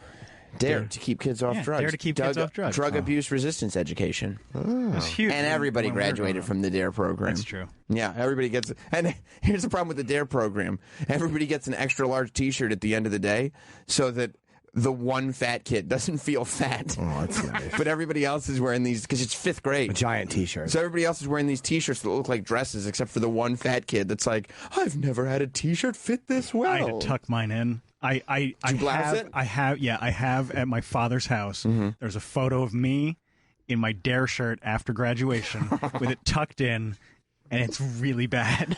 Ew, a fucking tucked in DARE shirt. Yeah. I want to see. Because I also had like a ponytail mullet thing going on back then too. Next time I go, I'll find the photo. It's not good. Here's the problem with the DARE program and the extra large T-shirts. Because everybody gets an extra large T-shirt. So except for the fat kids, the T-shirts still fit everybody when they go to high school. Yeah. So every single one, inevitably what happens is you go to high school, you start doing drugs, and then you wear your DARE T-shirt ironically. All of them. There's no DARE T-shirts that aren't worn ironically. No shirt. Yeah, because they fit you now, and you do drugs, and you're like, it'd be funny if I wore this DARE shirt and did some drugs. Poor DARE. Poor planning, you know what I mean? Like, why would you do that? What did you think that DARE stood for? Dads Against Rapid Exits? That's good. Sorry. I told you I got a thumbtack in my shoulder once. It was no game growing up. Oh, that could have been AIDS. One time a Mexican kid, he was like, hey, Sam, he's in one of the gangs. He was like, hey, Sam, come here. I got to tell you something. But the gangs were cool. So I was like, oh, cool. Cool kid wants to talk to me. And he leaned in like he was going to whisper in my ear. And he just put a thumbtack in my shoulder. It was more embarrassing than painful. I was like, well, fuck, I'm in between classes. And like, I thought I was cool for a second. And now it's just this guy thought so little of me that he was like, fuck this kid. I'm going to put a thumbtack in his shoulder. Would you like to know what game they were playing? Pin the fucking tack on the, like, what you represented to that kid? I think I know what I represented. Did he I don't think it's a word that's appropriate by 2017 standards anymore. Did he put it in you, or did he just poke you? Like, did you have to take it out? No, he put it in. Yeah, no. He was like, I got to tell you something. And it was one of those thumbtacks where it doesn't come up. Like, you just push it with your thumb, and it's flat against the wall. So it's just like flat thumbtack. Yeah, it's just like, come here. It was over my clothes, so it wasn't like horrible, but like, he goes like, come here, and he just puts his hand on my shoulder and just puts the thumbtack in and walks away. Like, what are you gonna do, pussy? Yeah, he was right. I didn't do a goddamn thing about it. He took your tack. He walked away slowly. It was years I never confronted him about it. It's just like, let me just pretend this didn't happen and go to my next class. Isn't it weird how you can just... Did you ever speak to him again or no? I'm sure I did. But he was in a Mexican gang. Like, what am I going to do? Be like, hey, you shouldn't have done that. And have, like, a dozen Mexican kids kick the shit out of me? I'm not going to do that. Should have got fucking Sean Penn to help you. I don't get it. He's good at bringing down Mexican gang leaders. Oh, you mean in real life? I was thinking of movies. Oh, no. But yeah, exactly. He's good at that. Jimmy, I got to say one other thing. A lot of my shit. One of the best stories that you have was the fucking ice cream on the seat. Hey, Stanley. Oh, God, yeah. Yeah. Hey, Stanley was, let's throw some hot oil on him. All right, thanks, yeah, Dave. that was hot oil. Thank you, buddy. For David's sake, what was the ice cream on the seat story? That was when I was riding around with Stan and his brother. And his brother passed away, which bums me out, Mike. And we were riding around, and we would put we were riding through a parking lot in a flea market, and we saw this thing of melted chocolate ice cream. And so we were walking around looking for like something to throw it on. We were going to throw it all over somebody's dashboard. I was 13. And we found a seat cover that was like a fur seat cover. So we took the ice cream and we fucking throw all this melted ice cream on the back of the seat cover. And like 10 or 15 minutes later, we're driving by again, and we see a very old couple outside, and the old guy is standing there, and his wife is standing behind him just wiping off his back with a napkin. So the old crow sat in his... Oh, we fucking screamed with laughter. It was so funny when Stanley was in here, because it was clear, like, he's such a nice guy and moved on from that he really didn't want to acknowledge any of the rotten things that you guys did as kids. Well, yeah, he was older than that. He was just he's a big guy, very strong guy. But we were young. He was just having fun with it. He was just having some fun. It was all harmless. Even when we tried to light the couch on fire and push it off on the highway. That's not harmless. Yeah, That's harmful, actually. We really wanted a car to hit it. That's true. It could have killed someone. Dude, all those kids that were throwing bricks in through windshields, I was one of those kids. Like, it was antisocial stuff. Right. Because the consequences weren't as obvious back then. Because there wasn't YouTube and all these videos that were actually happening and shit going wrong. It was like this intangible thing in the atmosphere. Right. Like, yeah, someone could die, but you knew that it wouldn't happen, but it could have happened. But I would absolutely, if you would have told me at one point, take this couch and push it off an overpass onto a car, I 100% would have tried to do it. There's not even a doubt in my mind that we would have thrown a sofa off an overpass onto a fucking windshield. It's a terrible thing to do. Just to hear the thud and the screeching tires because you feel like you've done something. When you're 12 or 13, it's funny. It's hilarious. Because you consequences haven't fully been established in your mind yet. That's what I'm saying. Right. You don't. It's an intangible thing. Someday you don't understand. Something will happen. Empathy has not reared its head yet for boys. Boys do not develop empathy, if ever, until much later in life. That's true. You really don't. So those kids that killed that guy throwing that brick off the window, there was like 4 of them. I mean, they're going to jail. They're being tried as adults. Weren't some of them like 19 or something? Yeah, no, 17, 16. I mean, that's a little much. Way too old to be throwing a fucking rock off. Way too old. I mean, even 13 is like... 5 teens denied bond. Wow. They fucked up. I wonder if they're still in jail. I don't know. They really fucked up. But yeah, people won't throw my shit. I have a lot of signed baseballs. Are they worth that much? Not really. No, like a Pete Rose baseball, a guy who signs baseballs all day, every day, for years and years and years. Yeah. That's not worth it. I have a few that are like Yankees that I like Goose Gossage, shit. Like, just, I don't have any Thurman Munson. Just stuff I like, I have. No one's going to throw out your Jimmy Key signed baseball. I don't think I have that one. Oh. But I do have gloves that were signed by like Joe Frazier, Tyson, Jake LaMotta. Like, that type of stuff is worth a little something. Here's what'll happen. When I die, my kid will take my wrestling figure collection and my shoe collection and sell it for pennies on the dollar. Just sell the whole lot for pennies on the dollar, and then take all the other shit and just throw it in the garbage. Which is fine. Which, yeah, but I'll be done with it by then. You I'll don't be enjoy in the ground. yourself. Because you wonder what the stuff is. Like, for me, it's just photos. So, like, all right, here, take this hard drive. So I have a hard drive of my dumb pictures and not do anything with them. Yeah. But most of it is like pictures of me with people. Who gives a fuck? Right. You know, what are they going to want to do? Maybe they would sell my stuff or give it away to fans, or hopefully maybe bury me with my signed Sabbath picture. Fans left by then? Yeah, that's a good point. I can't even argue. Let's see. You want to go to Dan in Florida? Line 5. I won't be ignored, Dan. That's right. I don't know what this means. Hello. What's up, Dan? Hey, guys. I just want to know how deep your obsession is with the sneakers, because when you buy shoes specifically to dead stock them and never wear them, do you look specifically for your size? Do you have to have your size? That's my OCD. Even when I'm buying a shoe that I know, like, this is specifically a shoe, so I have a pair put away, I'm never going to wear this shoe, it always has to be in my size. What if they didn't have it in your size? I would find it somewhere else. I would say no. I don't want it. If to a lesser degree, I'm the same way. If I go to a concert, like every Pearl Jam show I go to, I'll buy 2 shirts for that specific show. Right. One to not wear. I cannot give you a good reason why I'm saving a shirt Because I mean, you're not going to be able to find them, but it's always in your size. You'll always be able to find them. But I don't want to spend $80 to $100 on a shirt. No, I'm just saying. But you'll be able to find. If I can find a 1976 Sabbath Technical Ecstasy Tour shirt, you can't find one of those Guns N' Roses shirts you didn't get. That's true. I can't.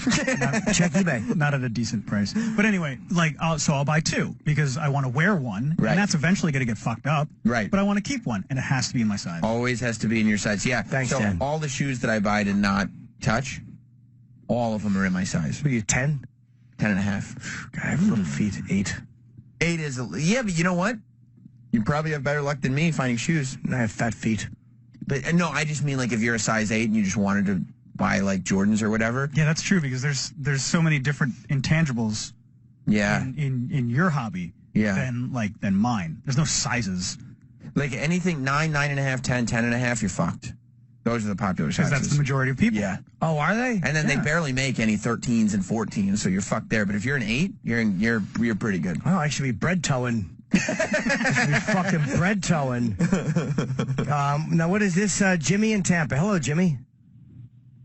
Hey, I just want to say it's probably an old clip you guys have seen, but it's worth revisiting. There is one of those old antique road shows where the guy brings in it's like a Victrola roll that plays music, and it's one of, you can't get it anymore. And the guy is looking at it, and he's shaking so bad, like he's got Parkinson's and an espresso, and he breaks the fucking thing. No. And you're never going to be able to get another one like it. Oh, no. Yes. No matter how much insurance you have, you're never going to be able to replace something like that. That's it. All right. Thank you very much, Jimmy. We're going to watch it right now. One other thing, Jimmy, I just wanted to say, hey, whore, have some mustard. And she waved. Hey, whore, have some mustard. What was the setup there? We were just driving, and we had gone for Chinese food. There was some hot mustard. So we saw a girl. She was like riding by, and Mike yelled, hey, whore, have some mustard. Oh. And he threw it out the window and hit her with mustard. What a terror. Was it open? Yeah, it was a cup of mustard like they give you in a Chinese restaurant to go. It wasn't like a packet. It was a cup. Oh, no, it was an open cup. Yeah. Hey, whore, have some mustard. Did the mustard get on her? Yeah, of course. What a terrible thing to do. My favorite, though, was we were driving, and he literally, because we would have those fucking Tupperware dishes of oil, margarine dishes of oil to go, like they would take 4 or 5 of them and just bring them. And then we would just go and throw them on dashboards to ruin people's cars. But wait, when you say dashboards, like you look people's windows would be open. It was the summer.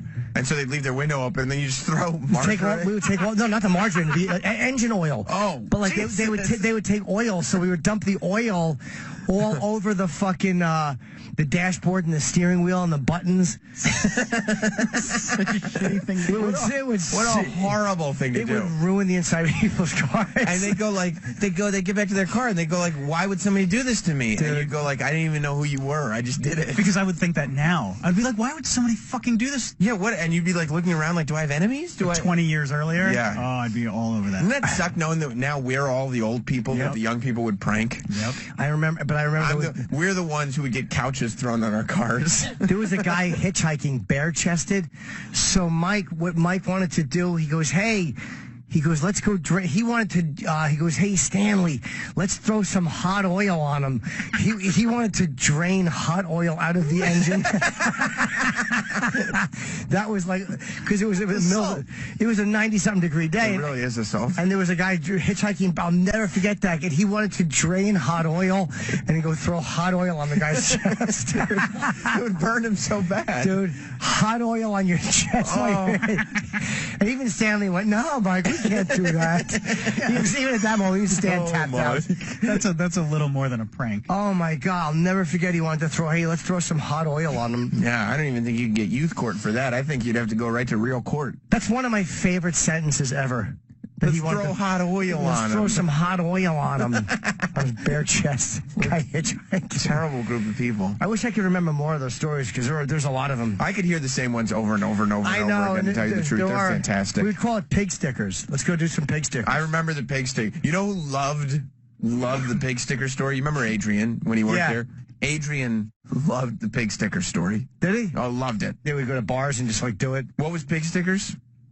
They had this piece of metal it looked like the type of thing that had like a little handle on it that you would jab into a tire when it has a flat to widen open the hole. It was like it's like a metal spike almost, but thin, and you could fucking ruin a tire with that instantly. It had like a teeny, like a little, it looked like the letter T, but with a point on it. We would fuck tires up, and we'd go to a bar, and Stan would stop and idle the engine, and Mike would jump out and literally just start jabbing the same side of the car, and you go by in 10 minutes, and you'd see the car just leaned over to the left. Wait, you do it on two tires? Yeah, on the same side, the front and rear. Nobody has two spares. No, we're both front tires. It was awful. So, even if you want to change the tire there and just take it, you don't have two spares. What a total asshole. That's not a prank. That's like, you're in a gang. This was, Stove in New York. Oh, God, please tell me this is his name. Hello, in New York, Stove? Hey, how's it going, guys? Is Stove your name? No, they used to spell it wrong when I was in grade school. It's Steve, but the substitute teacher always put O, so it's Stove. Okay. Oh, okay. Yeah. So anyway, you don't think about the repercussions, but I remember being a teen, and it would be a weeknight, and three of my asshole friends would be driving around the neighborhood, and it was right after 4th of July, and I took one of those big mortars, like about the size of an 8-ball or cue ball, and I remember going up to this person's mailbox that was right next to their door. We're talking about like a Wednesday night at like 11 o'clock, and you lit that thing, and we shot off in the car, and boy, that would be like a felony right now. Horrible. Oh. It's fun to do though when you're young. You don't think of it like hearing that. Thanks, Steve or Stove. Yeah. Hearing that shit now, it makes me want to do it. I can't do it, but I would give anything. Well, you wouldn't get the same joy out of it anymore because you know the consequences. I think you want to go back to when you were a kid and you can really just have the joy. I couldn't do that now. Who was I riding around with? And it might have been Stan. I don't remember where they had. Oh no, it was my other friend, and he had a giant thing of compressed water. I don't know what it did. It looked like a giant oxygen tank, but it squirted water hard, like a fire hose almost, but it was portable. And I remember it was probably a 9-degree evening, and we were riding through New Brunswick looking for people to squirt with ice water in freezing weather. Just give people pneumonia. Yeah, we were looking. It was it was so cold we couldn't find anybody. There was one of those nights. It was a bitter, bitter cold night, and I was drunk, and he was, squirt ice water. We wanted to squirt water on people in that fridge. I don't remember why he had this tank with water. I don't remember what it was. That was the same guy that drove me around when I threw the piss on the guy. The couple, I used to piss in cups drunk and then throw it on people. That's awful. That's really bad. That's really bad. It is. That's normal. Is it? Yeah, we've done that. Throwing piss at people? Yeah, while you're driving? Yeah. Yeah. Okay. Or eggs. We'd go egging, and we would drive through, and we would literally try to throw. I'll never forget a guy we were stopped at in New Brunswick, stopped at some street to make a right or a left, and there was a guy walking. Sheepskin coats were big back then. Oh no! You wear you know what a sheepskin coat was? Yeah. It's like white and almost. It wasn't white. They were different colors, but there was. You mean not like a sheepskin? Like it was like that brown leather type. Yeah. Like black guys would wear those. That was a very big thing when I was a teenager. You were in a sheepskin coat. Yes. Maybe not necessarily like a cowboy, but sheepskin coats with leather trenches. All that stuff went through phases. Right. So if you had a sheep, that's what they would call it. The guy had like a light blue sheepskin coat, and I had a fucking egg in my hand, and he was walking, and he couldn't have been more than 10 feet away, and I just sidearmed it out the window directly into the middle of his face.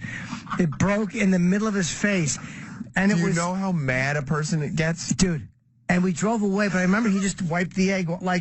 It was so egregious, he couldn't even... I mean, it's just... He just wiped the egg off and kept walking. You either have to kill somebody or you have to cry or you lose faith in humanity in that moment. Yeah, we did a lot. I wish I could remember. I think I was probably a little tipsy through some of them, so I forget. Yeah. The guy putting his arm up is one of my, when I threw the piss, one of my favorite moments of all time. Do you want to see this Vitrola breaking? Yeah, let's see that. Yes, please. The phones are lit, too. We'll go to the phones again. Everyone wants to fucking talk about damage. Everyone loves talking about the pranks. They're the best things you could ever do in life. They really are. So this is a one-of-a-kind piece. There's no other one like this particular one in the world. And you can see the tracks go this way.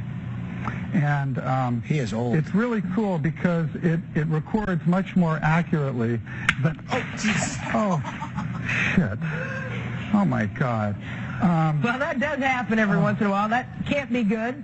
Now, are you done with that, then? Yeah, I'm done with that. All right. Apparently, we're really done with that one.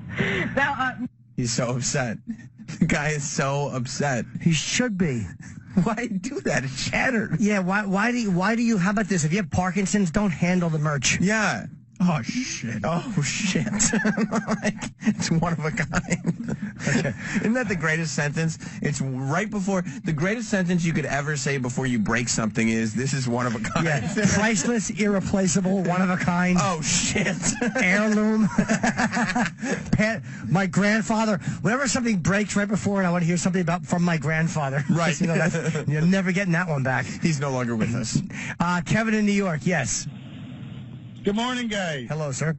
I had my best friend used to tell me when he was in the Navy, they'd get off the ship like up in Groton, Connecticut back in the 60s, and one buddy always rode with him, and he'd always buy a bag of oranges, and by the time they got down to like Delaware, the guy was out of oranges, and he goes, boy, them oranges must be really good. He said one day he just happened to look in his mirror, and he sees this arm come out of his window, and this guy whips an orange and hits this little kid that's riding a bike right in the middle of the back. And he said the little kid was just wobbling and it just crashes. He used to make me piss my pants when he told stories like that. So not only do you get to throw something at somebody, you get to see a little kid get hit with an orange, and then you get to see a little kid fall off his bicycle. Oh, this guy was hilarious. Have a good morning, guys. Thank you. How could we not after that story? I told you my friend Dean, what he did to me and my friend Neil. Dean was like, I wasn't jerking off much. I was like maybe 12, and Dean might have been 13, or maybe 11 and 13, whatever the fuck we were. So we were at his house, and you know, Dean was the guy that got me into partying. Like, he was one of those guys. He came, me and Neil went to his house, and Dean came out with his hand out, and he fucking wiped his fingers on my glasses, and something pulled up. He had gone in the bathroom and jerked off. Jesus. And it's true, and I'll never forget it pulling up under my glasses. And he said this to Neil. He goes, "You've been given head." And he wiped his hand on Neil's face and mouth. He wiped his cum on Neil's mouth.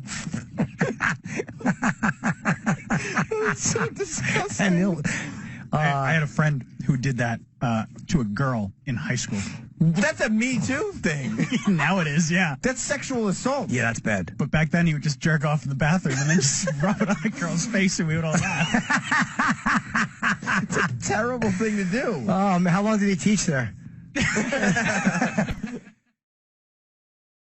That was my costume when I was in camp, Backwards Man. No. Did I tell you that? Nope, but you're gonna now. But I went to Camp Mason. I was 13, and we had a Halloween thing. It was over the summer, like a costume party. And I didn't have any costume, and no one did.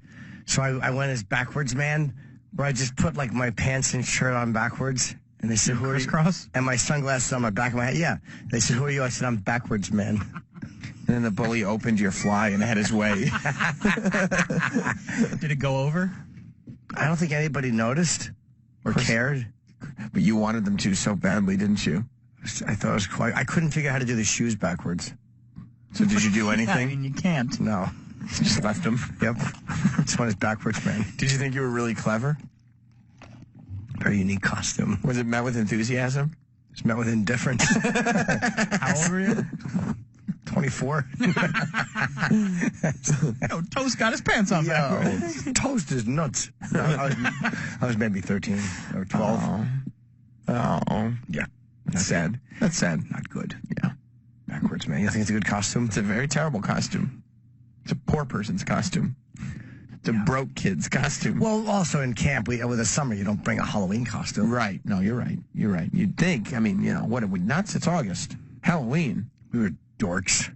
That's clear. We complete fucking fruits. You were the king dork of all of them. We tried to pretend that we were dead to scare one of the counselors. Did they get scared?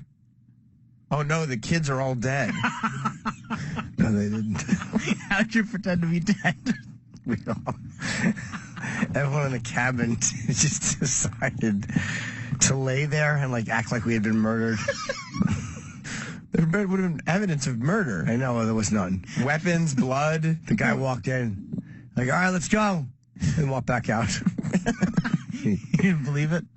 He didn't even notice that we were pretending we were dead. What were you doing? Just sleeping? Just laying in the bed. Laying there, like there was one guy on the floor. We just pretended. I don't. No blood anywhere? Did you stick your tongues out like, ah? I'm sure some guys did. We weren't good. I'm dead. I'm dead. I'm so dead. There must be a murderer in camp, killing the children. Yeah, it wasn't particularly scary. It doesn't sound scary at all. No. I would have reacted just like that counselor did. Walk in and go, all right, guys, let's go. It's lunchtime. Yep. You little idiots. Get off the fucking floor. Yeah, hey, dicks. Yeah. Hey, get up. I want to be fucking another. The counselors were like 17, 18. You won't be getting the attention you're looking for. Yeah. Get up, you little moles. Yeah. Get up. Get in the shower. Let's go. Everybody in the shower. We're all going to pretend we're dead. Yeah. What a bunch of nerds. You think that's dorky? It's so dorky. You think that's a suburban white kid thing to do? It's so a suburban white kid. Been killed. I told you I was scared to go in the canoe or the kayak. Because of Jason Voorhees? No, I didn't want to do it. So I was trying to talk about the safety of it, how it's a danger. Oh, no. That's a fucking asshole. Did they let you not go in because you had figured out the safety precautions that weren't taken? They were just... Everybody knew what you were doing. Everybody knew you were a little chicken shit. A little chicken shit fruit boy. Yeah.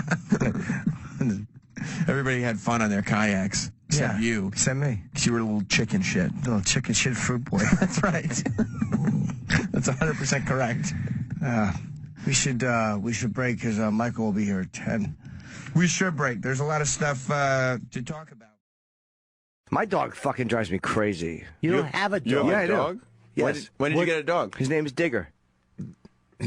What kind of dog is Digger? Digger, he goes with me when I explore. I just pull his leash. What? It's my dog for sure. What are you talking about? Yeah, this is lyrics to something. I don't know what. You guys don't know Digger the dog? No, we don't know Digger the dog. Troy, please. Travis, have you ever heard of Digger the dog? No, unfortunately, I was not born in the 70s. Unfortunately, you were born at one point. Well, that was just mean. I agree with Bob. That was just mean. I'm happy you're alive. Wow. I'm happy you're here. Come on, what's wrong with you? Yay, I love this version. Oh, my God, what a cute kid. What is that? Where you going, Tony? Turn it up. Oh, Jim just wanted an innocent childhood. He goes with you when you explore. Just pull his leash and go for a walk. He's your dog for sure. What's your dog's name? Digger. Digger the dog. Digger, he goes. You know why Jim remembers this song? All he wanted to do was be the happy boy with the Digger the dog, and instead he had bullies making him perform fellatio on them. Yeah, it was something the hog. Jesus, it's so sad. All he wanted was this life. And instead he's got to suck bullies' dicks. Gotta. Yeah. I was knocking at the door. I don't think he was forced to suck a bully's dick. Well, he was requested. I think he just came up with a new tactic on how to beat bullies. Yeah, that is true. I think I look back, I'm like, where did I start? And I'm like, I had that one picture where, like, my head was split open. Yeah. I'm like, I think I was doing it at that point. Most guys go and work out and learn how to box. Yeah. Jim just started sucking his way to freedom. That's true. I fucking baited my way into friendship. And then later on, you developed a sense of humor. Absolutely. Yeah, I'm funny. Like, this is just as fun, making him laugh. I'm not getting my mouth pissed in the swimming pool. Wait, what? Did you get your mouth pissed in a swimming pool? Uh-huh. Were you underwater? I was. Were you forced to be underwater? No, but I didn't know that would. I didn't think anyone could see me. Oh, God. Well, you didn't think. What do you mean? I was young. It was a public pool. So you got underwater. Can I just stop for a minute? How is there something new? Another piece of the puzzle. After all these fucking years. You ever heard this? There's something else. And Bob, you've never heard this. I've known him for 20 years. Right. I've been on the radio with him for 20. And there's a new piece of the fucking Jim Troy, Norton you ever puzzle. heard the piss in the pool? Never. No. Okay. Oh, I think you knew that. Yeah, my the kid who I would one of the kids. I was scared of. I would blow him, but it was in the public pool, and I fucking went under the water. I didn't think anyone could see me. I thought no one could see me, and he pissed. people Do you know around? the color of water? It was full. It was a pool, but people were swimming. And and he had me blowing him underwater. And he pissed in my mouth. So regularly or just one time? Just that one pissed? time, and I went up and I told him, please don't do that again. He goes, all right. And I went back down and he did it again. This explains it all. This is incredible. But this explains it all. I wish I would have known. Fool me once, shame on you. I didn't know that expression. You can't fool me again. Yeah. Jim's just underwater, digging the dog, humming, digging the dog. Yeah. Dude, this explains it all. Please don't do that again. No problem. Piss. How does somebody have that kind of piss control? I'm going to piss in his mouth again. Yeah. Under the water again, Yeah. like within 30 seconds. Just like I'm pissing again. It's hard to pee in water as is. Right. Never mind. Yeah, he had no issues with it. I got a young boy blowing you in a public pool. Or you're being filleted in a public pool. You're looking at Mrs. Murphy across the way, yelling at her kids, and little Jimmy's down there sucking on it, and you pissed in his mouth. What a piece of shit. How old were you?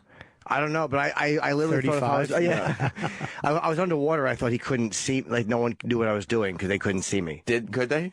I'm sure that they knew. Yeah, how could you not? It was just a little blurry. Right. Yeah. Well, it got a little more blurry because probably some of the piss came out of his mouth. Did he have a? How old was he? Was he a big piece? No, he was tiny. He was a year older than me or whatever. Oh, really? He was So small little. estimate like how old? Like what grade, more or less? I don't know. I showed you the picture when I split my head open. That's around when. Around then. So maybe around like what? 4th grade or so? No. Older? Earlier. Oh, yeah. Like 2nd grade. Yeah, something like that. That's not. I mean, listen, that's not gay though. That's when you No, have but that, it's molestation. I mean, Jim No, was... it's not. No, it's not. I don't like to It's- pretend I was a victim. I wasn't It's a victim. exploration. What do you mean you weren't It's a bully. You're not He's gay saying, until you have pubes. It's a bully. Jim's saying, don't do that again. I don't like it was that. around, Please don't do that Bobby, it was around that. It was around then. Buddy. Listen, buddy. No, because I have one. God, you a look kid so now. sweet in that My photo. little head's all split open. Buddy. 1970s decor. Who split your head open? I was scared of the bullies, so I ran and I split my head open on the steps. Buddy, if I could go back in time, I would fucking be by you. No, he every was only day, my age. protecting you for blowjobs. No, not at all. You would have ruined my life. No, I would have been there protecting you. You would have spoiled everything. All Why? the fun. You weren't having fun. It was a bully pissing in your mouth after you asked him, please do not do that again. How did we get into this? Can I want see to that? talk about Digger the dog. Can I see that again? Because we were talking about why you remember the sweet things of childhood, and it's because they escaped you. Buddy, you were getting bullied when you were that age? Yeah, it's more than bullied. He was forced to blow a guy. That's you in the guys, whole cut bully it out. thing. It is. It's in the... That's in the spectrum. Oh, okay. I don't think it was forced either. I think it was... He said, don't do this. No. And then the bully was like, No. okay, I won't. Well, he got me. Yes. Chums will do that. Buddy, I'm so sorry. Oh, that's okay. You didn't do it. I know, but it's so sad that was happening and nobody could help you. No, that's all right. Did you tell your dad? No. I was going to say, Dad, the kid pissed in my mouth. My dad was, No, you could say busy. I was getting bullied. Did he want to straighten it out? You were a victim. It wasn't like that in 1973. You know how it was. In 1973... It was never normal. You just put it in your But mouth. the bullying, you didn't. You fucking just dealt with it. Yeah. But that's not standard bullying. I don't remember. I don't see it as bullying. Yeah, but you know what? Listen, putting like something out of putting a penis in your mouth before you know it's a penis, before you know what He found sex out it is. was a penis when he was getting pissed in his mouth, and then he did it again. Yeah, I have to confess, I was aware of what it was. Jim, trying to help you. I know. Listen, He knew. but it wasn't sexual. It was exploration. It was a thing you put in your mouth and then forced. It was the same not. reason they say rape isn't sexual because it's a crime of power. It's the same thing this third grader was doing to second grade. I'll be honest, I enjoyed it. I can't lie. Yeah, he probably liked it. I enjoyed it. I can't lie. Even the second time he pissed in your mouth? Well, not as much. Not so much the urine. That was embarrassing. Yeah. Yeah. It was dehumanizing. Yeah. Yeah. Travis, you have it? I have both. Whichever one you want first. Play Ghostbusters first. Wait, let's close our eyes and see if we can figure out which is Damn which. it. Yeah. Yeah, I've played that game before. Hey, did you close your eyes when you were underwater in that pool? I don't remember. Probably it was chlorine. That's what I mean. I might have, yeah. You got chlorine and piss in your eyes. No, piss in my mouth. If you're ever going to swallow piss in a pool of chlorine, It's probably the best where place. you want to do it. Anthony, we found out before you walked in, which is, I mean, we were all amazed that there were still new stories coming out about Jim. Yeah. He let us know for the first time that when he was probably around second grade, the bully that he was afraid of made him perform fellatio on him in a public swimming pool, and then pissed in his mouth. And then Jim bobbed his head up and said, "Please don't do that." And the bully said, "Okay." And Jim went back down to continue, and he pissed in his mouth again. Yeah. He taught me a valuable lesson. What the fuck? Even back Piss then, rules. Even back then, Jim was a professional. Hey, Right, Hey, yeah. stop that. Yeah, Okay. please. Let me go back to work. Wow. He wasn't a man of his word, so he bully. misses on that exchange. That bullying. Yeah. Bullying. That sure will shape someone's sexuality, won't it? Yeesh. Yeesh. Did you just have victim stamped on your head? I still don't. Dr. Drew told me I was molested. I still don't think so. Yeah, I don't think I was. Yes, you were. Yes, you You were. were molested, dude. I wasn't. Ask somebody. Somebody touched you. No. You got pissed in It's your all mouth in a right. pool. right. You asked him not to, and he did it. I don't know why you're thinking I think that's like, molestation. yeah, that's it. Oh, you said you don't guys. do that, and he was like, Something happened. okay, and then he did it. Chums will be chums. I mean, You know what? All this talk of molestation. Let's see if we can spot the difference in the Ray Parker. Yeah. All right. Speaking of someone getting raped out of their good times. When I was a young man, I was on youth court. What is that? It's Jim was out when we talked about this. Ah, shit. Yep, Jim's never heard this. What Jim, is you're not youth, gonna like what is youth court? Well, Esther, I'll tell you. Yeah, what is it? I want to be the judge.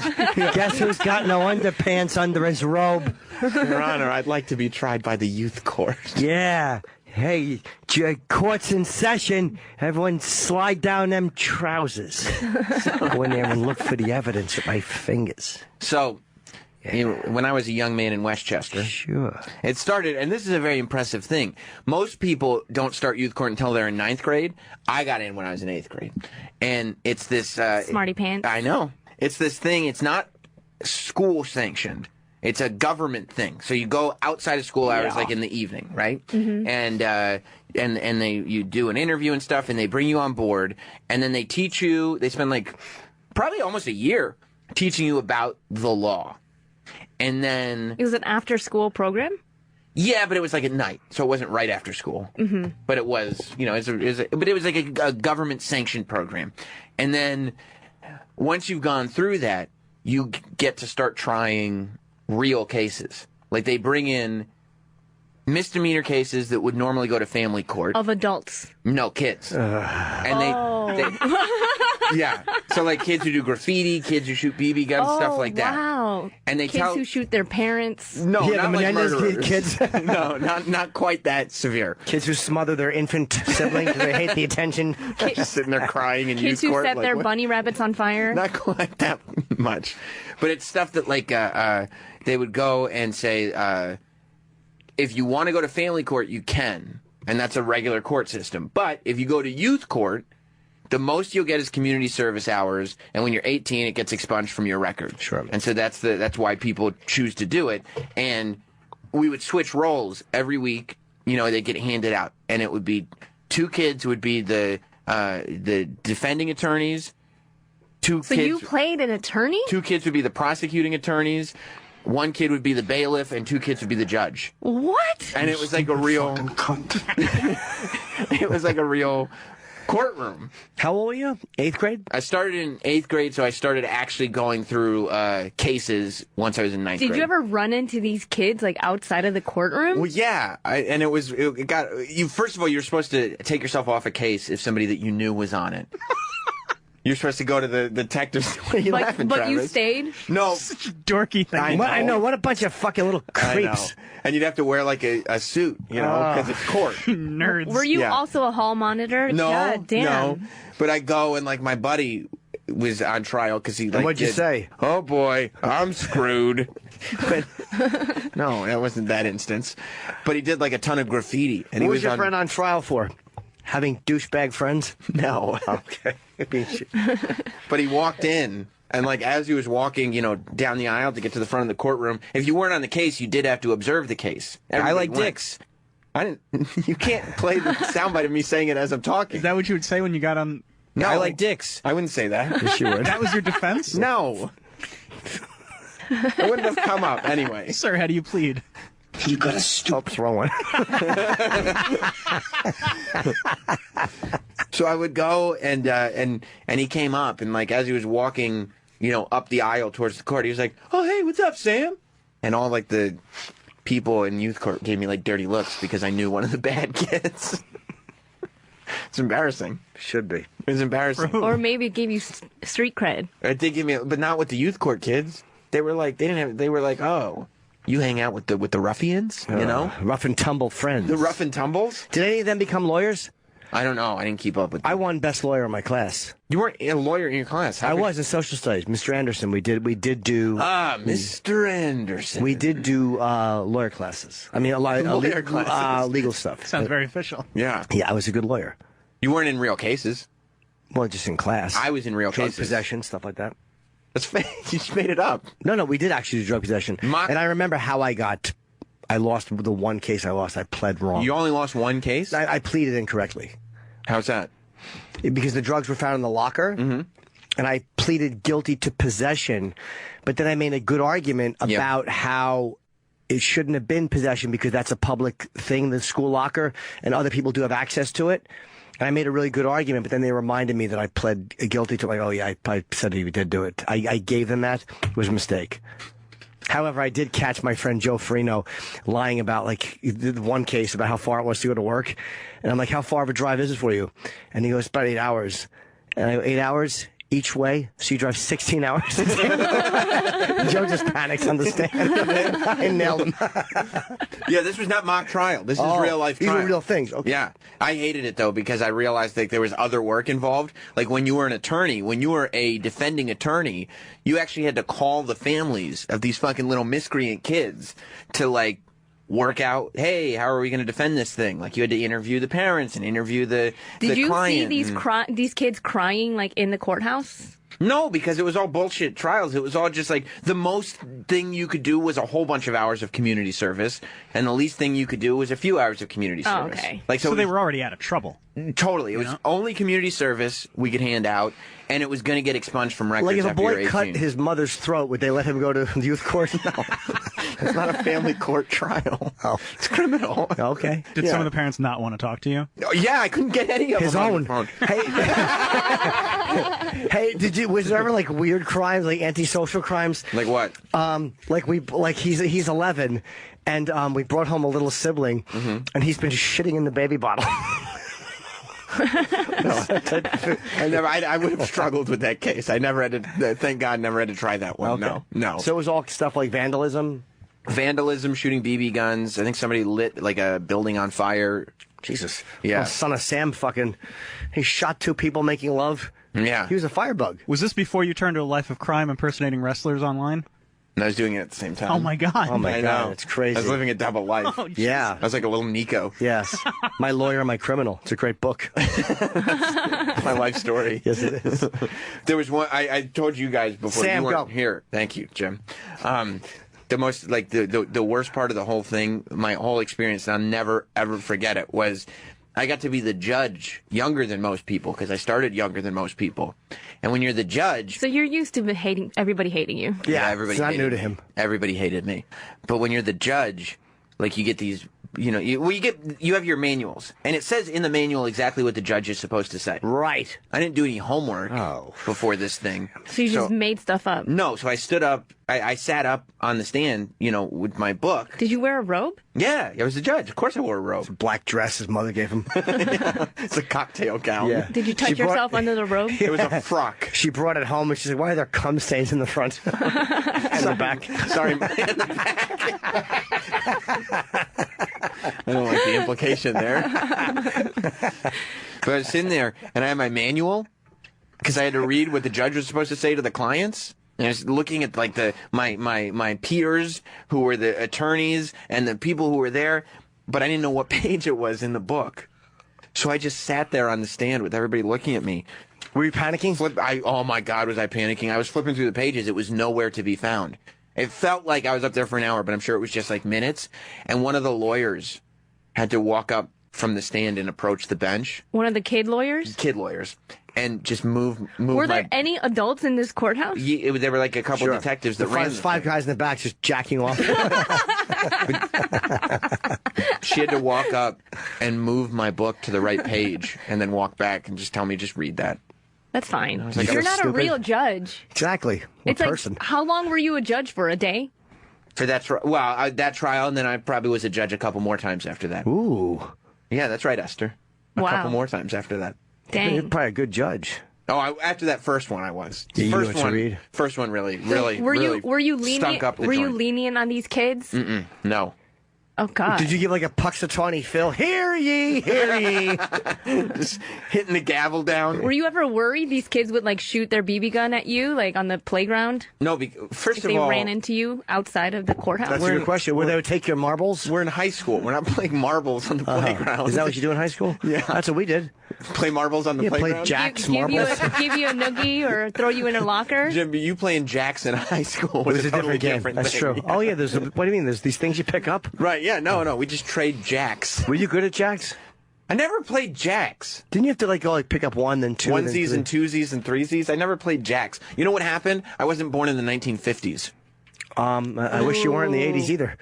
Thank you. I wish we did. Esther? Yeah, that's it. I don't like that. I don't know. I used to play jacks when I was a kid. Yeah, they made video games for us, so we didn't That's have to true. play jacks. Did you play jacks when you were a kid? No, she didn't play jacks. Hey, Esther's a very well-rounded person. I played zoo. What is zoo?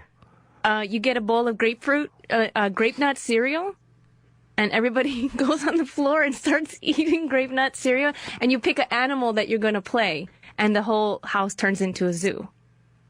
Why you gotta use grape nuts? Because it looks like animal food. Oh. Yeah, stupid. I played the same thing, but with shredded wheat thins. Did you? Frosted mini wheats. Frosted? No. They weren't frosted before. They certainly weren't. Frosted underpants.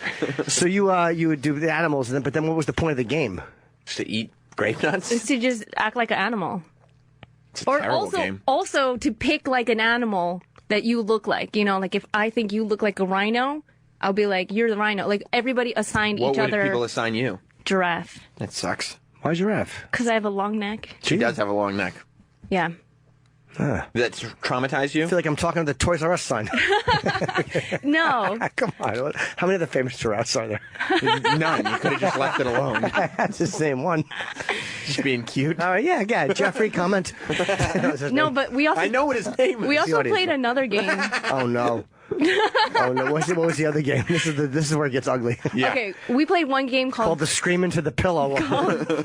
Jackpot. Oh, boy. Did you guys ever play Jackpot? Do you know Jackpot? I sure do. Oh, no. When you put your face in a pillow, and when it hurts too bad, you scream, and then someone yells jackpot. We played it differently. Oh, okay, good. You had to do all these tasks, right? Like grab an orange or like all these things. Like it's almost like a treasure hunt. Sure. And then at the end, after all these tasks that you had to do, you had to touch our mom's butt. And whoever did that. Whose idea was it? Your mom? No, Dad. Dad watches. You hand them all a knife. Touch your mother's butt.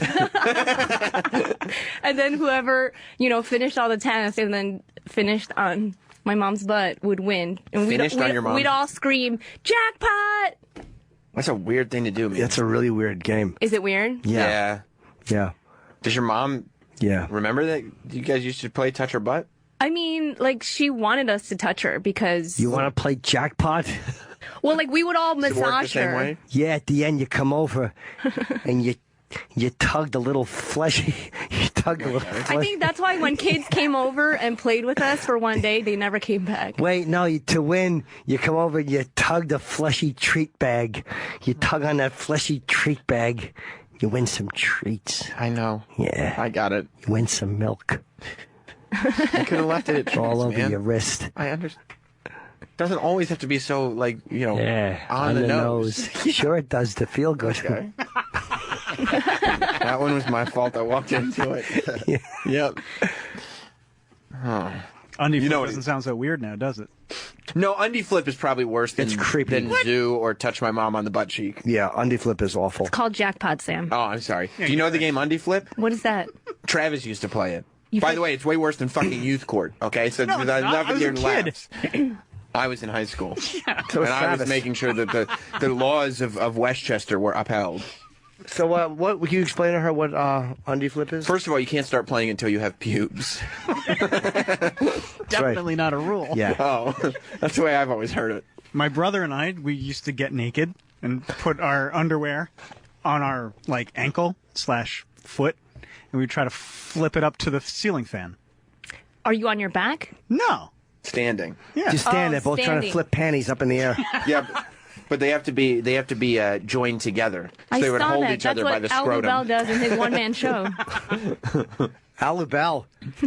Would you guys cheat? Like, if you were like, no, that's not on your ankle. You got your underpants on your toes. You can't do that. Yeah, you had to do it right, Sam. There's rules. Right. We don't live in a lawless society. Who would Go to normally youth win court for undie that. flip? Whoever came first. This guy with his face pressed up against the window. Yeah. Oh, the tough kids are at it again. Was it your older brother or younger brother? Younger. His But like, uncle. He's 51. Oh, so you're the perv. yeah, I mean, we're less than a year apart, or a year and a half apart. One day, Travis, they knew the game was over when one day Travis was a little older and he wanted to incorporate a Ritz cracker into the game.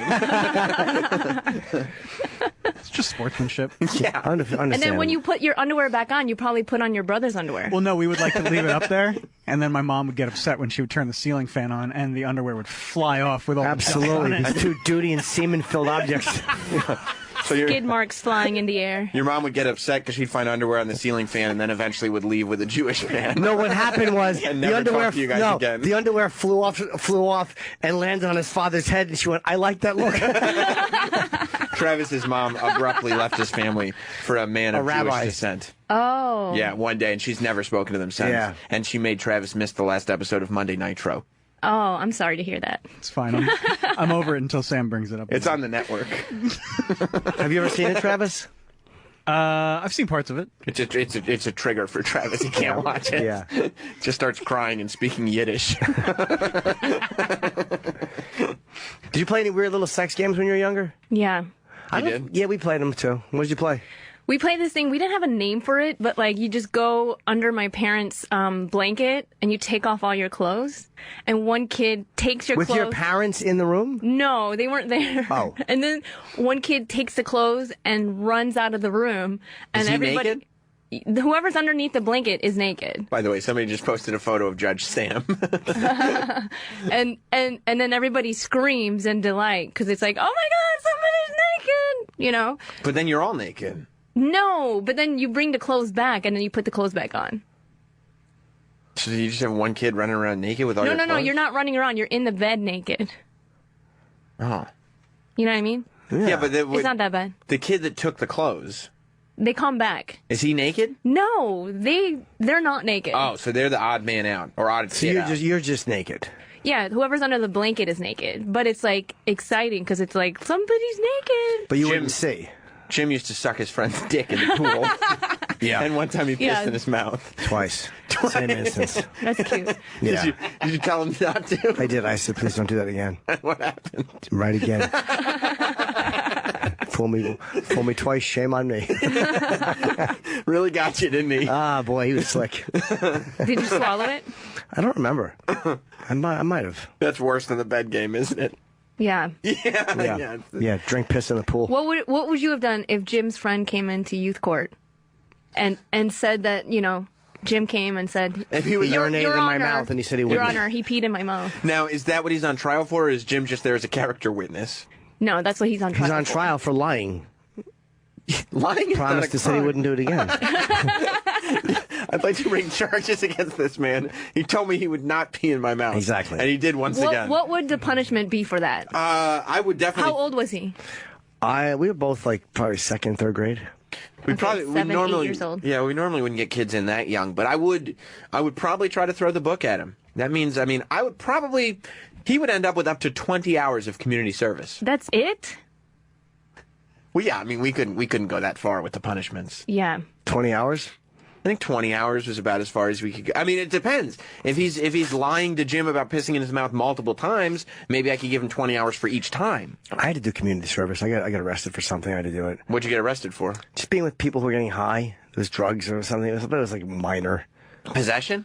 Yeah, I mean, they were smoking pot. I don't even, it's just a But you don't remember what the actual charge was? No, it was so minor. I just got some community service, Did your parents get pissed? Yeah. It was like an old person's home I had to go to. That's why I know how old people smell when they're dying. You had to wash them? Not them, but just keep the place clean. It was in New Brunswick. The guys that worked there. That's not bad. Yeah. But I remember this one fat old lady would walk by, and you could literally smell her 5 minutes later. It smelled like rot. Really? It was. I never knew that smell existed, that a person could smell like that. She was dying, you think? She was just old slowly. and crazy. Yeah. And I remember, I think the guy's name was Paul who worked there. I don't remember the other two guys. They were like... Sure. Yeah. I was like 13 or 12 or whatever, 14. I know I was younger than 13. And they were 25-year-old guys. It was a weird place. Did they ever try to touch you? No, they weren't creepy. They just... Did you ever try to touch them? No. It was just, go do this, mop here. That's shit. Did you get into sexual stuff when you were in, like, high school? Because I feel like all your weird sexual stories come when you're, like, young. Yeah, no, I did. What did you do in high school? Same stuff. I remember this one girl You used to piss in your mouth? No. But I remember this one girl. I told you this story about the girl. My balls were really sweaty because I was drunk, and it was the middle of the summer. I was wearing army pants, so to try to get my balls dry because she was going to blow me, I put baby powder on them. Yeah. And I you went were supposed to do that before, right? Yeah. Yeah. Not once. It was already sweaty. Right. So she was blowing me, and I smelled bad. And I remember she was like, she stopped. There's powder. Oh. It was disgusting. Why were you wearing army pants in the summer? I just thought it was cool. Was it? Nope. But at least you're getting blown, though. Yeah. I mean, some kids don't get blown. I wasn't getting blown much. Yeah, no, I did. I was a dirty boy. Good for you. Surprised you weren't. You didn't take advantage of your judge power? I should have. I didn't know. Yeah. I wish I'd known. Were there girls who were volunteers, too? Yeah, but they were all older. Like, there was a girl that showed me the right page in the book. It's humiliating.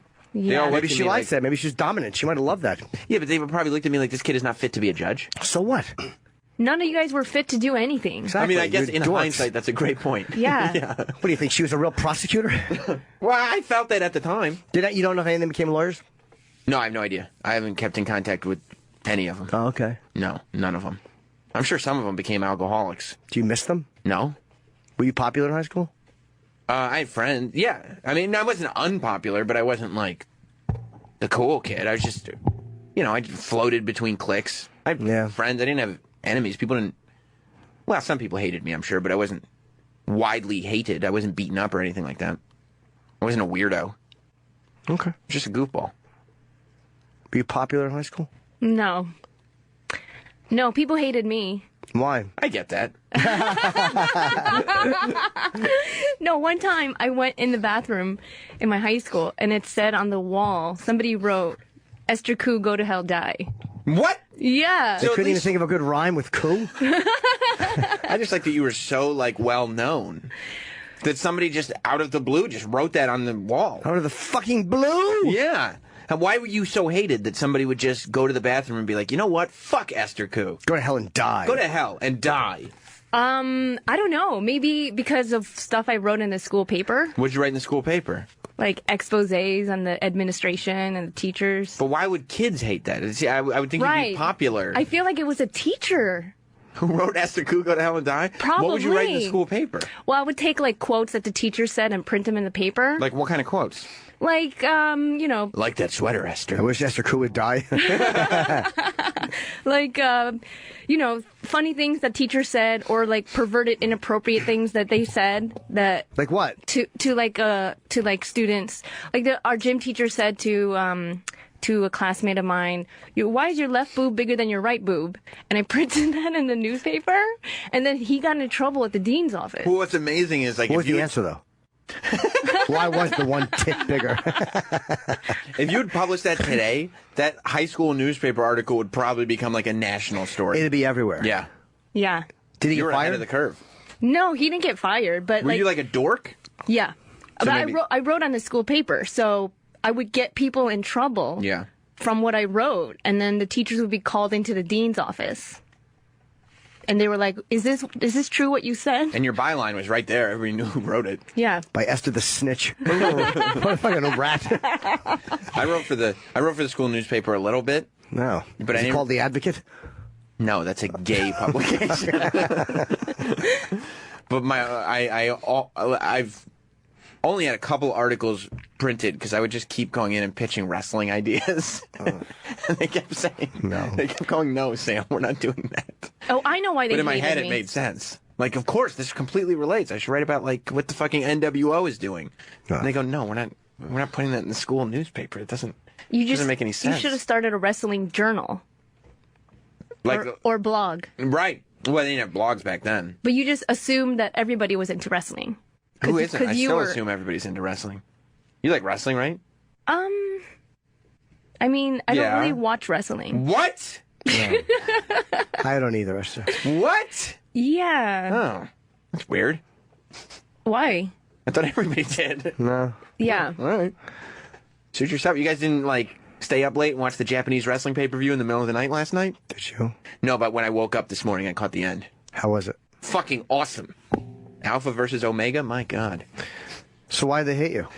Because I talked shit about the Rosemont kids. Like, the Rosemont kids went to our high school and they were the rich kids.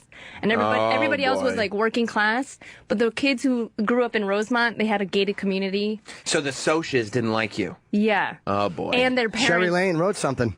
Their parents hated me because they had, like the town of Rosemont is where O'Hare Airport is. Right. And they don't have to pay taxes because the airport brings in so much money. That's super Wow. Yeah. So there's like a very small residential area of Rosemont where, there's like a handful of houses and they just are more well off than the rest of us. And they have to deal with the airport noise and the traffic. That's probably part of it, too, is like the congestion. It's like you're dealing with it's a pain in the ass to have an airport in your neighborhood. But so you probably don't pay local taxes. Those houses must be so expensive, though. But those kids were more well off than everybody else. More well-to-do. Yes. But then they went to our high school. Right. And so... So it was the rich kids that were writing that you should go to hell in the bathroom. Probably. Right. So I wrote in the school paper, you're from Rosemont when you pay your way to the top.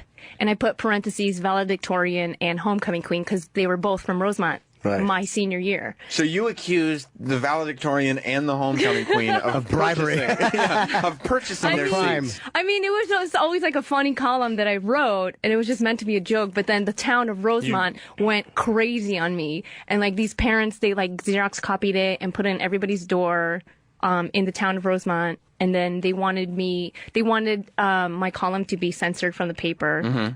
And they had meetings about like what we should do. What a troublemaker. Well, did you get censored or no? I did, yeah. So my column, they didn't let my column be printed in the newspaper the next week. Were you mad?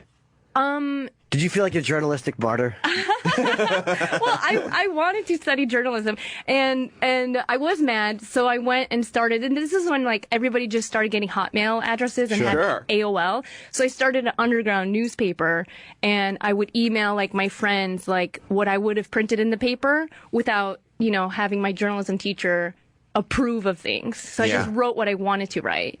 And then it kind of went like viral in my high school. Like everybody kind of printed it out and was passing it around at school. That's cool. Yeah. So, but then... What did your parents think of your journalistic pursuits? They didn't really... you know what? My mom called the school because they took away like this citizenship award that I got. Why? Because... You're still a good citizen. Because I started this underground newspaper, and the principal called me into the office, and he had printed out, I had a column called, you have your period when you sound like a diaper when you're walking down the hallway and stuff. So the principal had this printed out, and he was like, what is all this? I'm like, what? It's just my paper, and I didn't distribute it on the school. Yeah, other people are, but I didn't. Sure. So, like, I didn't get suspended or expelled, which I kind of wish I did, because maybe I would have made the Tribune or something. Oh, yeah, girl gets expelled for writing about periods? Yeah. Yeah, I could see that as a headline. But instead, they kept me in school because I was like an honor roll student. And then, and then they just took away my River Grove Mayor's Award for good citizenship. And my mom called the principal and was like, please give the award back to my daughter. And I'm like, I don't care about the award. You didn't give a fuck, right? I'm like, it's better that it got revoked. I'm like, I'm more proud of that. Right, now you're a badass. They never got it back. No, so you're a rebel. Yeah, That's right. So this kid, Sean Maher, he hated me. Maybe he went into women's restroom and wrote that. Maybe. Because he was, when I got the award, he was like, why did you get it? I'm like, I don't know. Like, the principal just doesn't know how I act in class. He just assumed, like, were you a Weisenheimer in class? She's in band. What is that? Wise ass. Oh. But then again, how would he have gotten into the girls' room to write it? Yeah. That's probably a girl who wrote it. Boy's not going into the girls' room in high school. Probably one of the female socias who wrote it, who lived by the airport. Probably this girl that I made a fat joke about. Don't say her last name. What'd you say about her? You had a lot of people that hated you. Yeah. What'd you say about this There's girl? a lot of suspects. No, but she wasn't fat. I was actually just making a joke that she was, fat. Yeah, but she was skinny. But, like, you know But you how called her all fat. girls think that they're fat? Sure. So she just took it personally? So you gave a skinny girl a complex. Yeah. Right. Okay. Good. A little body shaming never hurt. No. I guess because I was probably skinnier than her. So you were bragging about it. So, no, I wasn't. I didn't mean to. I was just joking around. What'd you say about it? Was it for good natured or was it mean? I forgot what I said. But you call her a fat pig?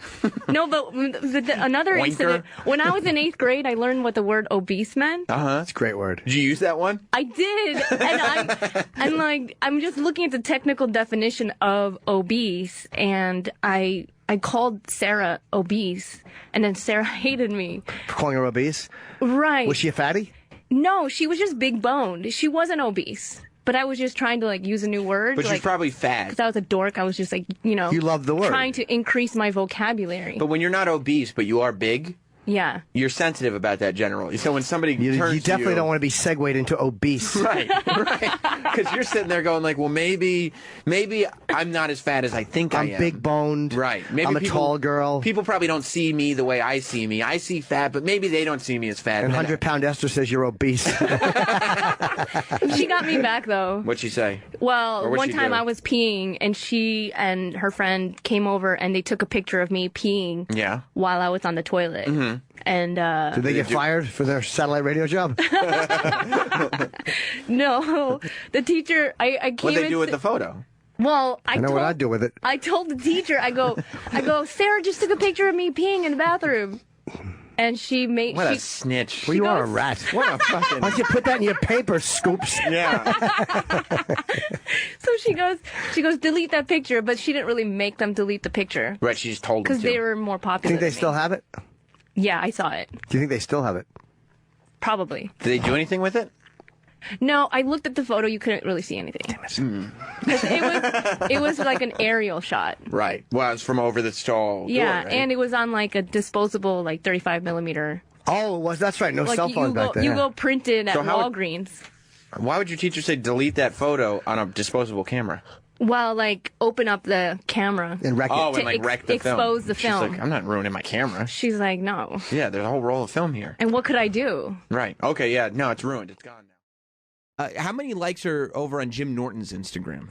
It depends on the picture. Well, I'd like to see what maybe the last photo was. If you go to the He got some. Jim Norton on Instagram, I'd like to see. What is there? It is. What's that last photo? Wow, 2,000 likes. Let's see. 2,096 of those jokers. And I'm going to see. It looks just like a piece of paper with your name on it. Do you mind if I read the caption? Sure. Okay. It says, "This is written by you. This is a close-up of my friend pointing out the douchey sign I put outside my bedroom door when I was 17. Quote." Oh, that is what it says. Yep. "Jim Norton, I pledge my soul to Satan. I signed it in blood."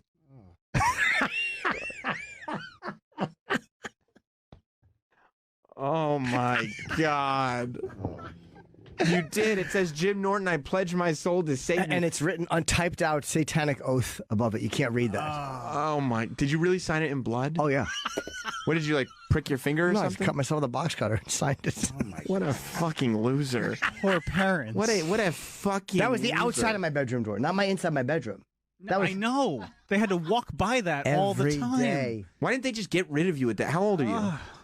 I might have been.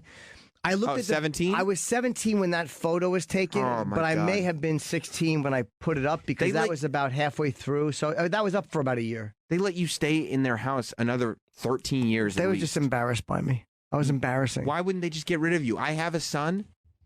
I can't. There's. I was You thinking wouldn't want to because he may put a devil spell on you. I don't think there's anything in the world that I like more than my son. Yes.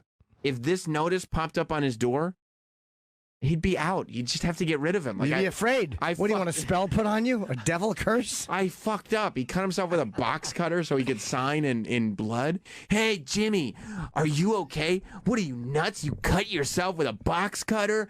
Whoa, man. What are you, sick in the head? Yeah, I was fucking evil. This is if there was social media back. That is true. I found this picture. I have two nice little bins of old photos. I saved everything, all old Thank photos. God for your mementos. And I also I'm happy I saved them because I find shit like this. And I found old letters that I had written girls, every note I ever got from a girl. And I tweeted that I put one next to it when I was a kid. Would that take up an envelope? No.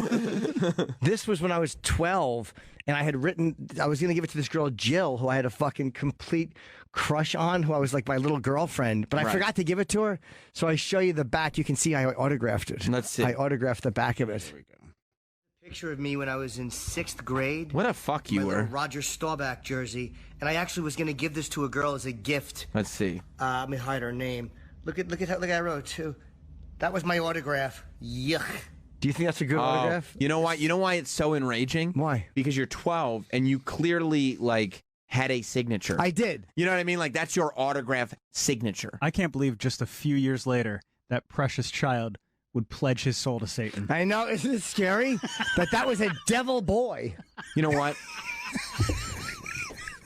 When you're 7 years old blowing dudes in the pool who are pissing in your mouth, you probably realize that God is dead. So you might as well pledge your soul to you Satan. probably realize that the devil has left his door open. Come on, you little homo. Come on, you piss-drinking cocksucker. Hop in. Get on the hell train, fruit. Oh, my God. I pledge my... What, did your parents say anything about it? I don't remember. Or did you remember doing it?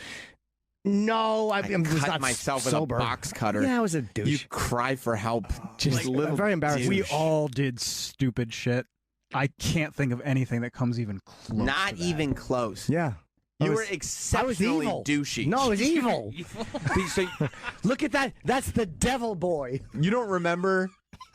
You just wanted attention so bad. You wanted something that was yours. Yes, I did. You wanted to be evil. I was evil. You never were evil. Yes, I was evil. Did you devil boy? Satan? You were just so insecure about being a nice white suburban boy. No, that's a devil boy. You saying he's trying to cover up how normal his life was? He was just put on this planet to be normal, and instead he had to cut himself with a box cutter and sign in blood. That's what the devil wanted. That's so fucking sick, man. The devil said it. He demanded it. I had to do it. You think people would be in school being like, oh, that's Jim over there. He's fucking sick. crazy, man. He cut himself with He's a box sick. cutter, and he pledged his soul to Satan. Fucking sick. But you know, I found so many of these, and I always forget that it's under my bed, these two plastic things. I got to go through. I want to put them in something better. I should go through these. I wanted to Instagram 50 of these things. I think Sam and I should go through them. No, I don't. I'll show you the douchiest. I just don't want anybody ripping my stuff up. You can be there when I do it. Trust me, I wouldn't destroy anything. I would destroy your mementos from your success of your comedy career before I would destroy any of this stuff. Yeah, I'm going to find something better to put these in. I want this like at your funeral. This is the stuff I want on display. It needs to be all on display. I'm going to go well, hopefully Jim is in a better place now. He had a tough life, but... It's another morning show. But we all know where he's going because he pledged his soul to Satan. But the thing, you can't go back to that picture. It's so awful. That picture, I did not take a picture of... That was I just zoomed in on an old photo. The kid's name was Deviant. He was a buddy of mine. He was a Jamaican kid I used to hang out with, and you can see the Aussie sign in the bottom there. Yeah. He was just pointing at my sign like, "What an asshole you are." He was making fun of me, and I very snapped. perceptive. Oh yeah, he was like, what the fuck is this? Somebody commented you spelled satin wrong. Oh my God. I just wanted you to know, if you guys play games, there's going to be evil stuff happening here. Yeah. Don't mess with the devil. Of course I throw up the horns. I pledged my soul to Satan. I like how he had to write his name so the devil knows. Yeah, sign for first and last. Jim Norton. And it's signed It's signed in blood. Yeah. Like the devil would care. Oh, he's got. Wait, Travis. I can't believe No. that just the whole thing, like that you committed, that you He was did serious. You did the whole thing in blood. He's 17. So you kept it up for at least a year. I was probably 16 when I did it, but 17 when that photo. 16, you could drive a car. Your parents tolerated it, just all of it. I couldn't. No. No. Devil doesn't drive cars. No, not at all. What made you decide to do it? What's that? What made you decide to do this? I don't really remember. Because he wanted an identity. That's part of it, yeah. That's what made him I decide thought I was to do evil it. and cool. Yeah. Was there a song, you think, that maybe you said, pledge your soul to Satan? You're like, that's a great He idea. was reading the Anarchist Cookbook. No, I didn't have that, but I had Necronomicon. Oh. I thought I was really evil. Ooh. I was a devil boy. So just be careful, guys. Is this why you would call in threats to your school? Well, yeah, it's the You same. pledged your soul to Satan? I just knew the devil would like it because what did I say? I was an agent of chaos. That's right. Do you know how much I would have loved the Joker when I was 17? My God. Do you know when I was that age how much I would have loved the Joker? You would have been one of those douchebags that showed up to school with face paint on. I would have, yeah. You want to know how I got these scars? You don't have any scars. We saw the movie. You little wiener. We saw the movie. What a Weenie. what a little weenie. Yes, I was. None of my clothes have labels on them. Oh yeah, where did he get them They're like, from? what do you mean? It's a Black Sabbath concert shirt, asshole. We see it's Kiss, Destroyer. I pulled the tag out of the back though. Yeah, I cut it off and it itched. Do you think the devil would sit there and go like, "Oh, I pledge my soul to him. Are you kidding me? I'm with him." Demon Boy Jim Norton must be one of mine. Do you think he I'm signed evil? his name in blood? Do you think I'm evil? Yeah, you're as evil as it gets. Only true evil would sign his name in his own blood. It's evil, right? Travis, comment. I mean, it's so beyond whatever the opposite of evil is. Dude, your parents. I can't believe that your sweet parents put up with that. Well, they had a devil boy. They were probably scared. That's the They problem. didn't want to burn in hell. Your parents were too nice. You needed somebody in your life to come up to you and say, "Stop, cut the fucking shit." This is why you got nothing That's going not how on. you handle evil. Good luck. That's true. Good luck. When I had the dev on my side. Would you have put a curse on them? Would have. Yeah. Yes, indeed, I would have. Little Santeria? That's right. Oh. Not enough about Santeria. You know about black magic? Of course. Yeah, I bet you did. I did. Only kind of magic I like is black You're magic. the evil kind. That's right. I'm not a white witch. No, I'm a black witch. Yeah. I would love for him to try this now. What? Signing But that is social media. You're right. Yeah. That's what that would have been if I was, because I'm sure not sober when I did that. So I would have just tweeted that or put it on Instagram. Of course you would have. Oh, how great would it have been? To tweet that? Just sending your Instagram stories at 17. Dear Lord Satan, I pledge to you my soul because none of these fucking guys get me anyway.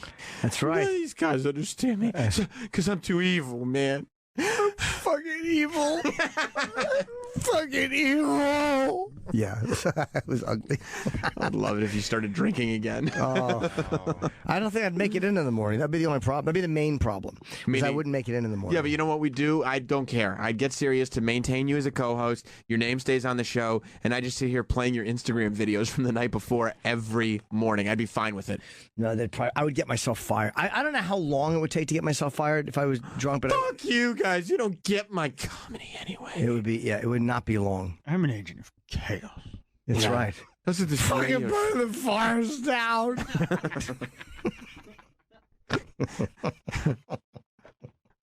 You guys all laugh, but you don't even know what's funny and what's serious. I'm gonna go back over and find. I'm gonna go through more of these, and did you remember that you had pledged your soul to Satan?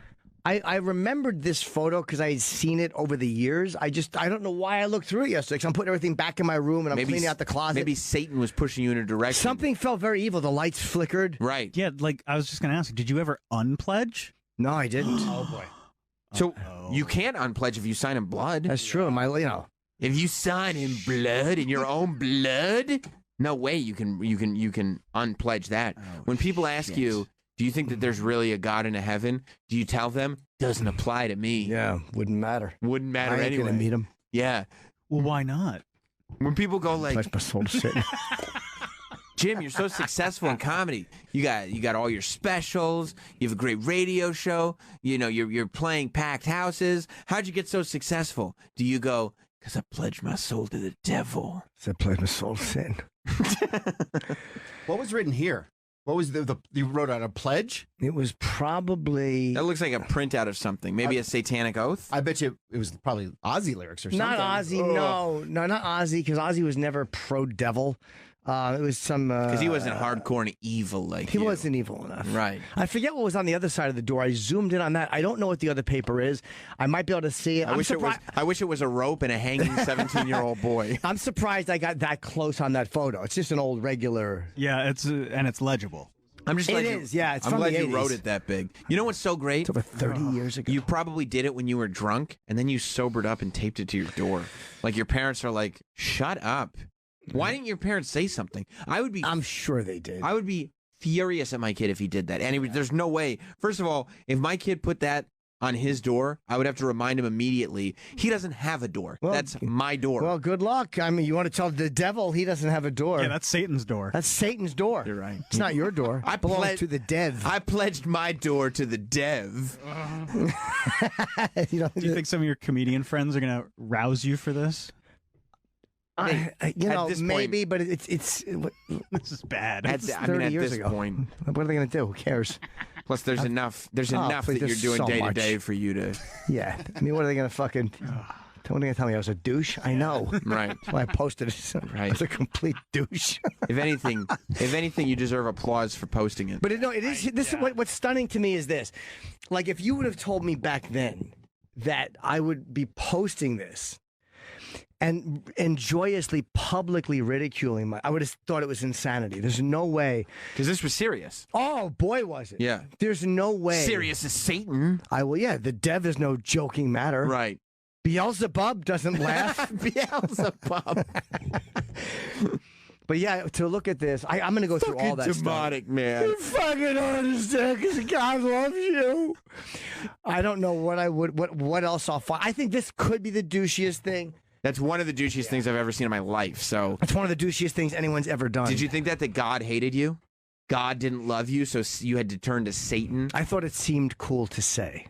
I think that's what it was. You didn't have religion in your life at this point, did you? So who cared? No, not really. Yeah, but heavy metal, is kind of pro look, Satan, and you had that. And I'd write 666 on my notebooks. Did you really? Yeah.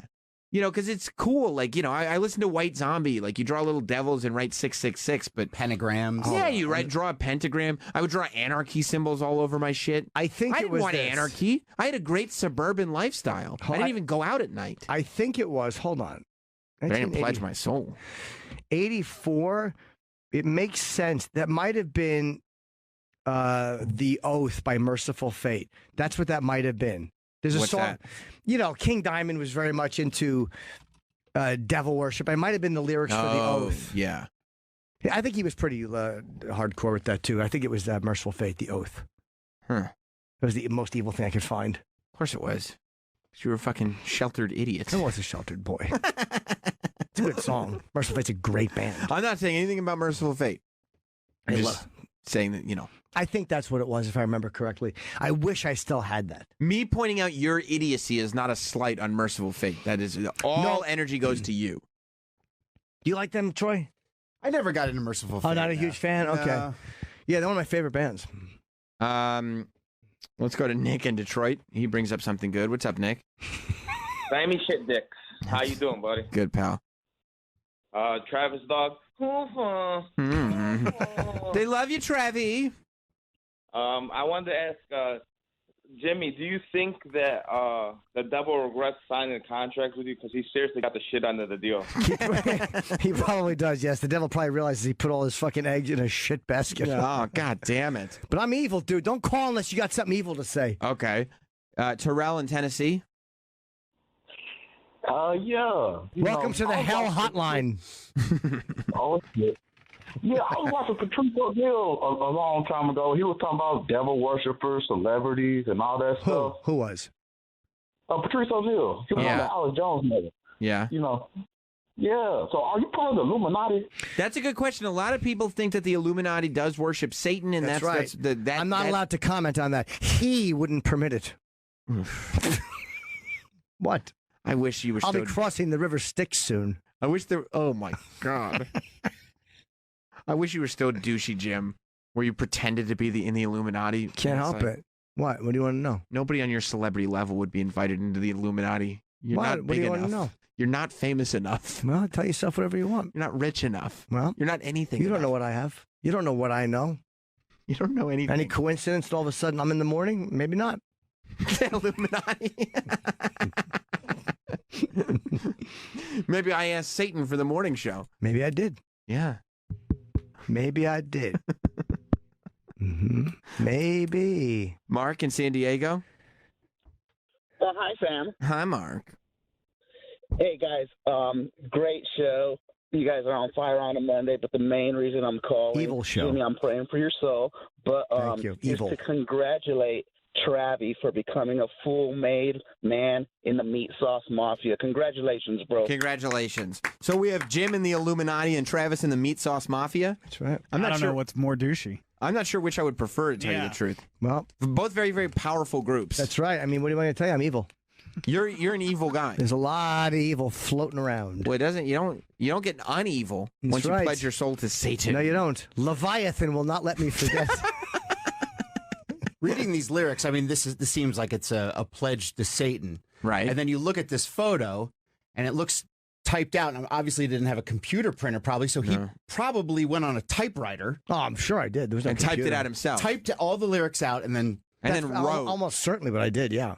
So maybe he typed the lyrics out while he was sober, and then while he was drunk, he found his lyrics typed out, and he was like, "I need to fucking pledge." No, I probably did it all as one act. I'm sure it was done. King Diamond, isn't that funny? I love Fate so much. King Diamond sang that. There's like none of the words rhyme. No. King Diamond is the shit. Just making a statement how much he really loves Satan. He's And really into the does devil. not like Jesus. No, King Diamond's awesome. Yeah, but you know what? He'd still think you were a douche. Oh, 100%. The only thing I don't like about King Diamond is the way he fucking does the air guitar on stage. I could go without that. I could do without that. Maybe Satan likes that. I don't think even the devil is probably like, he can ixnay on the air guitar, eh? Hey, Dr. X. Let's go to Dr. X. Go to Scott first. Scott, What do you want? I don't care. Dr. X, what's up, buddy? Dr. X? I got to know, Jimmy, at the time you were doing all this devil bullshit, what the hell did your room look like? I know Sammy's had gold dust and the free birds all over the walls. What was your room like? The free birds. Do you know, I wish I had photos of the inside of my room. you'd walk in, and to the right was like one of those giant, like an entertainment unit where I had my books in my bookcase, like a little stereo, and I had my TV. And then to the right further was my closet, and you'd open the closet, and there was an old toy chest in it. And you open the toy chest, and it was all filthy magazines. Nudie Magazine Day? The whole toy chest was filled with porn magazines, probably 150 of them, 200, maybe more. Jeez. Wow. And above that was just my shirts and my clothes. And then on the floor was very messy. I had stuff piled up. I had a single bed or a twin bed, a little nightstand, and all this stuff in front, like clothes piled up, notebooks and all that stuff piled up at the foot of the bed on the floor. It was very, very messy. I really wish I had some photos inside my bedroom. I'm going to ask my mom if she has any inside my bedroom. It was all Kiss posters. She wouldn't let me put them on the ceiling. My friend James had put Kiss posters on the ceiling. that's where she drew the line. Yeah, she laid down the law. That was it. No posters on the ceiling. I would try it once in a while, and she'd make me take them off. Oh, good. Blood on the door, okay. And no air conditioning, overnight. That's okay. The devil likes it hot. The devil sure does. Yeah, she'd be like, open the windows. Jim's rule. Yeah, that's okay. The flames of Satan burn bright and hot. Yeah, she would never let me. Devil doesn't clean, Mom. Devil doesn't. Yeah, that's right. The devil likes it messy. Cleanliness is next to godliness, which means we keep it dirty. That's right. What do you want me to tell you, Mom? Belial has asked me to do this.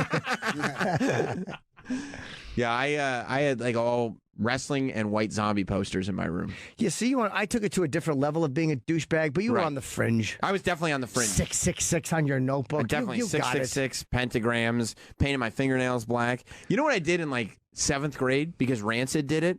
I used pen, and like Lars. You already know, right? Yep. Okay. Lars from Rancid, who's, I loved Rancid at the time. I still love that album. Because, look, I was in 7th grade when And Out Come the Wolves came out. Right. And, like, that album still to this day is a classic album. I listen to it all the time. I met still. Tim. He invited me to see them when they were in town. Did you go? Tim loves Jim. He does. He's a really good guy. Yeah, I was out of town. I couldn't. I still regret not. They played And Out Come the Wolves in its entirety. Yeah, You went to amazing. that show, Of right? course I did. I regret not going to that show. That was stupid, wasn't Perfect it? record. It's a stupid thing Let for me me hear a not to go. song to. off that. I'm sure I know those guys. Yeah, you do. I mean, yeah, I guess Ruby Soho is probably the hit. It is a perfect album. It sounds like what's it remind me of? It's kind of like that snotty punk. Like almost like a Ramones. Yeah. But it's got like a little Rasta-y thing behind it. Yeah. It's a great song. Amazing. It's really good, yeah. I mean, this album, like, you put one song This on is this great. album, and then you just let the album play because there's nothing worth turning off. It's amazing. I feel that way about the Ramones too. Like you put Ramones most are of- great. You put some of their stuff on, and like I was embarrassed. I found them after they were all dead. It was a girl I knew, and she was a big fan. And we hung out one night, and she made me watch the Ramones documentary, and I'm like, I fucking love these guys. But I wasn't. They're amazing. I wasn't in the punk scene. Right. I liked I know you Rancid. I weren't. liked the Ramones. But what I did, I painted my fingernails black, and then Lars on his knuckles. Why'd you do that? Because it's cool. So when you wrapped your fingers around a dick, you wouldn't see where the nails ended. Because of the color of the. Yep. 'Cause Lars from Rancid has PUNX, punks, tattooed on his knuckles. So I would take a pen. It's so cool. I'd take a pen, like at least once a week, and write punks on my knuckles. And it was like, too bad. Hold on, let me see. You don't even like Let me any. hold on. Yeah, too bad. You could get the F, the G's, the O. You couldn't get the last T on. Troy, you think Sam was a poser? Yeah. Oh, I was a super poser. Yeah. I like multiple genres. Literally the definition of poser was what I was. I was a fucking poser. I was a poser. I'm what's known now as a culture vulture. Like, I would just go in and pick out of punk, of metal, of whatever. I just pick out the stuff that I could do and just apply it to myself. Punks. We've all gone through this, Of though. course, Sure. 7th grade. Yeah, you're trying to find yourself. Yeah, I mean, I'm still evil, but not as evil. I mean, you took it to another level, Jim. No, I didn't. Yeah, you did. No different. I never pledged my soul to Satan. You couldn't you cut yourself? Well, you're no, too I busy- never cut You myself. were writing, putting punks on your knuckles. That's pretty bad. I did write punks across my knuckles. 666 on your notebook. 666 Ooh, all that's over an my evil notebook. Can you still carry a pentagram. notebook? I don't have 666 on it anymore. At least now, like if Jim's ever in a bad mood one day, or if he asks me for something that I just think is like really stupid, at least now I can just remind myself, well, he's evil. That's right. This is Yeah. where it comes from. Yeah. I'm speaking to the devil incarnate. Yep. You Can't see- get pissed off. Evil. No, that's right. That's 100% right. That's right. I watched The Exorcist like it was a documentary. Yeah, I mean, I would take the very superficial first layer of things and just, jump on board with that. Never your bullshit. I wound up tweeting, and I got to save all these too. I found some old things I had drawn when I was a kid. I put them on Instagram. Those were, some of them were surprisingly good. The one Black Sabbath one was better than I remember it. Like because I never draw hands. The one with the fucking the devil horns coming through. That was actually better than I remember it. It's better than anything I could do, but I did like how it ended. On the Clockwork Orange one that I just couldn't commit to. Yeah, I didn't tweet it, unfortunately. I just put it on Instagram stories. I can't believe that fucking 17 years ago. Yeah, I a couple of those were really better than I thought. Not great. No. Good enough for a devil boy. Well, I was evil. I didn't draw. Satan took control of my hand. It's tough when you're just a white kid that lives out in the suburbs and you see all these like rock stars and cool people being fucking awesome, and it's just not an option for you because they come from a different world. What do you mean? Like if you do that, it's a douchebag move. Why? It's not a douchebag move. Like merciful fate. Yeah, it's tough. King Diamond pledged his. I pledged mine. The two of us. I would paint I would use I would have like wrestler face paint from Halloween. Draw an X on my forehead. That's cool, right? Oh yeah, super cool. Thanks, man. Yeah, just because At least I kept it in my bedroom. You took it to school. What? Your douchiness. The knuckles. Yeah, I draw that in school. Oof. It's bad. I asked my mom to get me like Charlie Manson T-shirts. Ew, why? My mom lived in Los Angeles while Charlie Manson was like killing people, and she'd be like, "No, that was." When she was friends with the Folgers.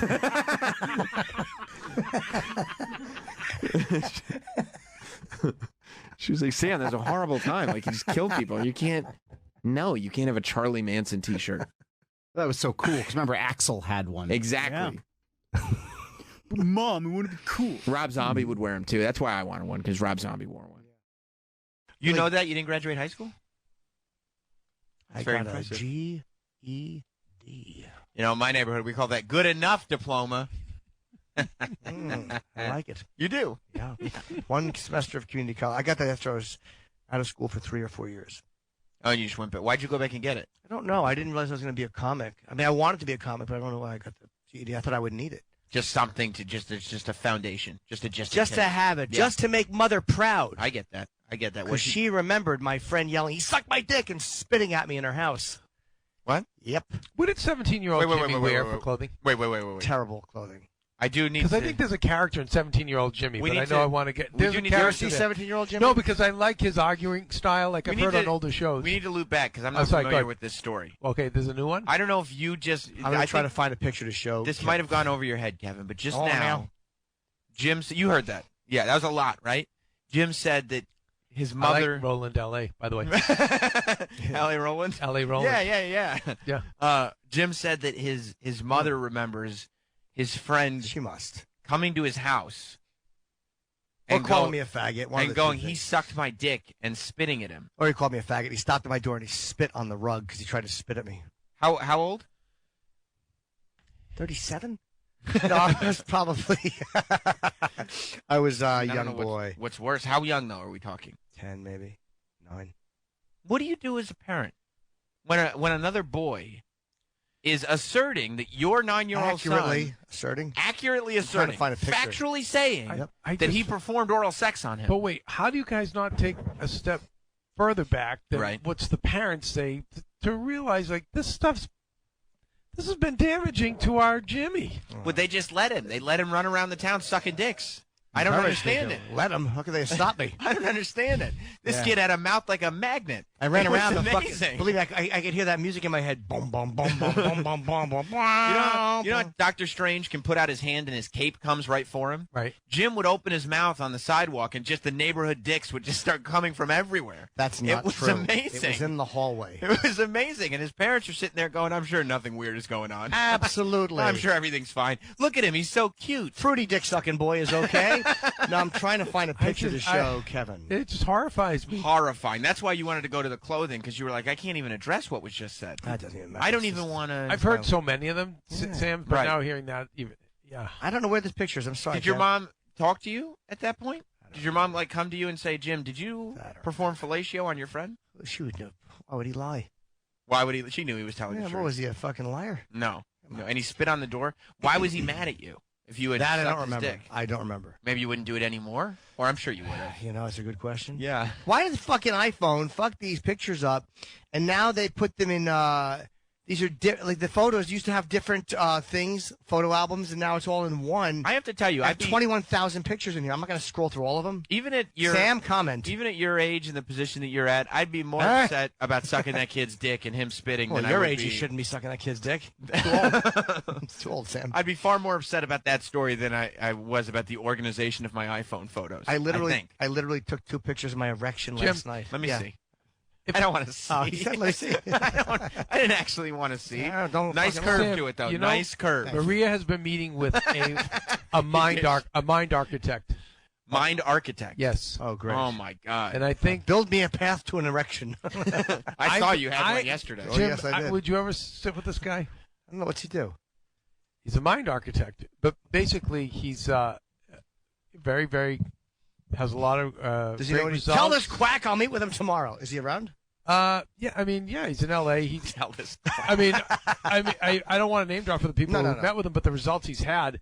But so much is about childhood traumas and how they affect us. Traumas. I was just a busy boy. How are you talking about? What the hell are you talking so about? many traumas involved with your stories. They're not traumatic. There are people who go like, "Oh, I had." And I think you obviously use comedy to cope, and you've done great. And why you've said this on your show before, but you're of higher consciousness, so you haven't you haven't taken that abuse and turned it on other people. Let me That's tell what you scumbags do. You turn it inside. Let me tell you about me and my experience. I'm just having these thoughts right now. And Sam, I remember Mr. Roberts and Mrs. Roberts are like the June and they taught Hugh me how Cleaver, to suck right? everybody's Whatever. dicks. Yeah, No, yeah, like you had, like I look at Sam, I'm like, he just raised so well. It's the opposite. Well, for all of us, like he really, you know. But look, here's the thing. But none of us were set up for success like you. And this, well, that's right. And if she's such a moderate amount of it, should be much further along with all this preparation. Are you kidding me? That head start. Here's the thing. I remember now. I'm having these. You said, you know, coping with comedy, being very successful. Jokes. Hiding the tears with jokes. Laugh, clown. It's the name of my autobiography. The day the clown cried. Yes. And sucked. Yep. The day the clown That's sucked. right. The day the clown received. Look, I remember being in high school, right? Me too. When I was in high school, you know what I was doing? I would leave. I was a senior in high school, and I would get out of class as soon as I could, so I could get in the car, and I could turn on to 102.7 FM, WNEW, and listen to the Opie and Anthony show. And this comedian named Jim Norton had joined them. Wow. And every day after high school, I would want to listen to the show. Me and my friends, we would all laugh about how Jim was so angry about everything. We all thought it was so funny. And he would tell these stories, right? And he would make these references to things that we all knew couldn't possibly be true. That's right. And that's why they were so funny. And now I lived this like this is like the movie Rockstar, except if the drummer from the band had been horribly molested. Like I don't think I was molested. Everyone keeps doing that. I don't think I was molested. It's amazing that now we get to this place where Jim is a good close personal friend of mine. Yeah. Well, confidant and coworker. And I'm sitting there going, I'm still at 35. You're talking about Sam at 17, sure. we'll say. Sam Wish you were listening in the car. Sam right? at 17, listening in the garage. car. To story. Door shut, window open, car on. Oh, yeah, nice green hose. Piping in. We're talking about stories that couldn't possibly be true. Yep. To now, the uncoverings that I make on a morning-to-morning basis, I'm going, what the hell is going on? I'm just glad that I'm here because we are on this version of the show. We're walking through a lot, I think. It's a detox. It is. I keep trying to tell you guys it's a detox. I'll meet with this mind guy. We've had our engineer here for one show. It's been, what, 2.5 hours or so? Your mind's already blown. You can't believe what's going on. And I don't blame you. Or how this is a show. Yeah. I mean, people pay to listen to this? Who listens to this junk? Did you ever get your candy taken when you were a kid? No. I did once. By your parent or by a bully? By older kids. We were sitting in a circle. By candy, do you mean anal virginity? No, my candy. Oh, okay. My anal virginity was long gone. The candy, and we were sitting in a group of us, and they ran by and took my bag of candy. Did you get it back?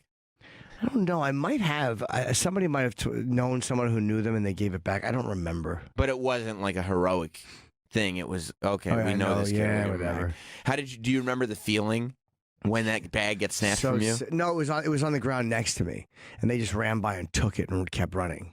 Do you remember that feeling? Uh-huh. Of just watching him run away and going like, I have no recourse? I couldn't do anything. My bag was gone. Were you dressed up? Yes, I was. What were you dressed as? I don't remember. I was in my little Halloween costume. Stupid Jim Norton in his Halloween costume? Yeah, and they took my bag. All weak and vulnerable? Yeah. They took my candy, my little costume. That's tragic. My little plastic cape. You did. You had a plastic cape. Indeed, I did. Your whatever mask you had on with that thin little elastic thing in the back. Yeah, what are you dressed as? A straight boy. Like, fuck you, and they took your candy. Yes, they did. That's very, very sad. Yeah, my friends, we were too young. We couldn't do anything. No. We were only 19. Just trick-or-treating, early days of trick-or-treating. Yeah, I don't remember if I got it back or not. They might have taken some and given some back. It is funny, though, that you wouldn't remember that part, but you remember the bag being taken, the utter humiliation and helplessness of knowing, nope, that's the more dominant member of the species. Taking my candy. There's nothing I can do here. Yeah, no. So you would have gone home. Your parents would be like, oh, Jim, what's the haul look like? What kind of candy did you get? Yeah, someone took it. Would you have told them? I think I would have had to. Somebody took all my candy. You go home with no candy like a dick. Yeah. What happened to all your candy? Did you eat it all? No, somebody took it. It was probably one of the first years I went without them. I went with my friends. And they'd go, see, Jim, this is why. You can't go by yourself. This is why we need to be with you. Yeah. You're a beta cuck. You get taken advantage of. Yeah. You are. You're a beta cuck trick-or-treater. Yeah, they take your candy without recourse, without fear that you're going to have any recourse. Right. They know that they can grab all that candy and there will be zero ramifications. Yeah, it's like the getaway. Right. You're sitting there, watch Michael Madsen fuck your candy. They take your candy knowing that if you ever confront them, you'll just want to be friends with them. Yeah. Okay, cool, man. I wanted you to take it. I actually was getting it for you. Oh, like in high school when the kid took my my hat. I'm like, if you want to see my hat, just ask. Pussy response. A kid stole your hat and that was your response? Yep. Because he was surprised I reacted. You wanted to take my hat, you just ask. If you want to see my hat, just ask. And did he give it back? No, I snatched it back. I was so humiliated. That is. That's a terrible response. Yeah. No, I mean, I was humiliated that he took it off because my hair was so fucked up. Uh-huh. Why was your hair fucked up? I had cowlicks and it was awful. My hair was so a source of torture. So he was just exposing your awful hair. Yeah, give me that. And I snatched it back so violently. He's like, "Oh, you want to fight?" No, but he didn't really. He didn't want to either. Like he would have kicked the shit out of me. He was a bigger dude than I was. But he doesn't want to get in a fight. He just wants to pick on you. Bullies don't want to fight. No, when I snatched it back, he was surprised. Right. Oh no, I'm not gonna. And then it was a reaction, not a tough guy thing. But then your response. If you wanted to see my hat, just ask. Probably put him back into a comfort space. Yeah, it's right around that time, maybe a year later, right when I was a sophomore, junior. Were you doing well with women at this time? No, I wasn't. Oh, I'm sorry to hear that. You weren't doing well. I was not. That's my hair from high school. Look at that hair helmet. Oh my God, I'm despicable. My CD. That's my high school sophomore or junior pick in my Ozzy shirt. I mean, it really is. It's from the look up the album cover of Jim's album Despicable. It's one of those that if you look at it and they go, well, this is what serial killer Jim Norton looked like as a child. You look at it and you go, yeah, I get of it. course. Do you think my hair looks bad there, Troy? Yeah, it looks terrible. Like you get. If you told me that kid grew up to be a serial killer, I would get mad at the parents for not clearly seeing, obviously, this is a young serial killer. Yeah. There's nothing else. That's a real dickhead hairdo. That's like Coke bottles, too. Yeah. Coke bottle glasses. Yeah. But you're still smiling. You still got a goofy smile across your face. Yeah, that was really creepy. Were you a creepy kid? Yeah, I was. My hair would be... Because my hair, to get it to stay like that, because it would separate in the front. There, it looks like an Asian bowl cut. But it would separate in the front like a McDonald's M because of my cowlicks, so I'd have to put bobby pins in it to keep it like that. Oh, my God. Oh, my God. You wore bobby pins? Not to school, but at home, and I would wet it to hope it would dry like that. Or when I finally started combing it back to look cool, I kind of... Oh, is that why you were doing that? Yeah, hair-sprayed it back. It was so bad. When we bring our yearbooks in, I think it's my senior year. So it'll be a different photo that we'll be seeing? Yes. And I have to confess something. Well, when is yearbook day happening? It's not a good picture. No? That surprises me. No. When is yearbook day happening? Whatever you want. Mine's in the office. Rob's is in the office. Yep. Troy? I'll bring mine in. When? You tell me when. I mean, you got access to it right now? I know, but we weren't planning on it, but... I have my sophomore and junior one in the office. Oh, my God. I can have it tomorrow? Oh, okay. So you have access to it. Jim, you have access to your yearbook right away? I can check at home. I saw a bunch of my old ones. I know I have it somewhere. I have mine. I look like a fucking dork. Yeah, I know. Yeah. Really? That's not shocking. You're not shocked by that, Troy? No. Travis is doubtful of that. He thinks I'm being hard on myself. You think I'm being accurate? Yeah. Okay. Well, that's just opinions. Opinions are like assholes. Yeah. You know. It's fun to put your finger in opinions. What? I just bombed on opinions. I had no faith in it. Just to remind everybody where we were at. Opinions. Opinions. Yeah, opinions. Your opinions. Action. Well, don't try to drag me into your shit. Then let's try to, I guess ASAP. Troy, bring yours in and just leave it here. So whenever Jim is ready, we'll have it. Oh, look at the little cocksucker. You're so cute. Okay. What happened, Jim? Well, it had already happened by then. Yeah, it fell, hit my head. This is why it's terrifying. All you have to do is Google, Jim Norton kid, and you can see a picture. We'll tweet it. You can see at Jim and Sam Show on Twitter. You can see a picture of Jim when he's 5 years old. He's got a bandage on his head. I had fallen and split my head open. But who were you running from? The older boy who bullied me. When you say bullied, you mean? Well, I used to beat me up a little bit or whatever, and suck his dick, like that type of stuff. He's already. I can't believe you were sucking dick at 5 years old, dude. He is. I only have the time frame because of the head split. I remember running away. You are the most adorable 5-year-old in this photo. Of course, can you blame the other kid? He had good taste, I guess. I mean, there are different perspectives. Like, he's so adorable in this photo, and that's the darkness that's going on. It's really a miracle that you got out as scathed as you are. It's a miracle that you got out as unscathed as you are. Yeah, exactly. Just a sweet lad in the 1973 decor. Look at the bread up on top of the fridge. How 70s is that room? Oh, my God. It really is. It screams it's 70s. Awesome. I love that photo. It's a great photo. I hate the memories associated with it. Yeah. Because I see that now. Like, when I first saw it, I was like, oh, that's a perfect photo.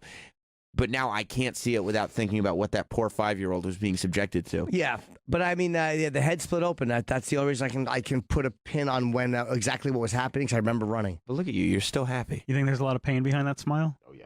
No. I don't know if he's happy. I don't know if the pain is there yet. Like, I don't know if at 5 he's aware of how damaged he's becoming. No, I'm not. I was just a happy boy. I think that the pain kind of kicked in later. There's definitely confusion of what's going on. Confusion, yes. But I mean, think about that Michael Jackson documentary. Those kids are saying when they're kids, they're not sitting there going, I'm being abused, this is horrible. They're going, Michael Jackson loves me, I love him, this is great. Right. It's not until later in life that they realized, holy shit, that guy was abusing me. I'll tell you one thing, if Michael got a hands on that fucking kid, forget it. Forget it. Oh, yeah. Forget it. Move over, Wade. Let me tell you something. Sweet Jimmy Norton stepping in and being in the Pepsi commercial. If Michael Jackson got his hands on that kid, we probably wouldn't have gotten the album Bad. And I would have danced. You know why we wouldn't have gotten the album? Why? He would have given up recording. Yeah. Just at home with little Jim Norton all the time. Oh, my God. He jerking off to his butthole. That's it. He would have tussled my hair. That's it. He would have been like, you're the most willing boy I've ever met. Michael Jackson would have seen young Jim Norton's butthole more than he would have seen the sun. Yeah, he would have been out of his mind. Yeah, it would have been incredible. Yeah, it would have been